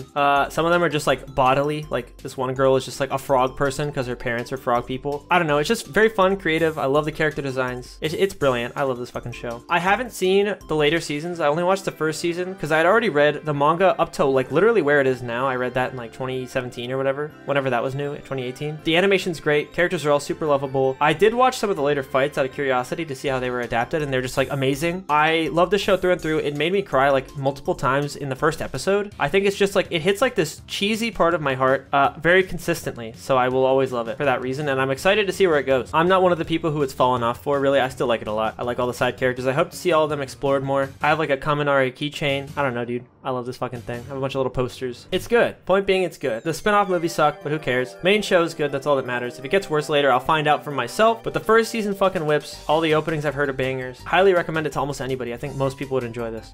29, Baby Steps. I would consider Baby Steps supremely underrated in like the sports anime sphere because it doesn't look that good, and because it doesn't have a bunch of like hunks in it. Like it's not full of like Bishonen boys. Instead, it's just got folks. It's just got regular fucking folks in it. It doesn't look that good. Most of the appeal of this show is honestly just from the main character being like really studious, because he's not like uber talented. The whole conceit of the show is that he just like takes a bunch of notes and is very tactical about how he plays tennis, which is like the whole, that's the sport, by the way. I didn't mention it. They play tennis. And it's fucking dope as fuck. He plays like a whole bunch of eccentric folk. Like these feel like people he could actually reasonably meet in real life. Maybe they wouldn't get as good as they are, but people who like try to draw pictures with the ball or whatever, it's conceivable that this is possible, even if it's like very strange. So I don't know, just a lot of fun, weird, diverse matches, and watching him grow as a player is super fucking satisfying. 28, Chihayafuru. This shit, I actually just watched season 3. I saw season 1 and 2 forever ago, and I watched season 3 like 2 or 3 weeks ago.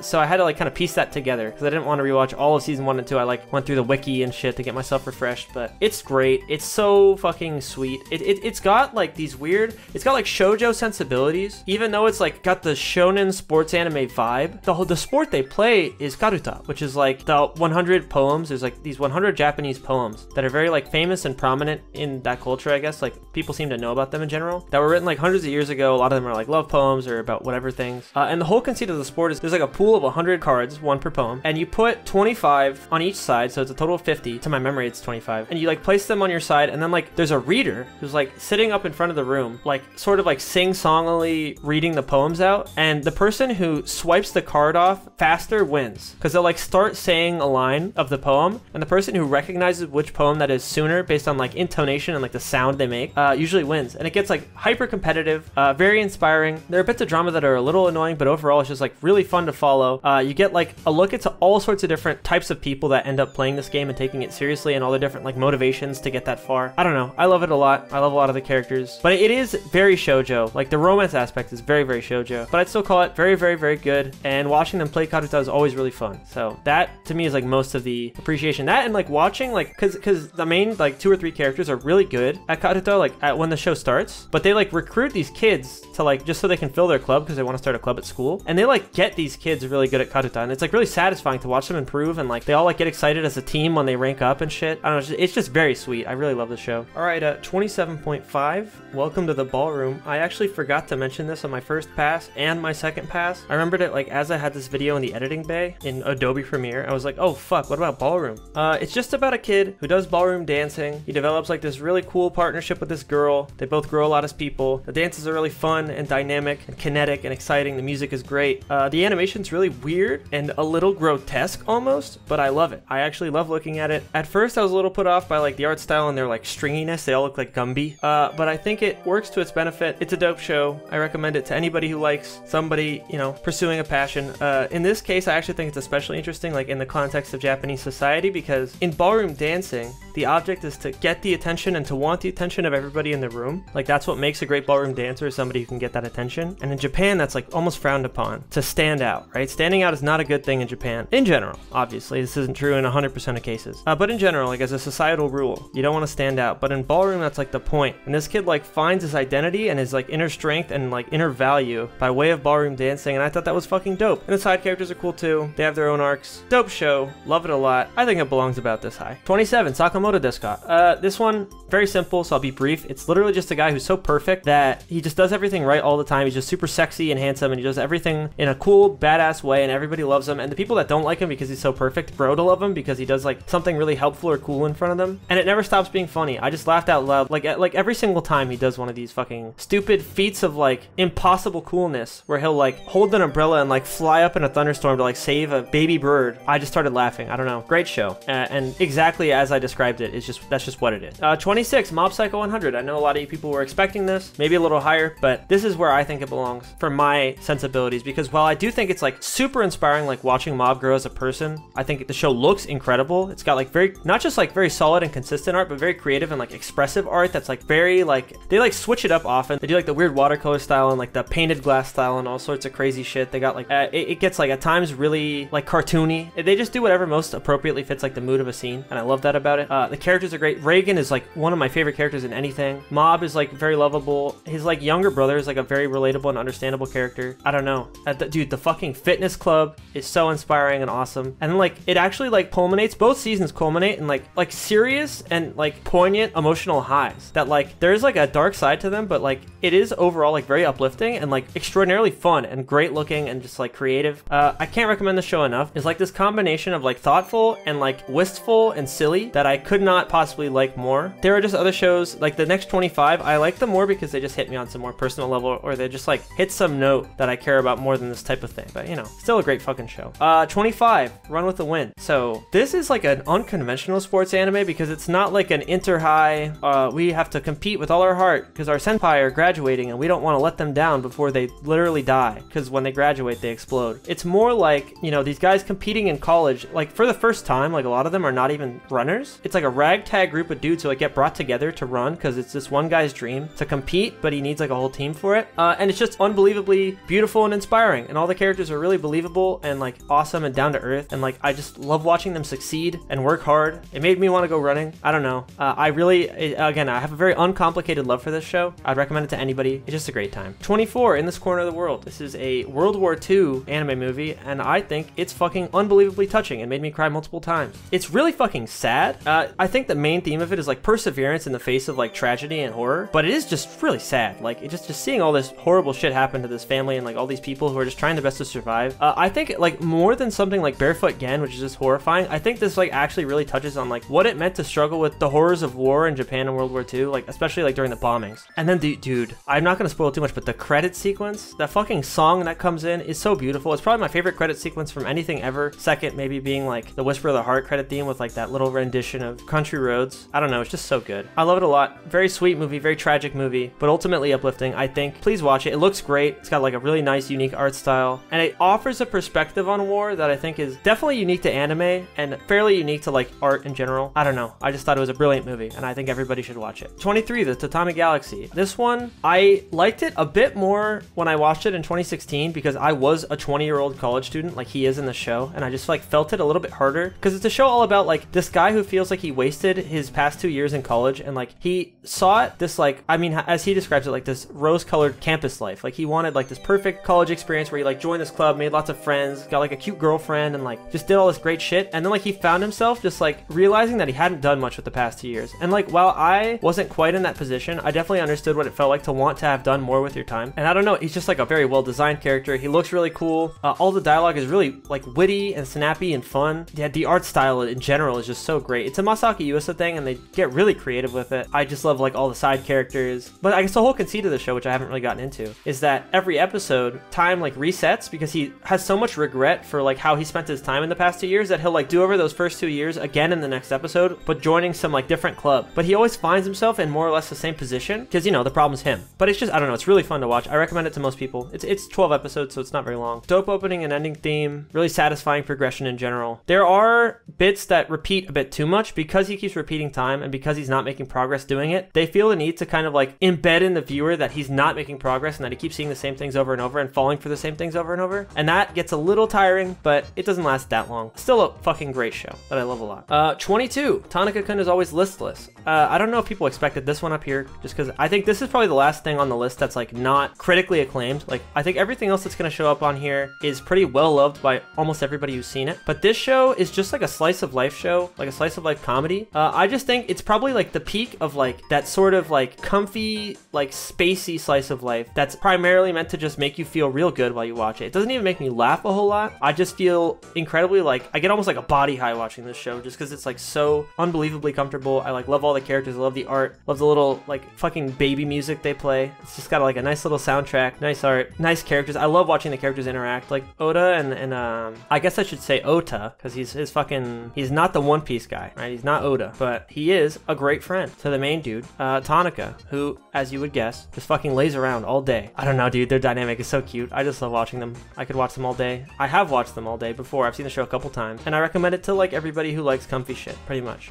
21, High School of the Dead. I lied about that last thing, because this is definitely not critically acclaimed. I mean, lots of people like it, but I think a lot of people have like resentment for this show, because it's like so insanely shameless and over the top about its fan service that it's almost like disgusting. But I don't know, I kind of like that thought process that went into making it, I think is what made it such a great like zombie action drama. It's like legitimately very exciting and consistently like really fun, and the stakes feel high and everything feels dangerous. It's like the only zombie anime that I've seen that actually captures like the gravity that I feel when I watch like a zombie apocalypse movie. Like a good one, I mean, like a Dawn of the Dead 2004 or something. It's just got this weight to it and this like brutality and this like production quality that I don't even see in most modern anime. It feels very cinematic, start to finish. It's a very impressive show. Like I'm amazed it exists. And I just love zombies. I'm a sucker for zombies, so I love this show a lot. And I'll be honest with you, dog, I'm not a fan service guy, but you know, this fan service not that bad. You know, this is, you know, not that bad. Number 20, The Wind Rises.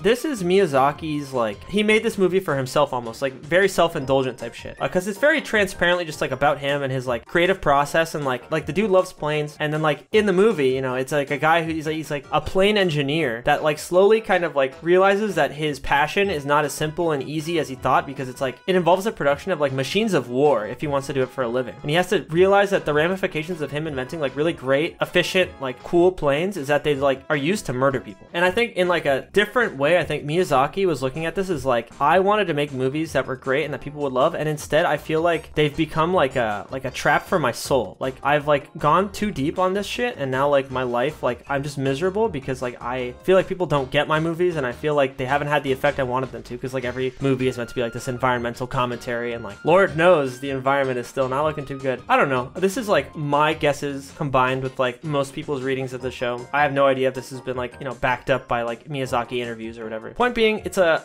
really interesting little like life and times of a guy who has to come to terms with like the dark side of his passion in World War II and making planes and shit. And the love for planes comes through like really transparently. Like they go in a ton of detail about these planes. They have these beautiful dream sequences involving these planes like up in the clouds and shit. It's a Miyazaki movie, like a real one, you know, made by the man himself, and it shows because it's fucking awesome. It's really sad, very sentimental, and again, somehow it just manages to be optimistic anyway. Like I just like feel like I have hope for this shit anyway, even though it's like pointing out an inevitability, like a sad inevitability. But yeah, great fucking movie. Penguin Highway at 19, another great fucking movie. This one hit me like a truck. I didn't think I would like this nearly as much as I did. It features this kid who's like insanely smart, but more importantly like is like really curious, and he treats everything in his life like it's like an experiment, like, but in an innocent and cute way. He doesn't feel like a Dexter from Dexter's Lab where he's like weirdly overcompetent. He does feel like a kid, but he very believably feels like a kid who's like the genius that he is. And he's engaging with this world that literally makes no sense, because like a lot of crazy nonsensical shit starts happening. He just starts seeing these penguins around.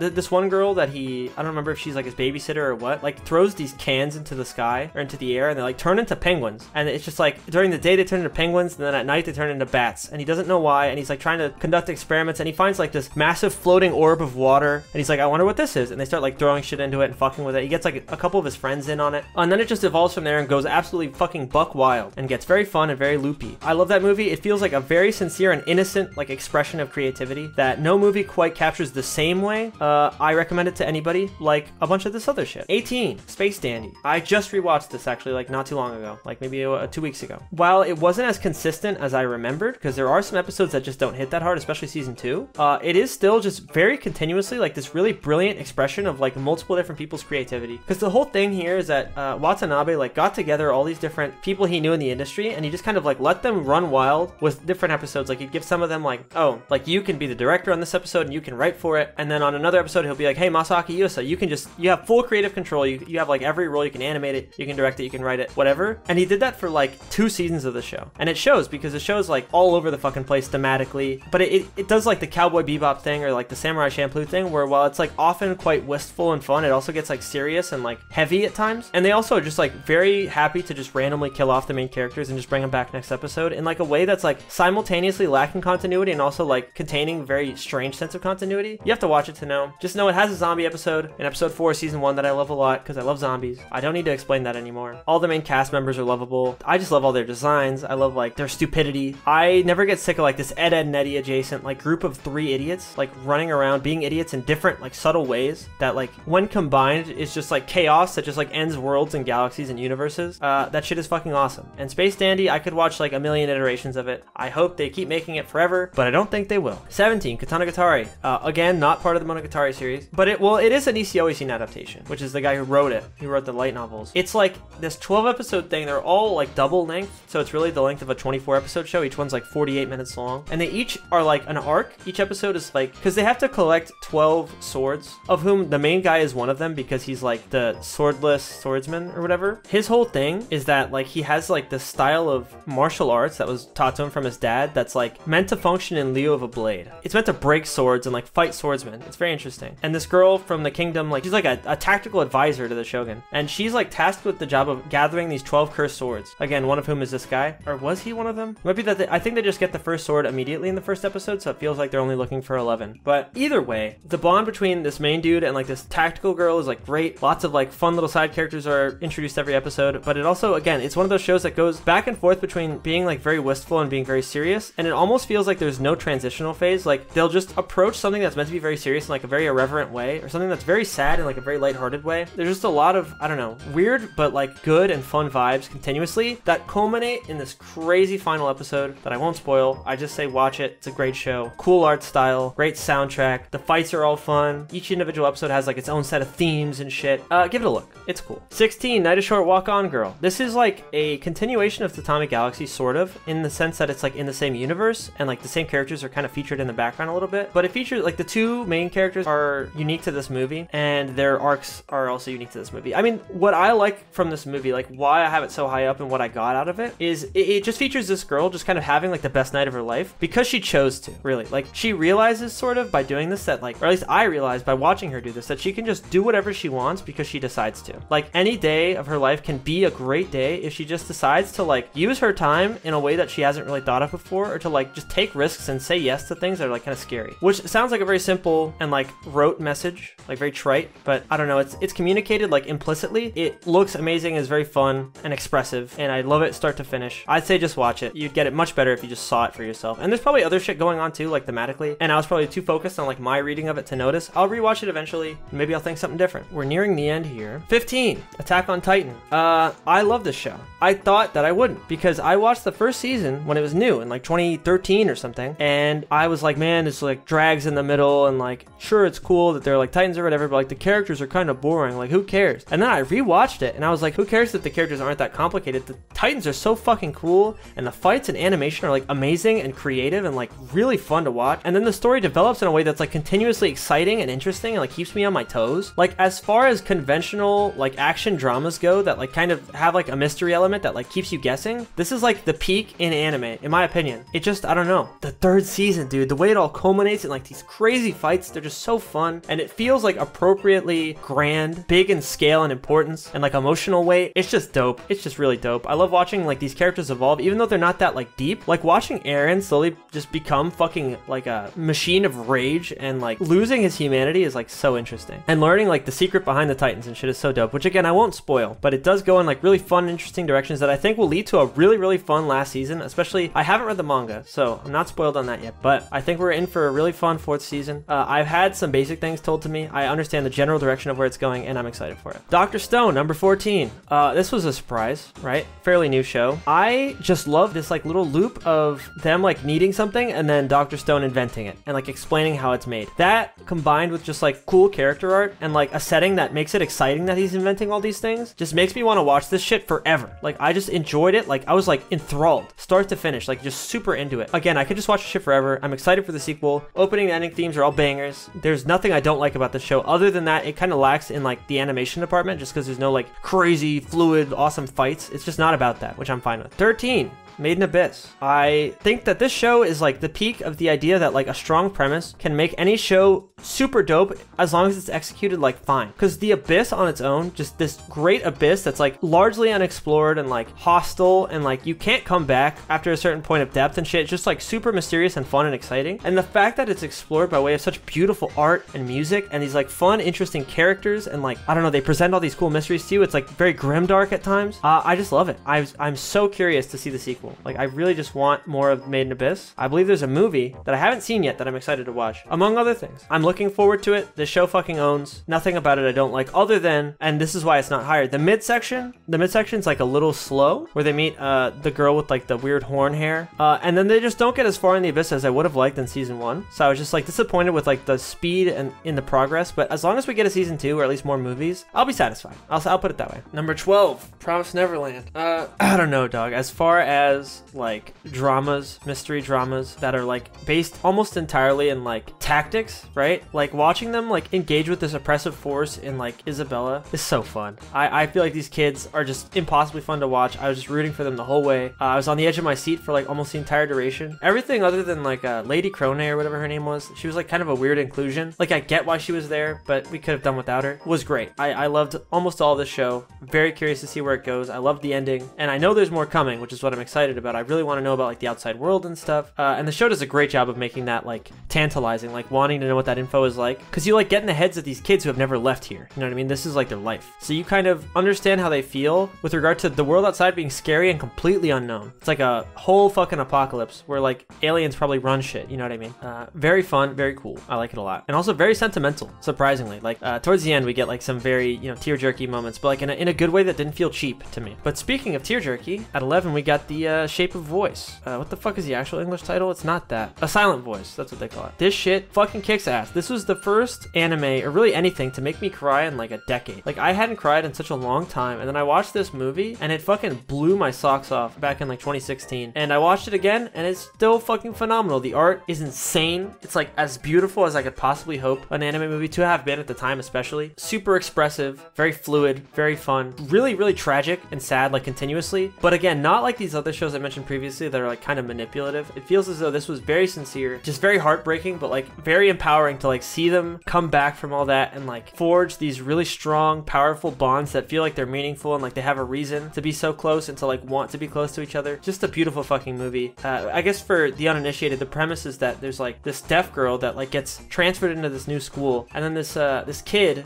he's like one of the cool kids, starts like bullying her because, I don't know, I guess she has like trouble communicating or something. I don't remember the exact reason, but it's just some petty kid shit that he starts bullying her over. When they all get caught for bullying her in like really horrific ways, like they like rip out her hearing aid and like draw blood and shit. Eventually they all blame it on the one main kid, and now he becomes like the target of all the bullying, and he becomes like this fucked up kid with social anxiety who like has a ton of trouble like looking people in the eye, or like even like because he just feels like so unwanted and like ashamed of like his existence at this point. Like he literally tries to kill himself towards the beginning of the movie, and in an effort to, I guess, redeem himself or like become like a human again, he reaches back out to this deaf girl once they're like in high school, and they like forge this friendship and eventually like this romance that's just like very cute and like very meaningful for both of them in terms of like moving forward with their lives and shit. It's just a really fun, satisfying movie. Seiko Cat made a video about this one as well. Watch it, it's great. But first, watch the movie because it's fucking phenomenal. If you're like an anime fan, you haven't seen this, I'd actually just be kind of confused and surprised. And if it's not made clear by the fucking list placement, it's way better than Your Name. I don't even know why they're compared. They're like totally different movies, and this one is way more character oriented, whereas like it feels like Your Name is structured around like the value and the point of Your Name is like about the plot structure and like time travel shit. It's not like about the characters' personalities or their hangups or anything. Very different movies. I like this one way more. That's all it is. Top 10. We're here. We finally made it. We've climbed the mountain. We've climbed over like 200 million shows. We made it to the top 10 of the decade. Now again, remember, all my preference. I don't give a fuck about objectivity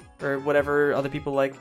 This shit is all me, baby. So Number 10 to start us off, we got Beastars. I think this show has some of my favorite animation I've seen in a TV anime ever. It's unbelievably expressive, like very continuously, just like such a pleasure to look at from start to finish. That really hard carried it for me. And that's not to say that the like events of the story aren't great or that like the characters aren't likable. Like I love Legoshi, he's like super fun to watch, and Haru is actually like very interesting. But for me, most of the pleasure really just was looking at it, like the music. Watching Legoshi grow as like a person is just so fascinating. The whole ending sequence and like that fucking tower. I'm not gonna go into too much detail, but that shit was fucking dope as shit. It's just really fun from start to finish. I'm excited for the sequel because it doesn't end conclusively. It feels like it's alluding to a whole second act that's like way different and like such a paradigm shift from the first half that I'm like super excited for it. But until then, I'll just call this a great show on its own. One of my favorites. I love the fucking aesthetic, and I'll probably never see another show like it. Number 9, Kids on the Slope. This show, beautiful with like a capital B, mostly for the musical aspects. Like it does have a great visual aesthetic, but I think all the performances that they do are like very thoroughly imbued with like the emotions of the characters playing, and they get us like in their head way better than any dialogue could, I feel like. And watching how they like grow and like develop as people by way of both the music and like having each other around to like perform with them, it's just really wonderful. The biggest problem with this show is the way it ends, but I guess before I get to any of that, I won't spoil it, but I'll just say that the ending was unsatisfying to me, but like the manga like concludes it in a much more satisfying way. But before I get to any of that, I'll just talk about the premise, because the whole idea of the show is that like this weirdo loser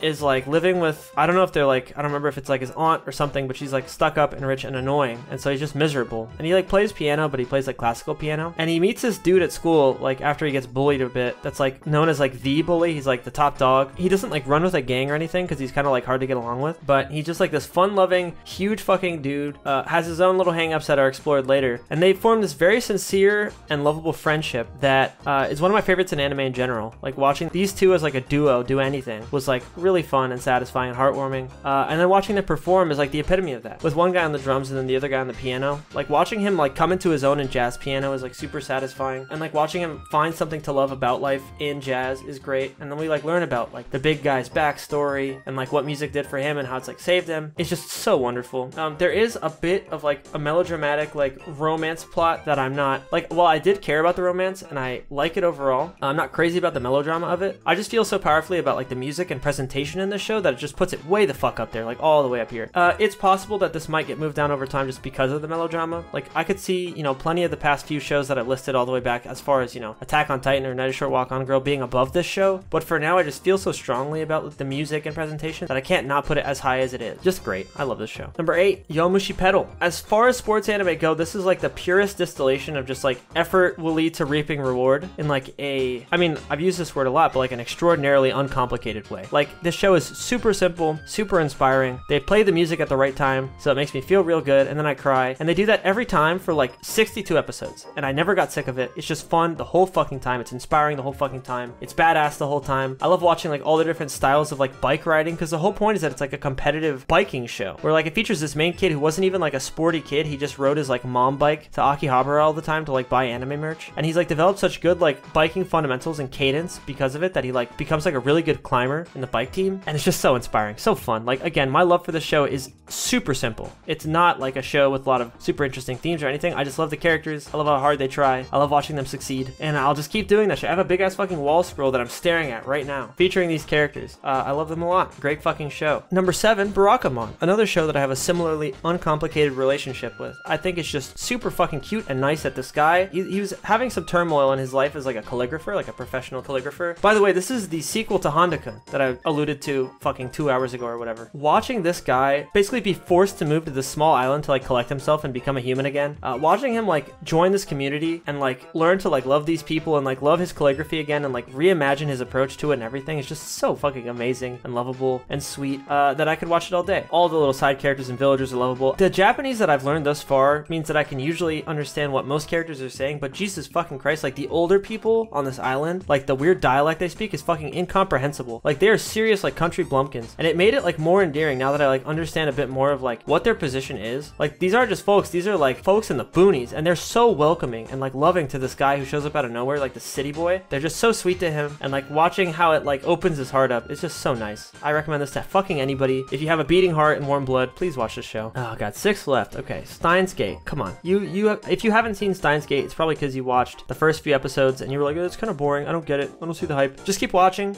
It's probably like the most compelling mystery like action sci-fi sci-fi situation in anime. One of the best in fiction in general. Super fun from start to finish. For the record, I actually like the first half of the show a lot. I think they just have like a great rapport. Like all these characters, watching them, like the dialogue is like never stops being fun. Just like, I mean, they make like a lot of weird like 2chan references and shit that I don't get personally, but I kind of get the culture that they're going for here. I don't know, the aesthetic is super nice. I love the character designs, are all super memorable. And like the bonds that they have early on that are kind of like superficial, just like kids fucking around and just being around each other because they have nothing better to do. We both learn more about like why they're so close and also watch those bonds become way closer. Alongside that, we see, you know, a new character join the lab as lab member number 4, and that romance is very cute that develops between her and the main guy. All the time travel shit goes fucking crazy. It's so fucking cool and wacky and fun to follow. Okabe is endlessly lovable. He goes from like this goofy guy to just this fucking tortured soul, and then like, I don't know, like he never loses this motivation to like make everything right. Although he, I mean, well, I guess he does in Zero, which I'm not a fan of. To be clear, I'm not a fan of Steins Gate Zero. I think it kind of misses the point of Steins Gate. I don't think there's no value in thinking about punished Okabe, like what that guy would be like, but that's not what I come to Steins Gate for, bro. Like the original series to me is perfect, pretty much like as good as I could want it to be. It's a complete package to me. I did not need a sequel, but to each their own. If you like the sequel, you know, more power to you. I just love these fucking characters. I love all their interactions. I love the whole mystery. I love how everything pans out. I love like the goofy science explanations. I love like the weird future they describe. I don't know, dude. It's a great fucking show. Number 5, One Punch Man. This to me is like the perfect execution of a premise that I am in love with, which is just a guy who is so strong that he's bored and he just like runs around being a hero as like a hobby because he has nothing better to do. Because like his original goal and like why he became so strong was just to become a hero, and he just trained so hard that he went bald and is just invincible for no reason. Like he just did like 100 push-ups, 100 squats, 100 sit-ups or whatever, and like go running 10 kilometers or something. It wasn't even that far.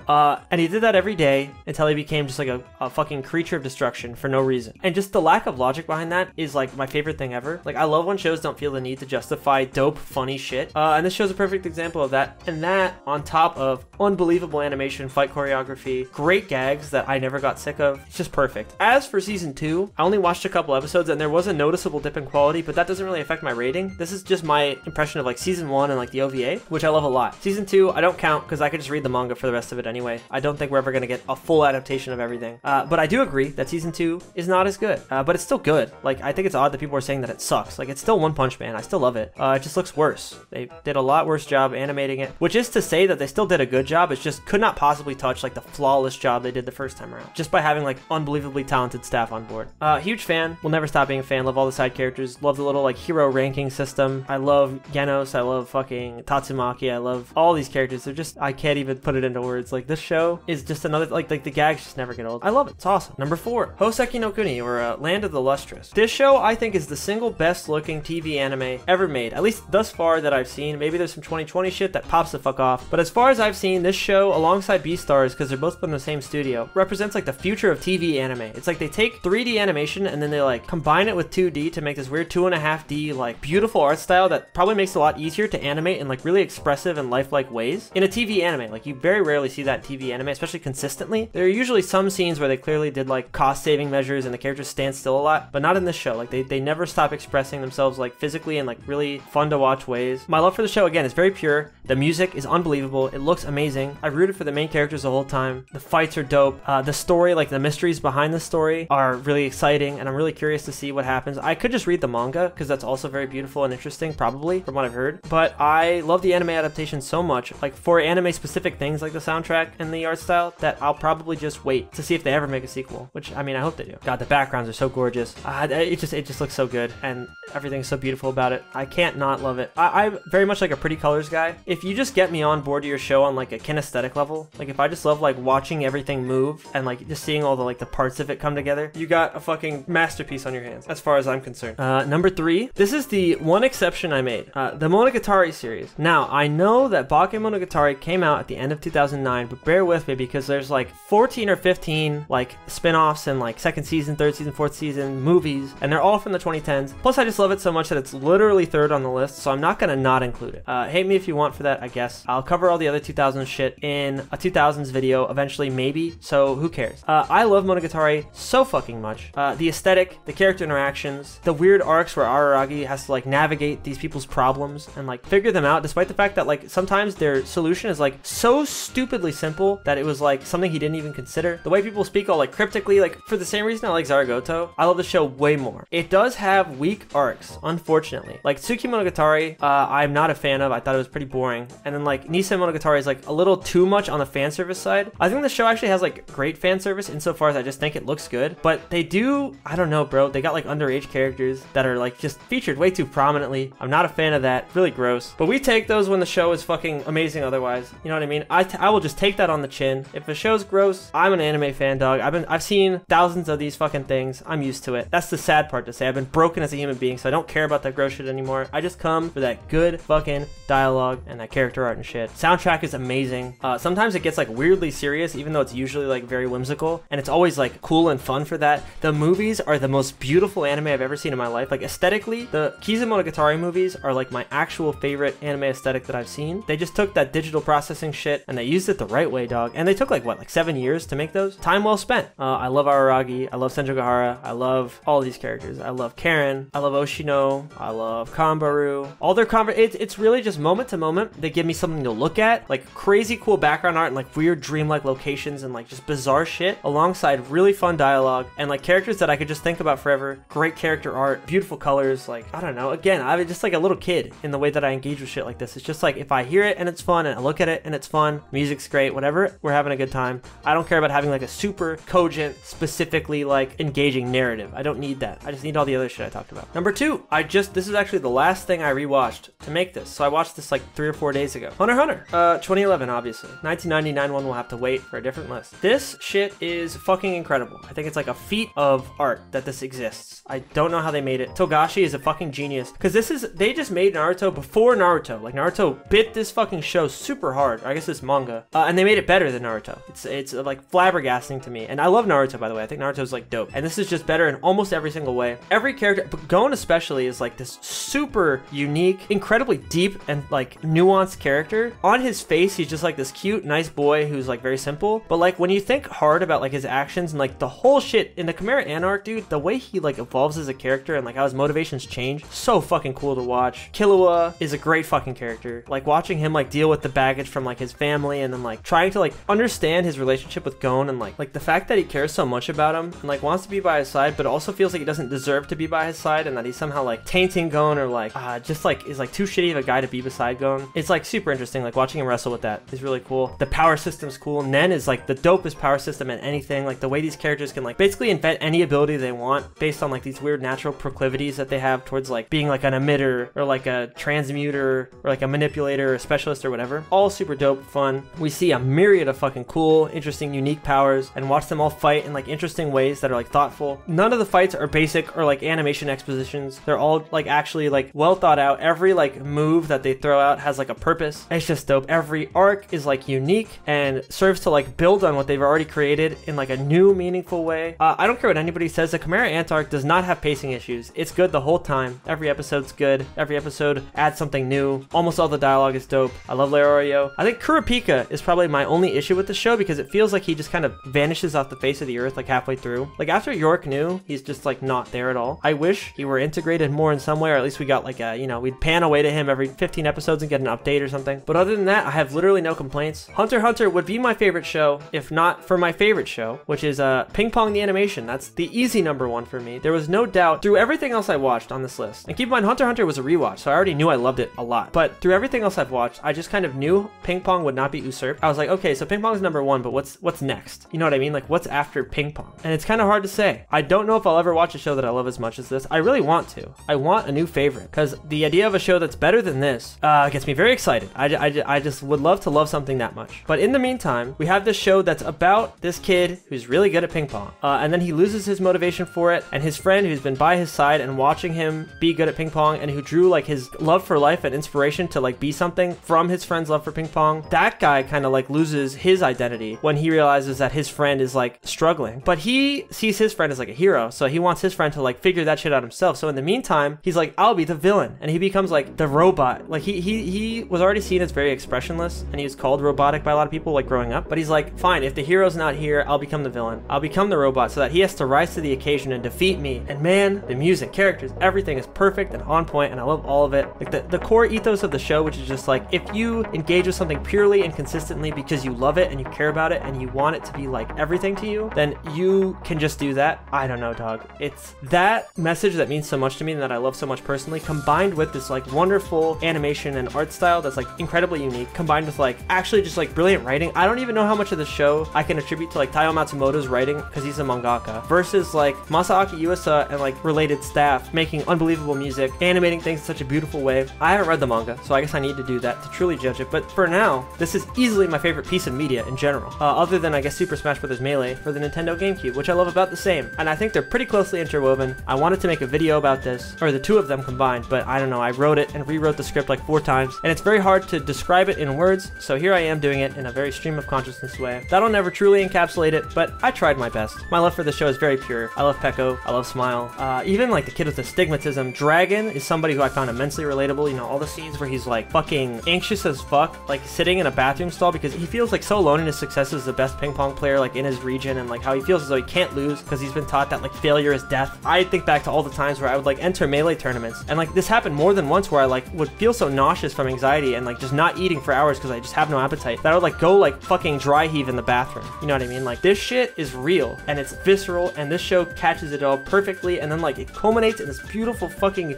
sequence of games in episodes 9, 10, and 11.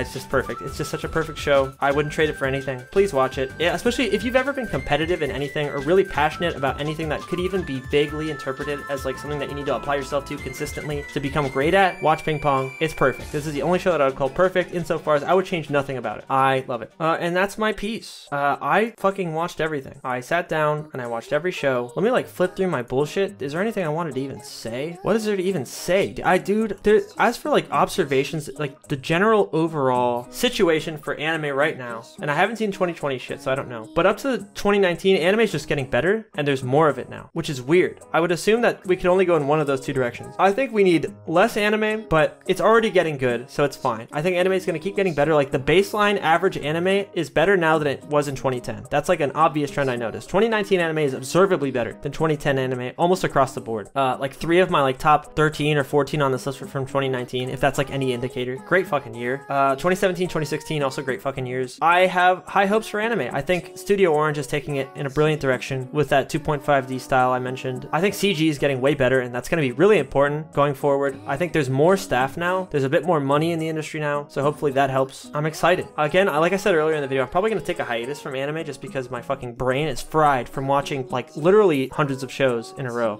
But you know, I dropped the bad ones. That probably saved my brain from full fucking rottage. So it's still together. I can still like play Melee, chill with the boys, play some video games. So I'll probably do that for the next few months, and make some other videos. Yeah, I don't know. Like, comment, subscribe. I have no idea what the fuck else to say here. We'll just call that a day. We're at 5 hours. Hopefully if I edit this down, because I'm looking at Audacity, I'm seeing 5 hours, 3 minutes, and 30 seconds. I would like for that number to be a bit lower when I edit this down. I'm not going to edit this video too hard. I really don't want to sit here editing a 5-hour video for months. So I think I'm just going to keep it minimal. You get the idea. Just use it like a fucking podcast. Just call it a podcast, and we'll leave it at that. This is Mapu signing out. Later.